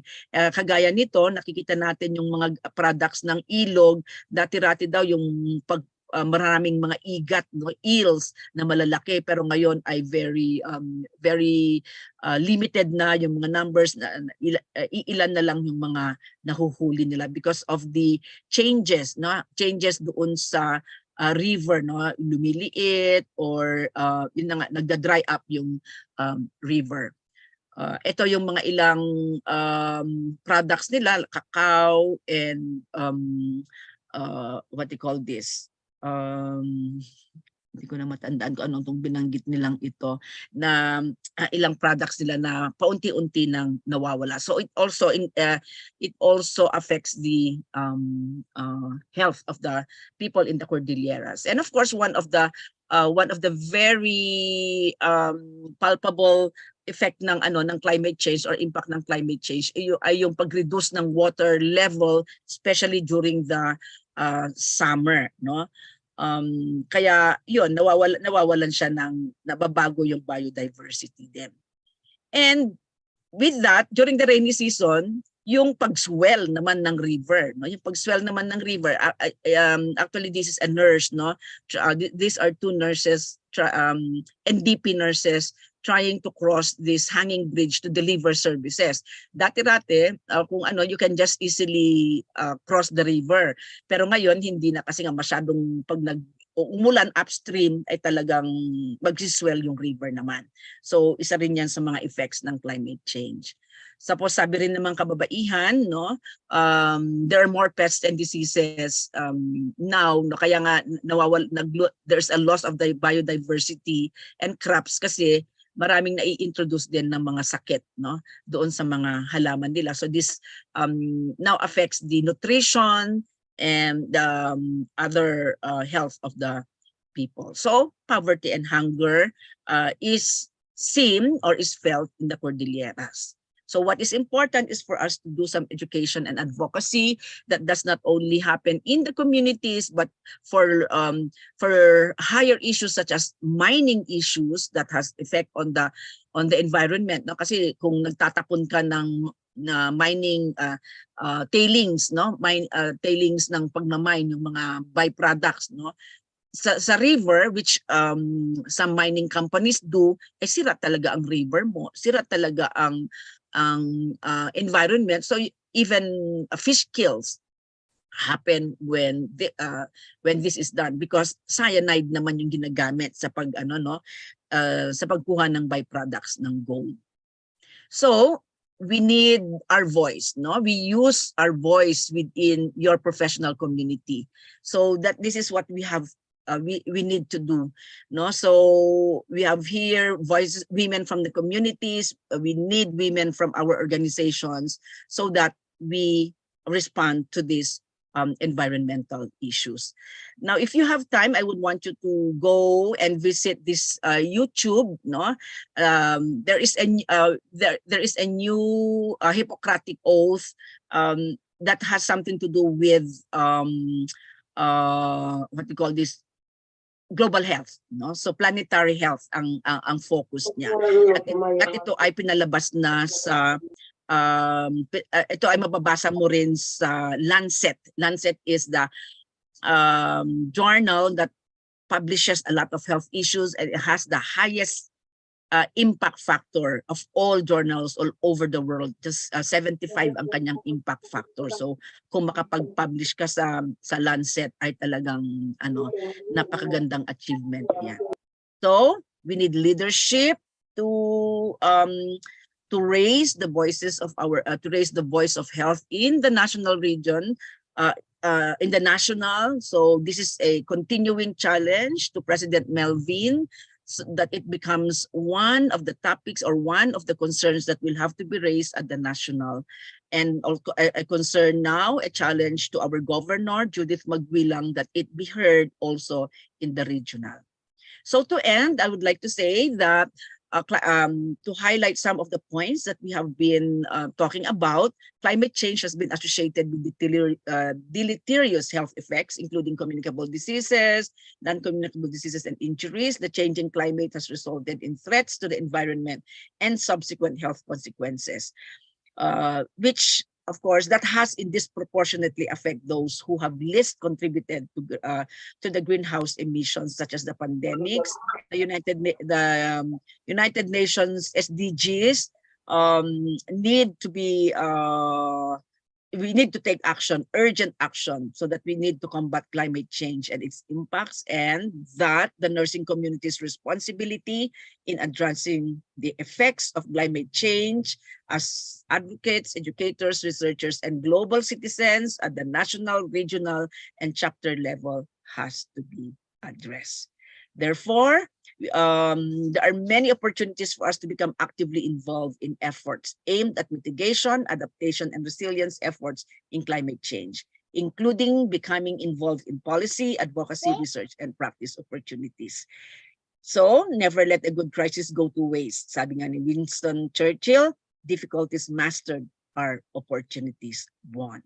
So let us go on living. Let's go on in this world. 2023 is around the corner, so that we need to respond to the cry of the earth, response to cry of the poor, ecological economics, adoption of simple lifestyles, ecological education, ecological spirituality, and emphasis on community involvement and participatory action. So these are some of the references you might want to take on, and I have used these references. And so with that, I thank everyone. Ay, naku, hindi magandang pagkaano nito. So I was just saying, mabuhay ang mga ang PNA CAR, mabuhay tayong lahat, and let us respond to this concern. Maraming salamat po at magandang tanghali sa ating lahat. Okay. Thank you, Ma'am Castor. Mabuhay ka rin po. Thank you for the very environment-friendly discussions on climate change. And to begin with, Ma'am Castor have discussed the changes during disasters. What is the impact of disasters to human race? And what is the global response to climate change? And highlighted on the leadership and sustained commitment. And also, he elaborated on the milestones in dealing with climate action and environment health by Butterfield, which started in 1859 until the present. And also, he talked on how to address the changes. Like, for example, we have to rekindle activism, advocacy, relentless truth-telling, and also to mitigate the effect of climate change to health. And also, he also discussed on how to ensure a global lens, and also to put equity on justice and morality front of center, and to also showed us the framework for the climate change. And he encouraged nursing leadership on the advocacy of the climate change. And it says here that the time is now. So as nurses and nursing leaders, let's be advocates, educators, and researchers for climate change. So may I open the floor for any questions from the floor, from the delegates? Sir Anthony?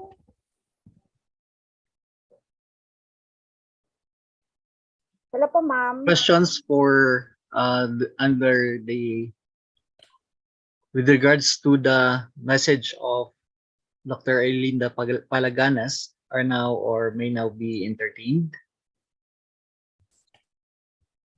Parang very comprehensive po ang presentation ni ma'am, kaya parang walang question. Yeah. Good afternoon. Yes, There is a ma'am. question that was sent to me. This is a colleague maybe from the academe. It's with regard to the integration of teka sandali, tignan ko baka iba. It's with regards to the integration of climate change to the nursing curriculum.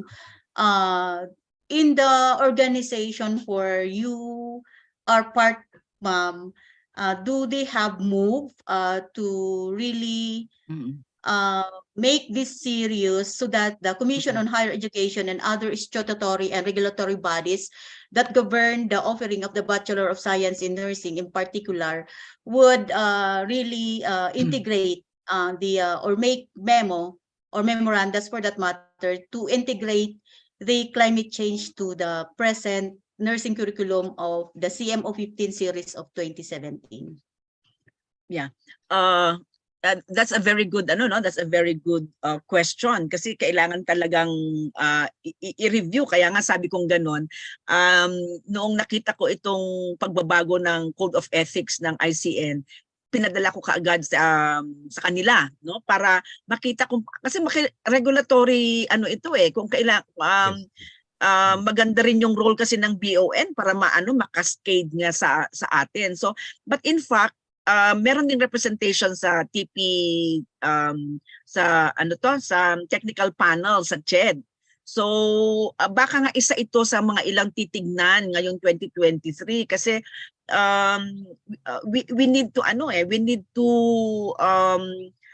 integrate also kasi very if there is a country if there is a country that is affected by climate change, tayo yun kailangan talaga ng hindi lang awareness yung pag-intindi, no? Pag-intindi ng issue kasi hindi natin kinakawin talaga yung mga issue sa sakit, hindi natin kinakawin yung issue doon sa mga pasyente natin, no? When we accept them. Wala namang climate change as as a causative agent or as a cause. We have not reached that that intensity or that level of analysis, no? So baka maganda isa ito sa mga agenda ng PNA, no, as an organization ng ADPCN at the BON at ng other organizations. I see Ma'am Tita's hand being raised. Yes, I'd like to add kasi waiting for the regulatory body to come up with a position or a regulation might, well, yes, needed, but to me, you don't need it. You know, at the BSN level, fourth year, we have what we call seminar. And in the seminar, you can choose, or rather, this is area for issues and updates that are not taken in any subject. I am very proud, I might say, that I have been including planetary health and climate change since 2020 in my graduate class. But that's because I teach graduate school. So this is already something that my students are saying, ay, mayroon palang ganon. So meaning that the realization is just now. And I like the way you presented it, Caster, kasi pag na-improve talaga yung yung ating code of ethics, mapipilitan din because it is going to be included in that. But to me kasi, the process may take long. So you don't need any CHED memo, Judith, Ma'am Judith. Go on with your seminar. One very good topic is smart hospital, green hospital. Kasi dyan tayo nandun eh. Yung mga, well, climate change na nandoon sa agriculture, okay din. Pero yung nakakatugtong sa atin, sa CEU, we had already a seminar on green hospital.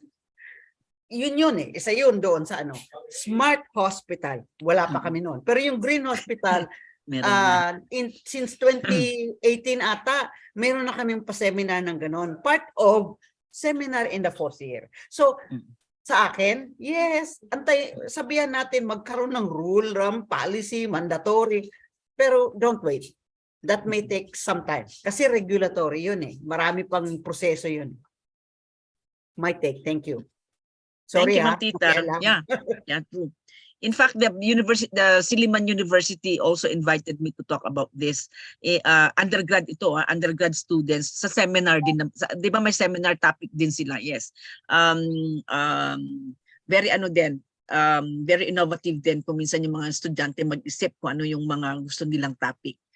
Yeah. Thank you, Ma'am Tita. Thank you po. Thank you for that. So, indeed, really, we have a lot of challenges. In addition pala doon, Ma'am Teresita, I think even in the undergrad, we can incorporate planetary health because I believe that our nursing students are going to the community. So I believe this is a very big chance for our nursing students to be advocates for the planetary health. So, that's it. Any other more questions? Or additional inputs po from the group? Gutom na yata, Ma'am Maribel. Ma'am, I think there is a one question dito sa which is, although not related sa topic po ni Ma'am Caster, but may clarification po siya dito regarding as a former OFW. So if I may read the question. Good morning po. Good morning po. I am a nurse since 1988 po and work here for a few years and continued practicing my profession in Riyadh, Saudi Arabia. ex-OFW po ako for so many years because of the salary. That's why I left the country to sustain financial needs of my family as a widow. Now I am retired and I'm already 55 years old but still capable of working. Do I still have the chance of working here in our country? Thank you po and God bless.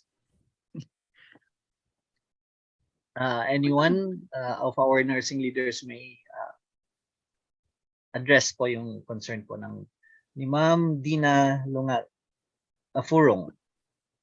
Ma'am Judith, siguro kung gusto niya maging academician, ano yung requirement?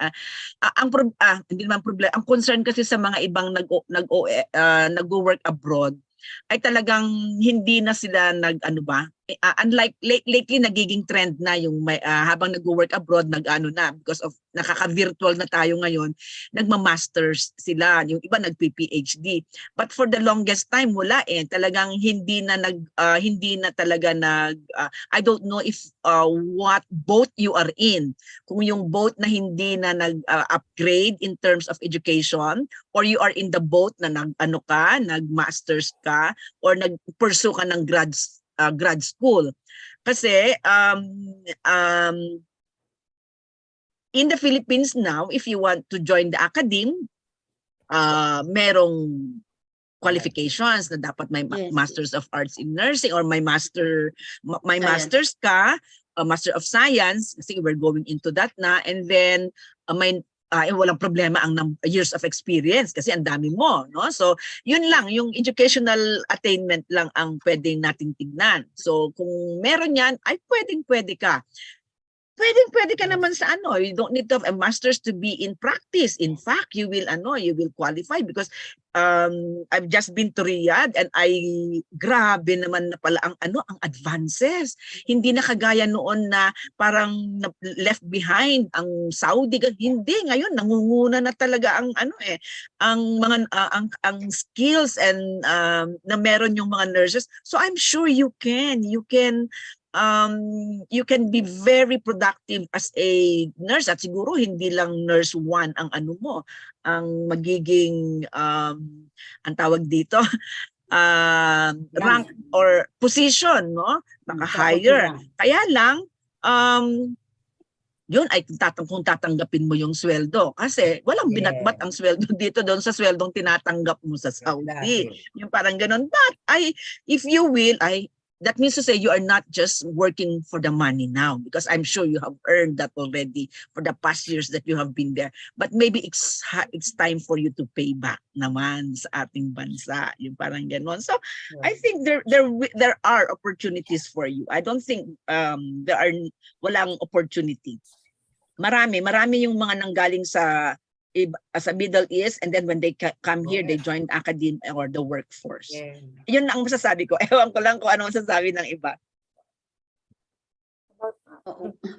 Well, sa nursing academy, in the academe,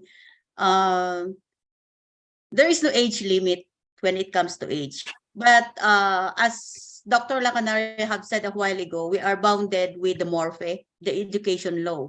So if you are a senior citizen, you cannot go, for us, in our practice in the higher education and in private, you cannot be a full-time faculty, but rather a part-time faculty. And tama si Ma'am Caster na as long as you have renewed your license, and you are very rich in clinical experience, because for a faculty in the College of Nursing, we require 3 years experience in any healthcare setting. And of course, your rank, of course, will be based again on the institution.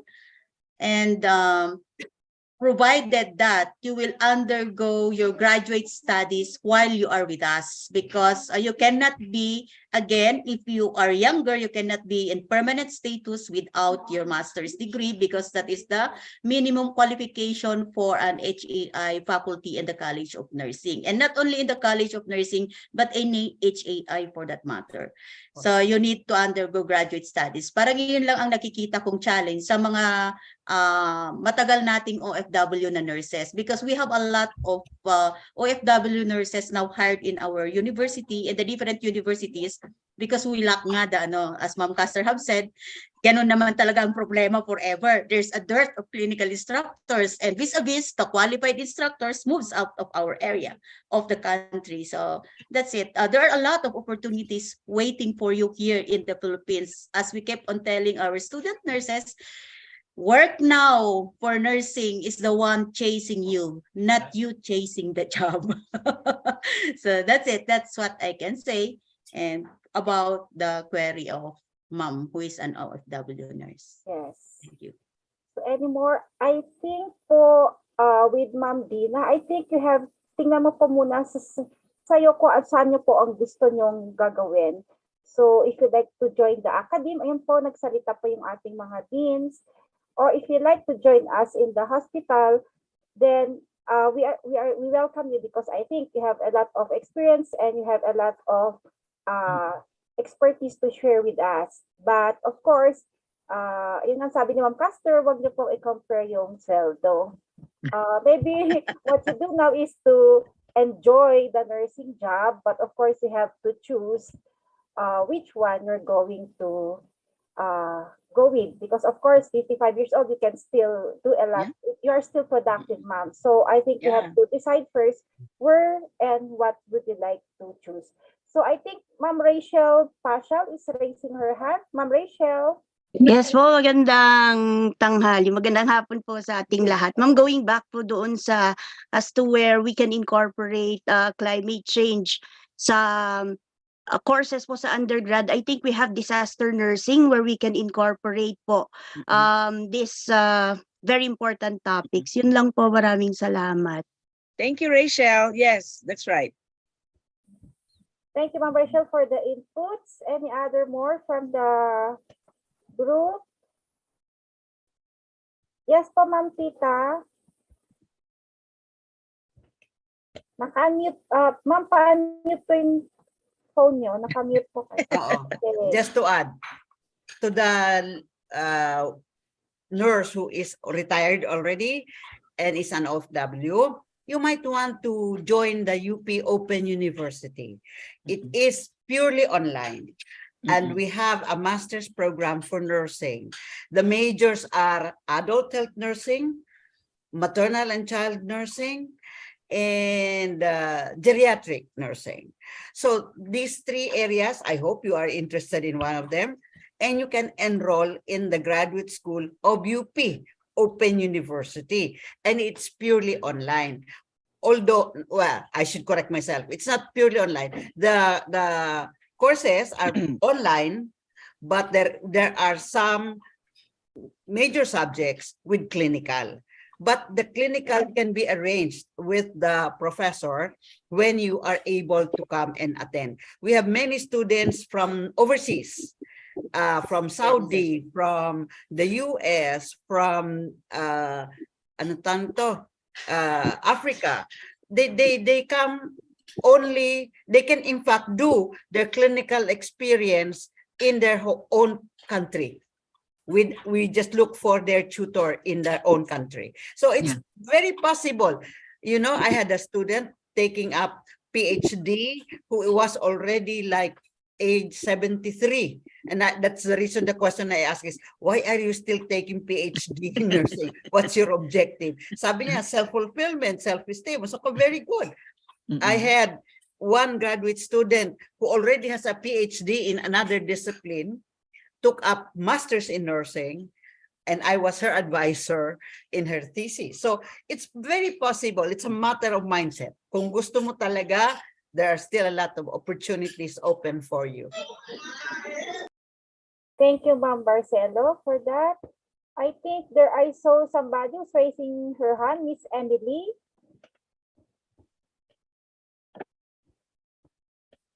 Emily. Ano siya? Nag-raise siya ng hands kanina. Ma'am, kung wala po, mayroon pong question or question I mean for Ma'am Caster sa chat box.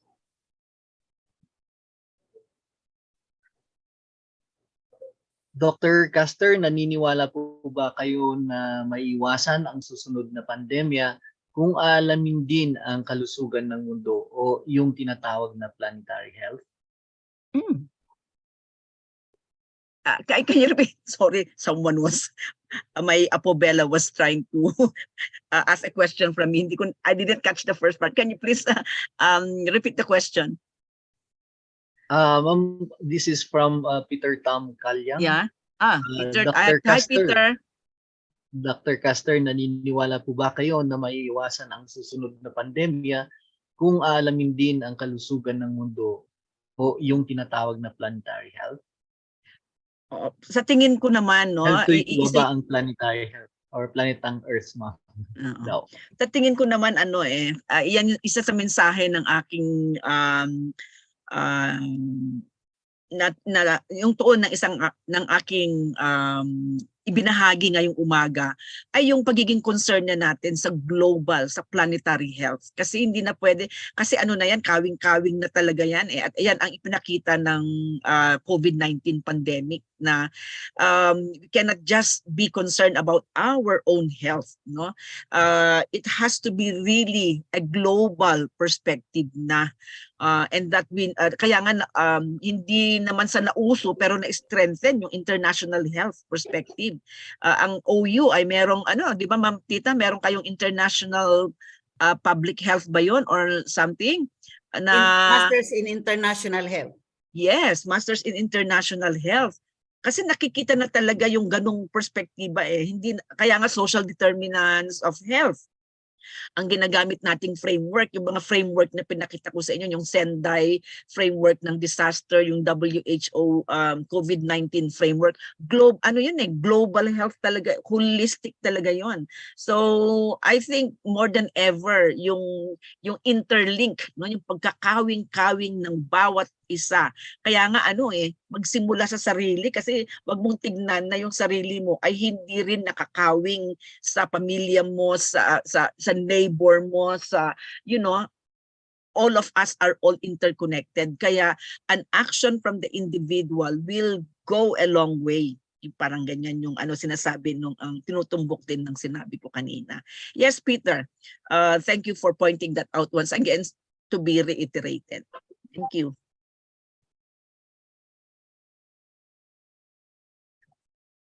Any other questions po?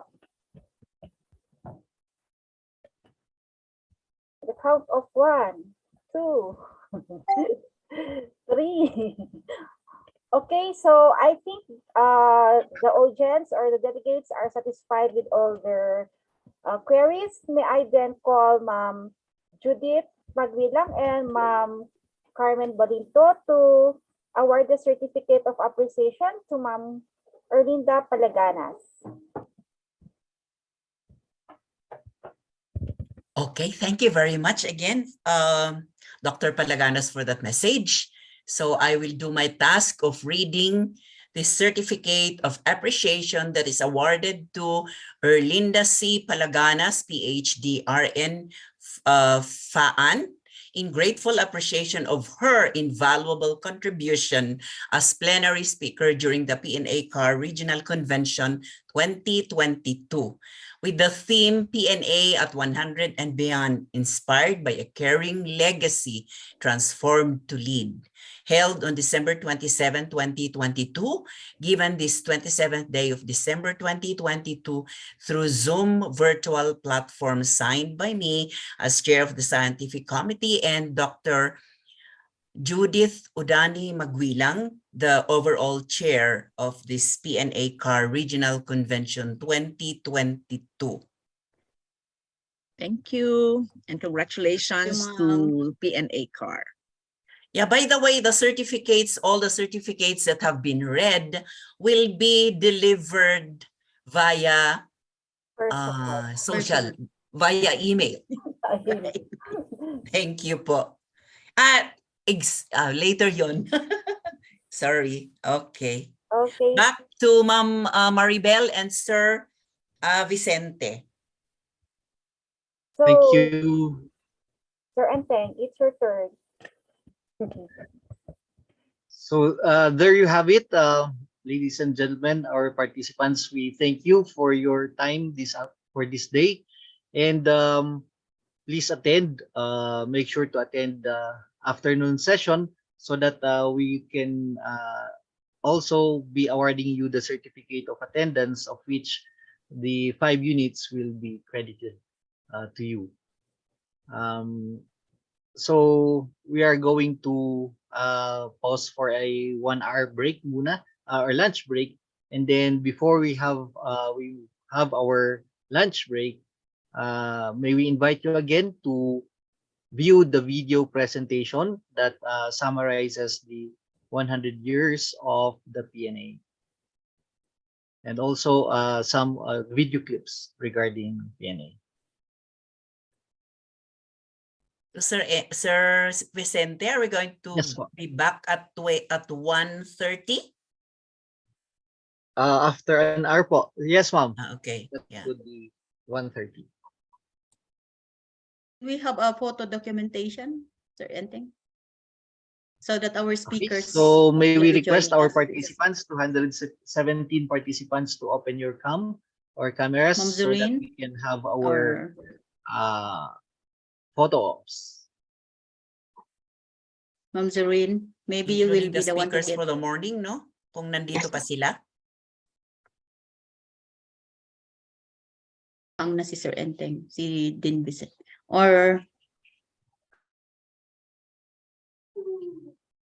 maybe Godfrey? Sir Godfrey will be the one to take the photo. Please. Okay, ma'am. Okay po, so look straight on the camera and then say cheese, smile. Okay. Okay, so one more time, smile. Third po, one more time, smile. Fourth. And the last part po, smile. Okay po. Thank you. Okay, thank you, Thank you, everyone. everyone. See you Happy later. lunch. See you at 1:30. Yeah. Okay po. Happy lunch po. Thank you, Ma'am Thank you, Ma'am Tita. Tita. Thanks. One for me. Malis na yata si Sir Melvin. Wala. Oo, Sir Melvin also. Busy. See you later, Ma'am Caster. Yeah. Mag-lunch lang Yeah, tayo. good one po. Pero mag-video, manunod tayo ng video. Ma'am Grace. Si Ma'am, ayun, nandito si Ma'am Grace. Hi, hello. Nice to Oh, see you andito pa all. akala ko nandito pa si Sir Melvin. Saan ka? Nandito ka sa Baguio, Ma'am Grace? Yeah. Hi, sa bahay lang. Akala ko nasa rest house ka. Sandali, can we log out first then be back again na lang po? Why?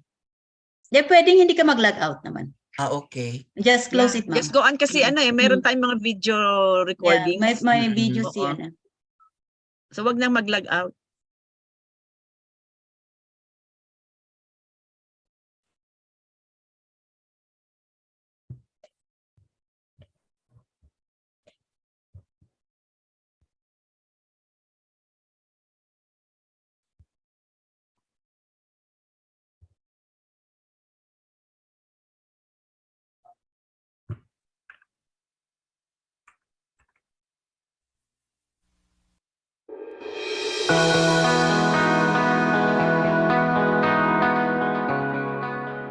The professionalization of nursing in the Philippines started in 1906 when the Americans established the first training school of nursing at Iloilo Mission Hospital. In 1907, the first 3 schools of nursing were established in the Philippine General Hospital, Mary Johnston General Hospital, and St. Luke's Hospital School of Nursing. In 1922, Anastasia Gidon Tupas conceived the idea of organizing the Filipino Nurses Association. On October 22, 1922, the FNA was formally inaugurated with Mrs. Rosario Delgado as its first president. In January 1924, the FNA was incorporated. In 1929, the nursing curriculum was revised, which paved the way for the acceptance of FNA as a member of the International Council of Nurses. 1935 was marked by the publication of the first nurses' hymn. In 1953, FNA sponsored Bill number 409, which later became RA 877, upon the signature of President Elpidio Quirino on June 19, 1953. RA 877 was thought of as the first true Philippine nursing law. In 1966, the Filipino Nurses Association was changed to the Philippine Nurses Association, or PNA. Other than the Golden Jubilee in 1972, the 70s is remembered with many tangible developments and contributions to nation building by the PNA. 1975 also marked the beginning of the Anastasia Giron Tupas Award for Outstanding Nurses with the following noted recipients. It was also in the 70s, 1978 specifically, when the House of Delegates was created, which originally was composed of chapter presidents and selected PNA members until in 1980, when the HOD became a yearly activity as a part of the annual PNA convention. Through time, the PNA provided an avenue for nurses to address their concerns in the workplaces and to safeguard the nurses' rights. The PNA has established its caring legacy. After 100 years, PNA continues in her caring legacy for the health and welfare of the Filipino, transformed to lead in the field of education and contributing to the political arena that has social impact to the lives of the Filipino people.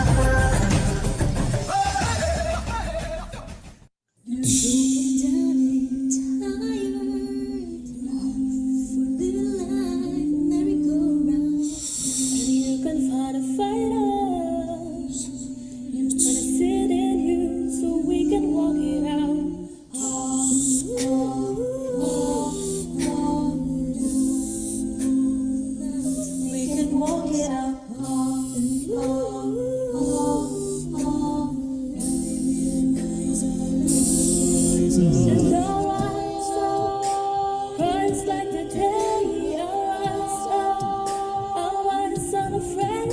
I'll rise up, and I'll do it 1,000 times again.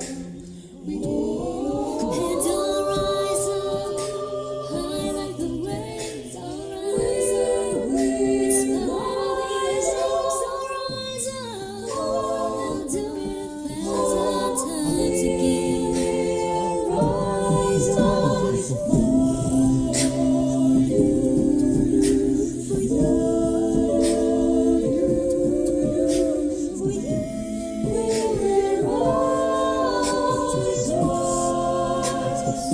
This is my final song. Take back my life song. I'll play my life song. And I don't really care if nobody else believes. 'Cause I still got a lot of fire left in me. Like a small boat on the ocean. I'm sending very waves into motion. Like I would sing a word, can make a heart open. And I'd only have one match, but I could make an explosion. All those things I didn't say, I get the holes inside of me. I'll scream them loud tonight. Yeah, you always this is my heart song. Take back my life song. Move on the right side. My power is turned on, starting right now. I'll be strong. I'll play my fight song. And I don't really care if nobody else believes. Because I still got a lot of fight left in me.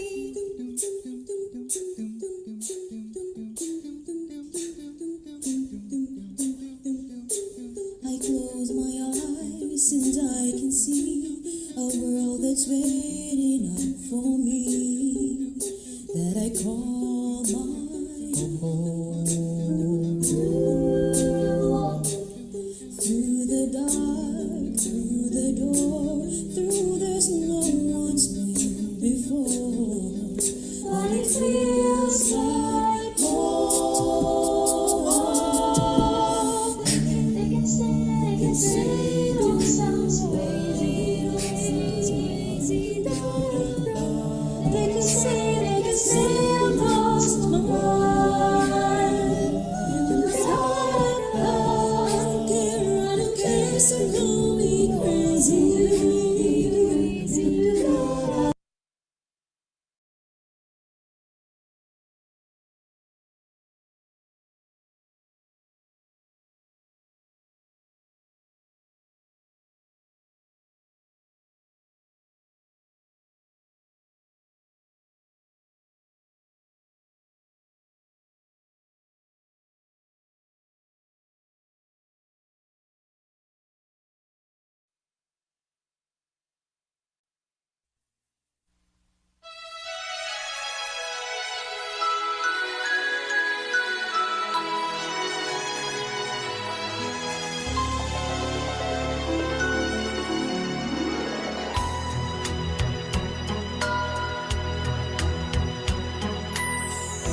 My idea of a perfect Christmas is to spend it with you, in a party or dinner for two. Anywhere would do. Celebrating the Yuletide season always lights up our lives. Simple pleasures are made special too when they're shared with you. Looking through some old photographs, faces and friends we'll always remember. Watching busy shoppers rushing about, in the cool breeze of December, sparkling lights all over town, children's carols in the air, by the Christmas tree, a shower of stardust on your hair.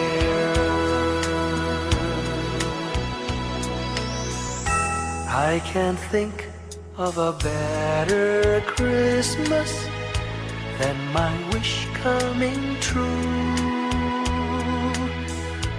And my wish is that you'd let me spend my whole life with you.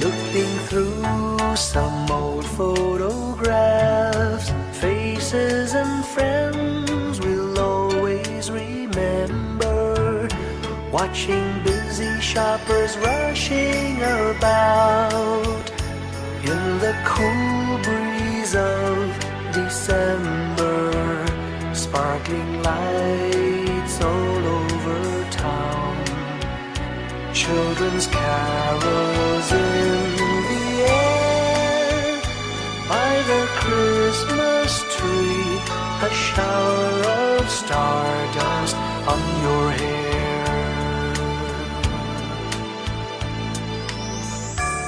I can't think of a better Christmas than my wish coming true. And my wish is that you'd let me spend my whole life with you. My idea of a perfect Christmas is spending it with you.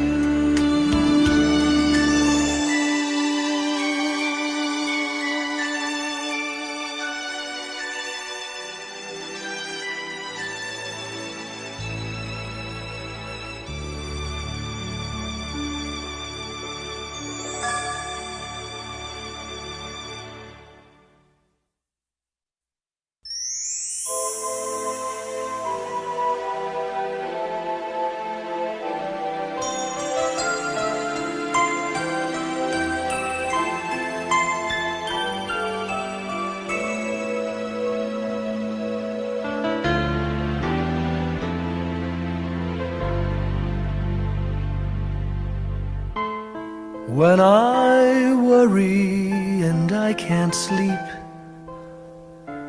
I count my blessings instead of sheep, and I fall asleep counting my blessings.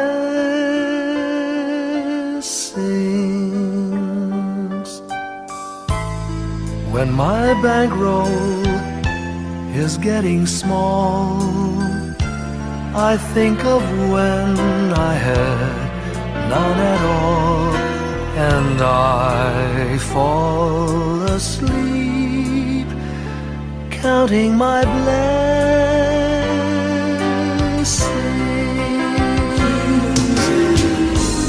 I think about a nursery and I picture curly heads,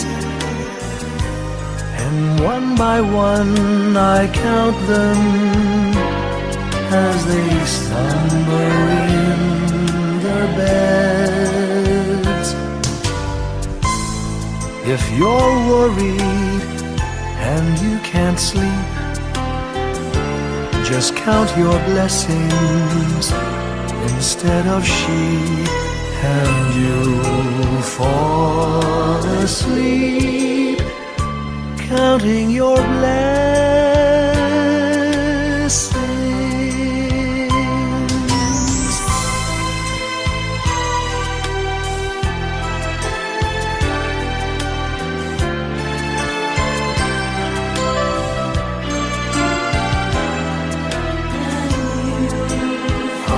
fall asleep, counting my blessings.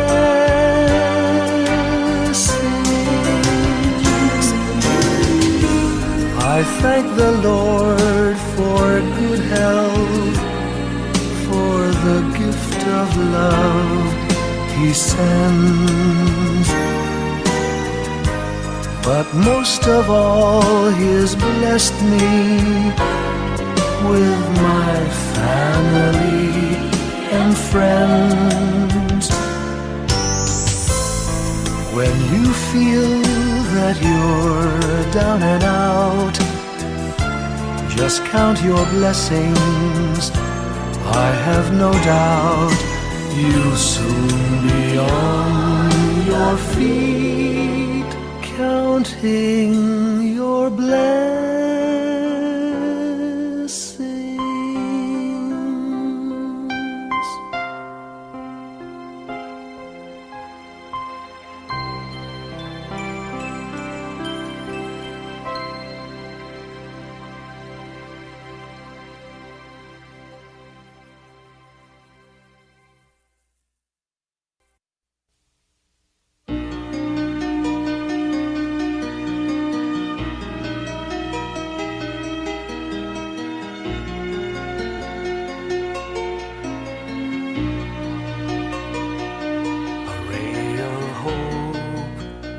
Flickers in the sky. A tiny star lights up way up high. All across the land dawns a brand new morn. This comes to pass when a child is born. A silent wish sails the seven seas. The winds of change whisper in the trees, and the walls of doubt crumble, tossed and torn. This comes to pass when a child is born. A rosy dawn settles all around. You've got to feel you're on solid ground. For a spell of truth, no one seems forlorn. This comes to pass when a child is born.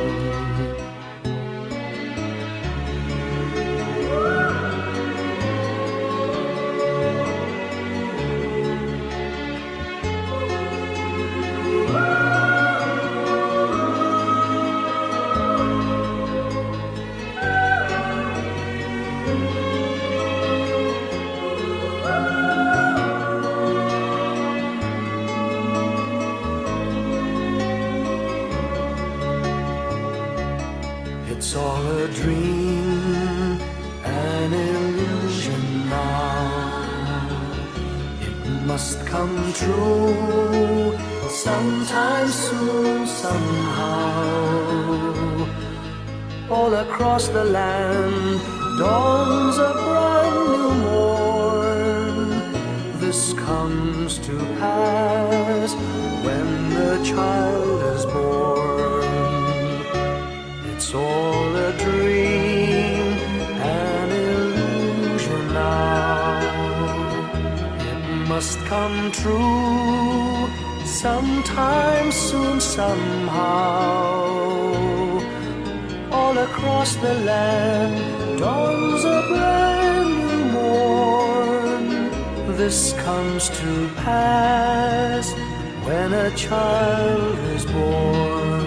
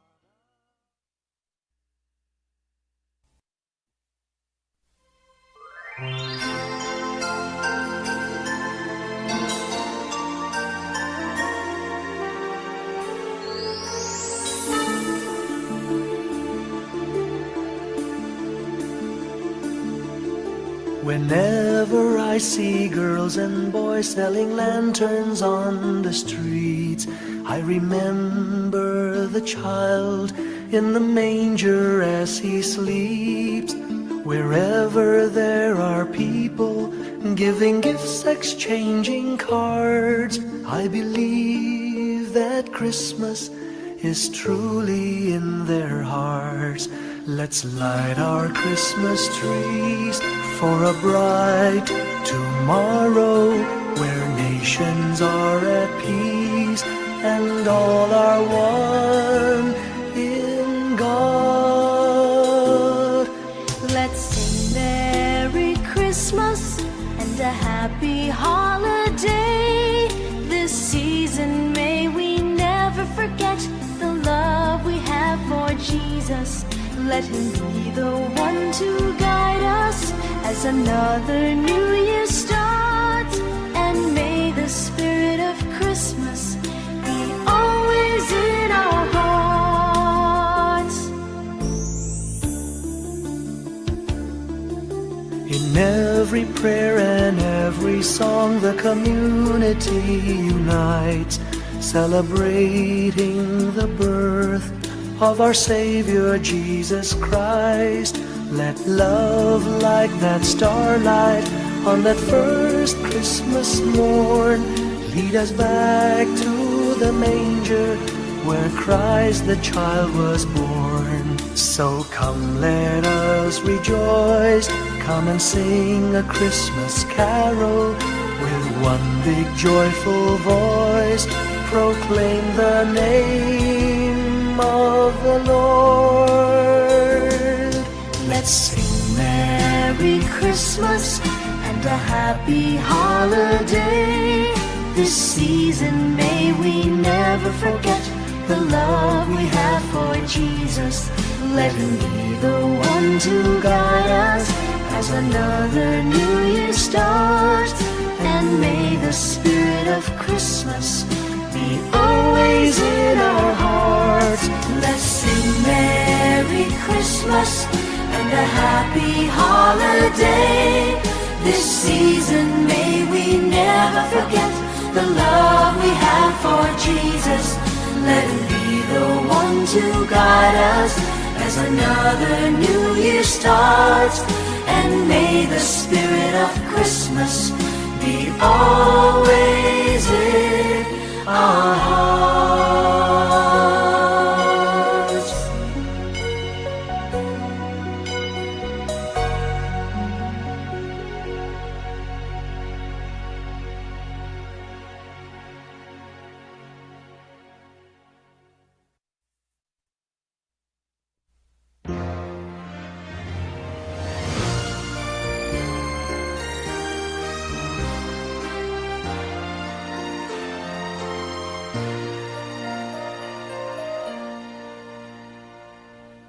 Long time ago in Bethlehem, so the Holy Bible say, Mary's boy child, Jesus Christ, was born on Christmas Day.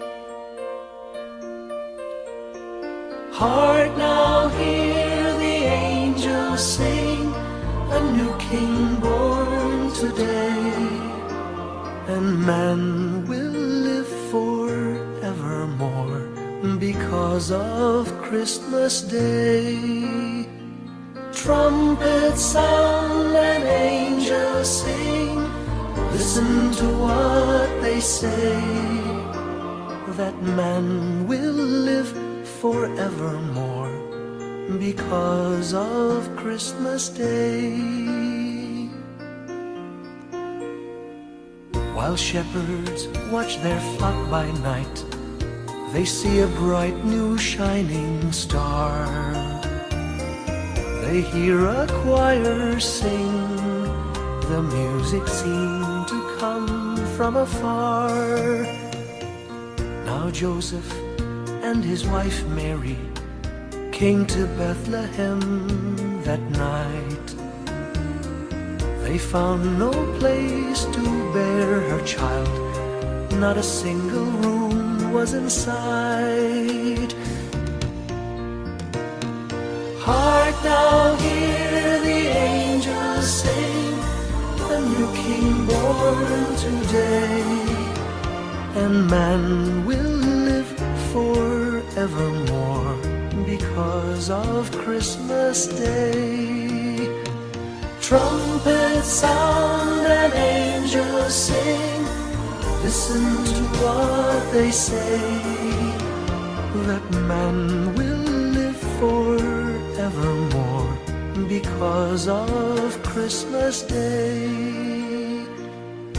By and by they find a little nook in a stable all forlorn,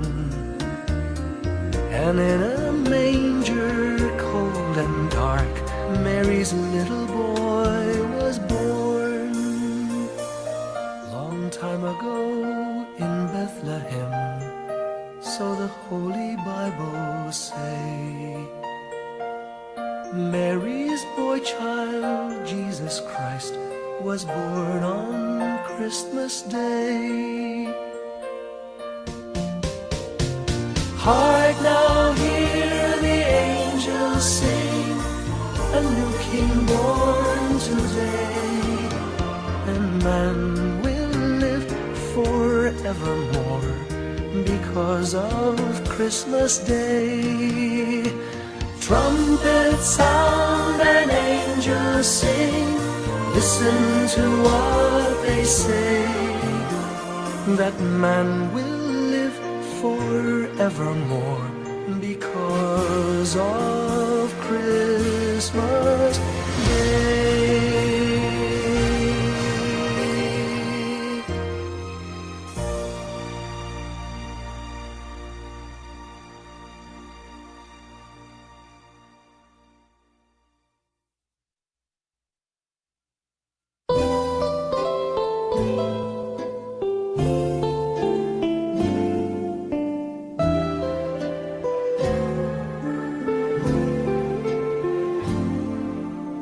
Little Christmas tree, no one to buy you, give yourself to me.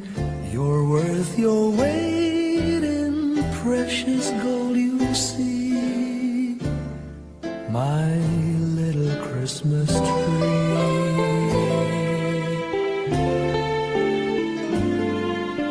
promise you will be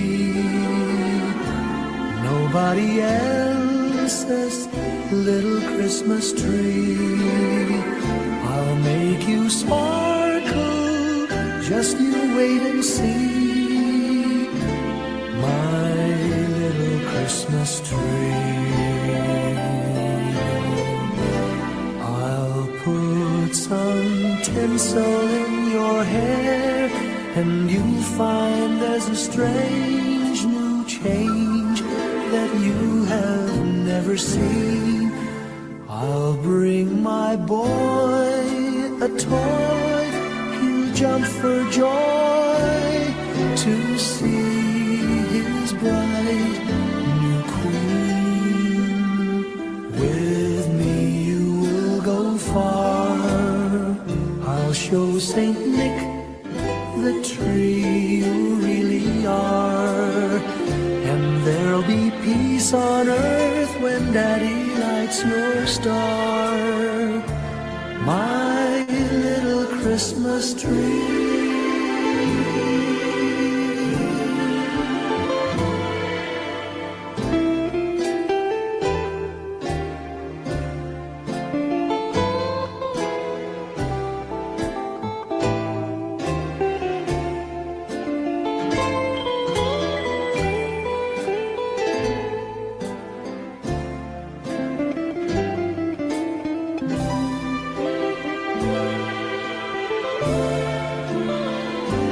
With me you will go far, I'll show Saint Nick the tree you really are, and there'll be peace on earth when Daddy lights your star. My little Christmas tree.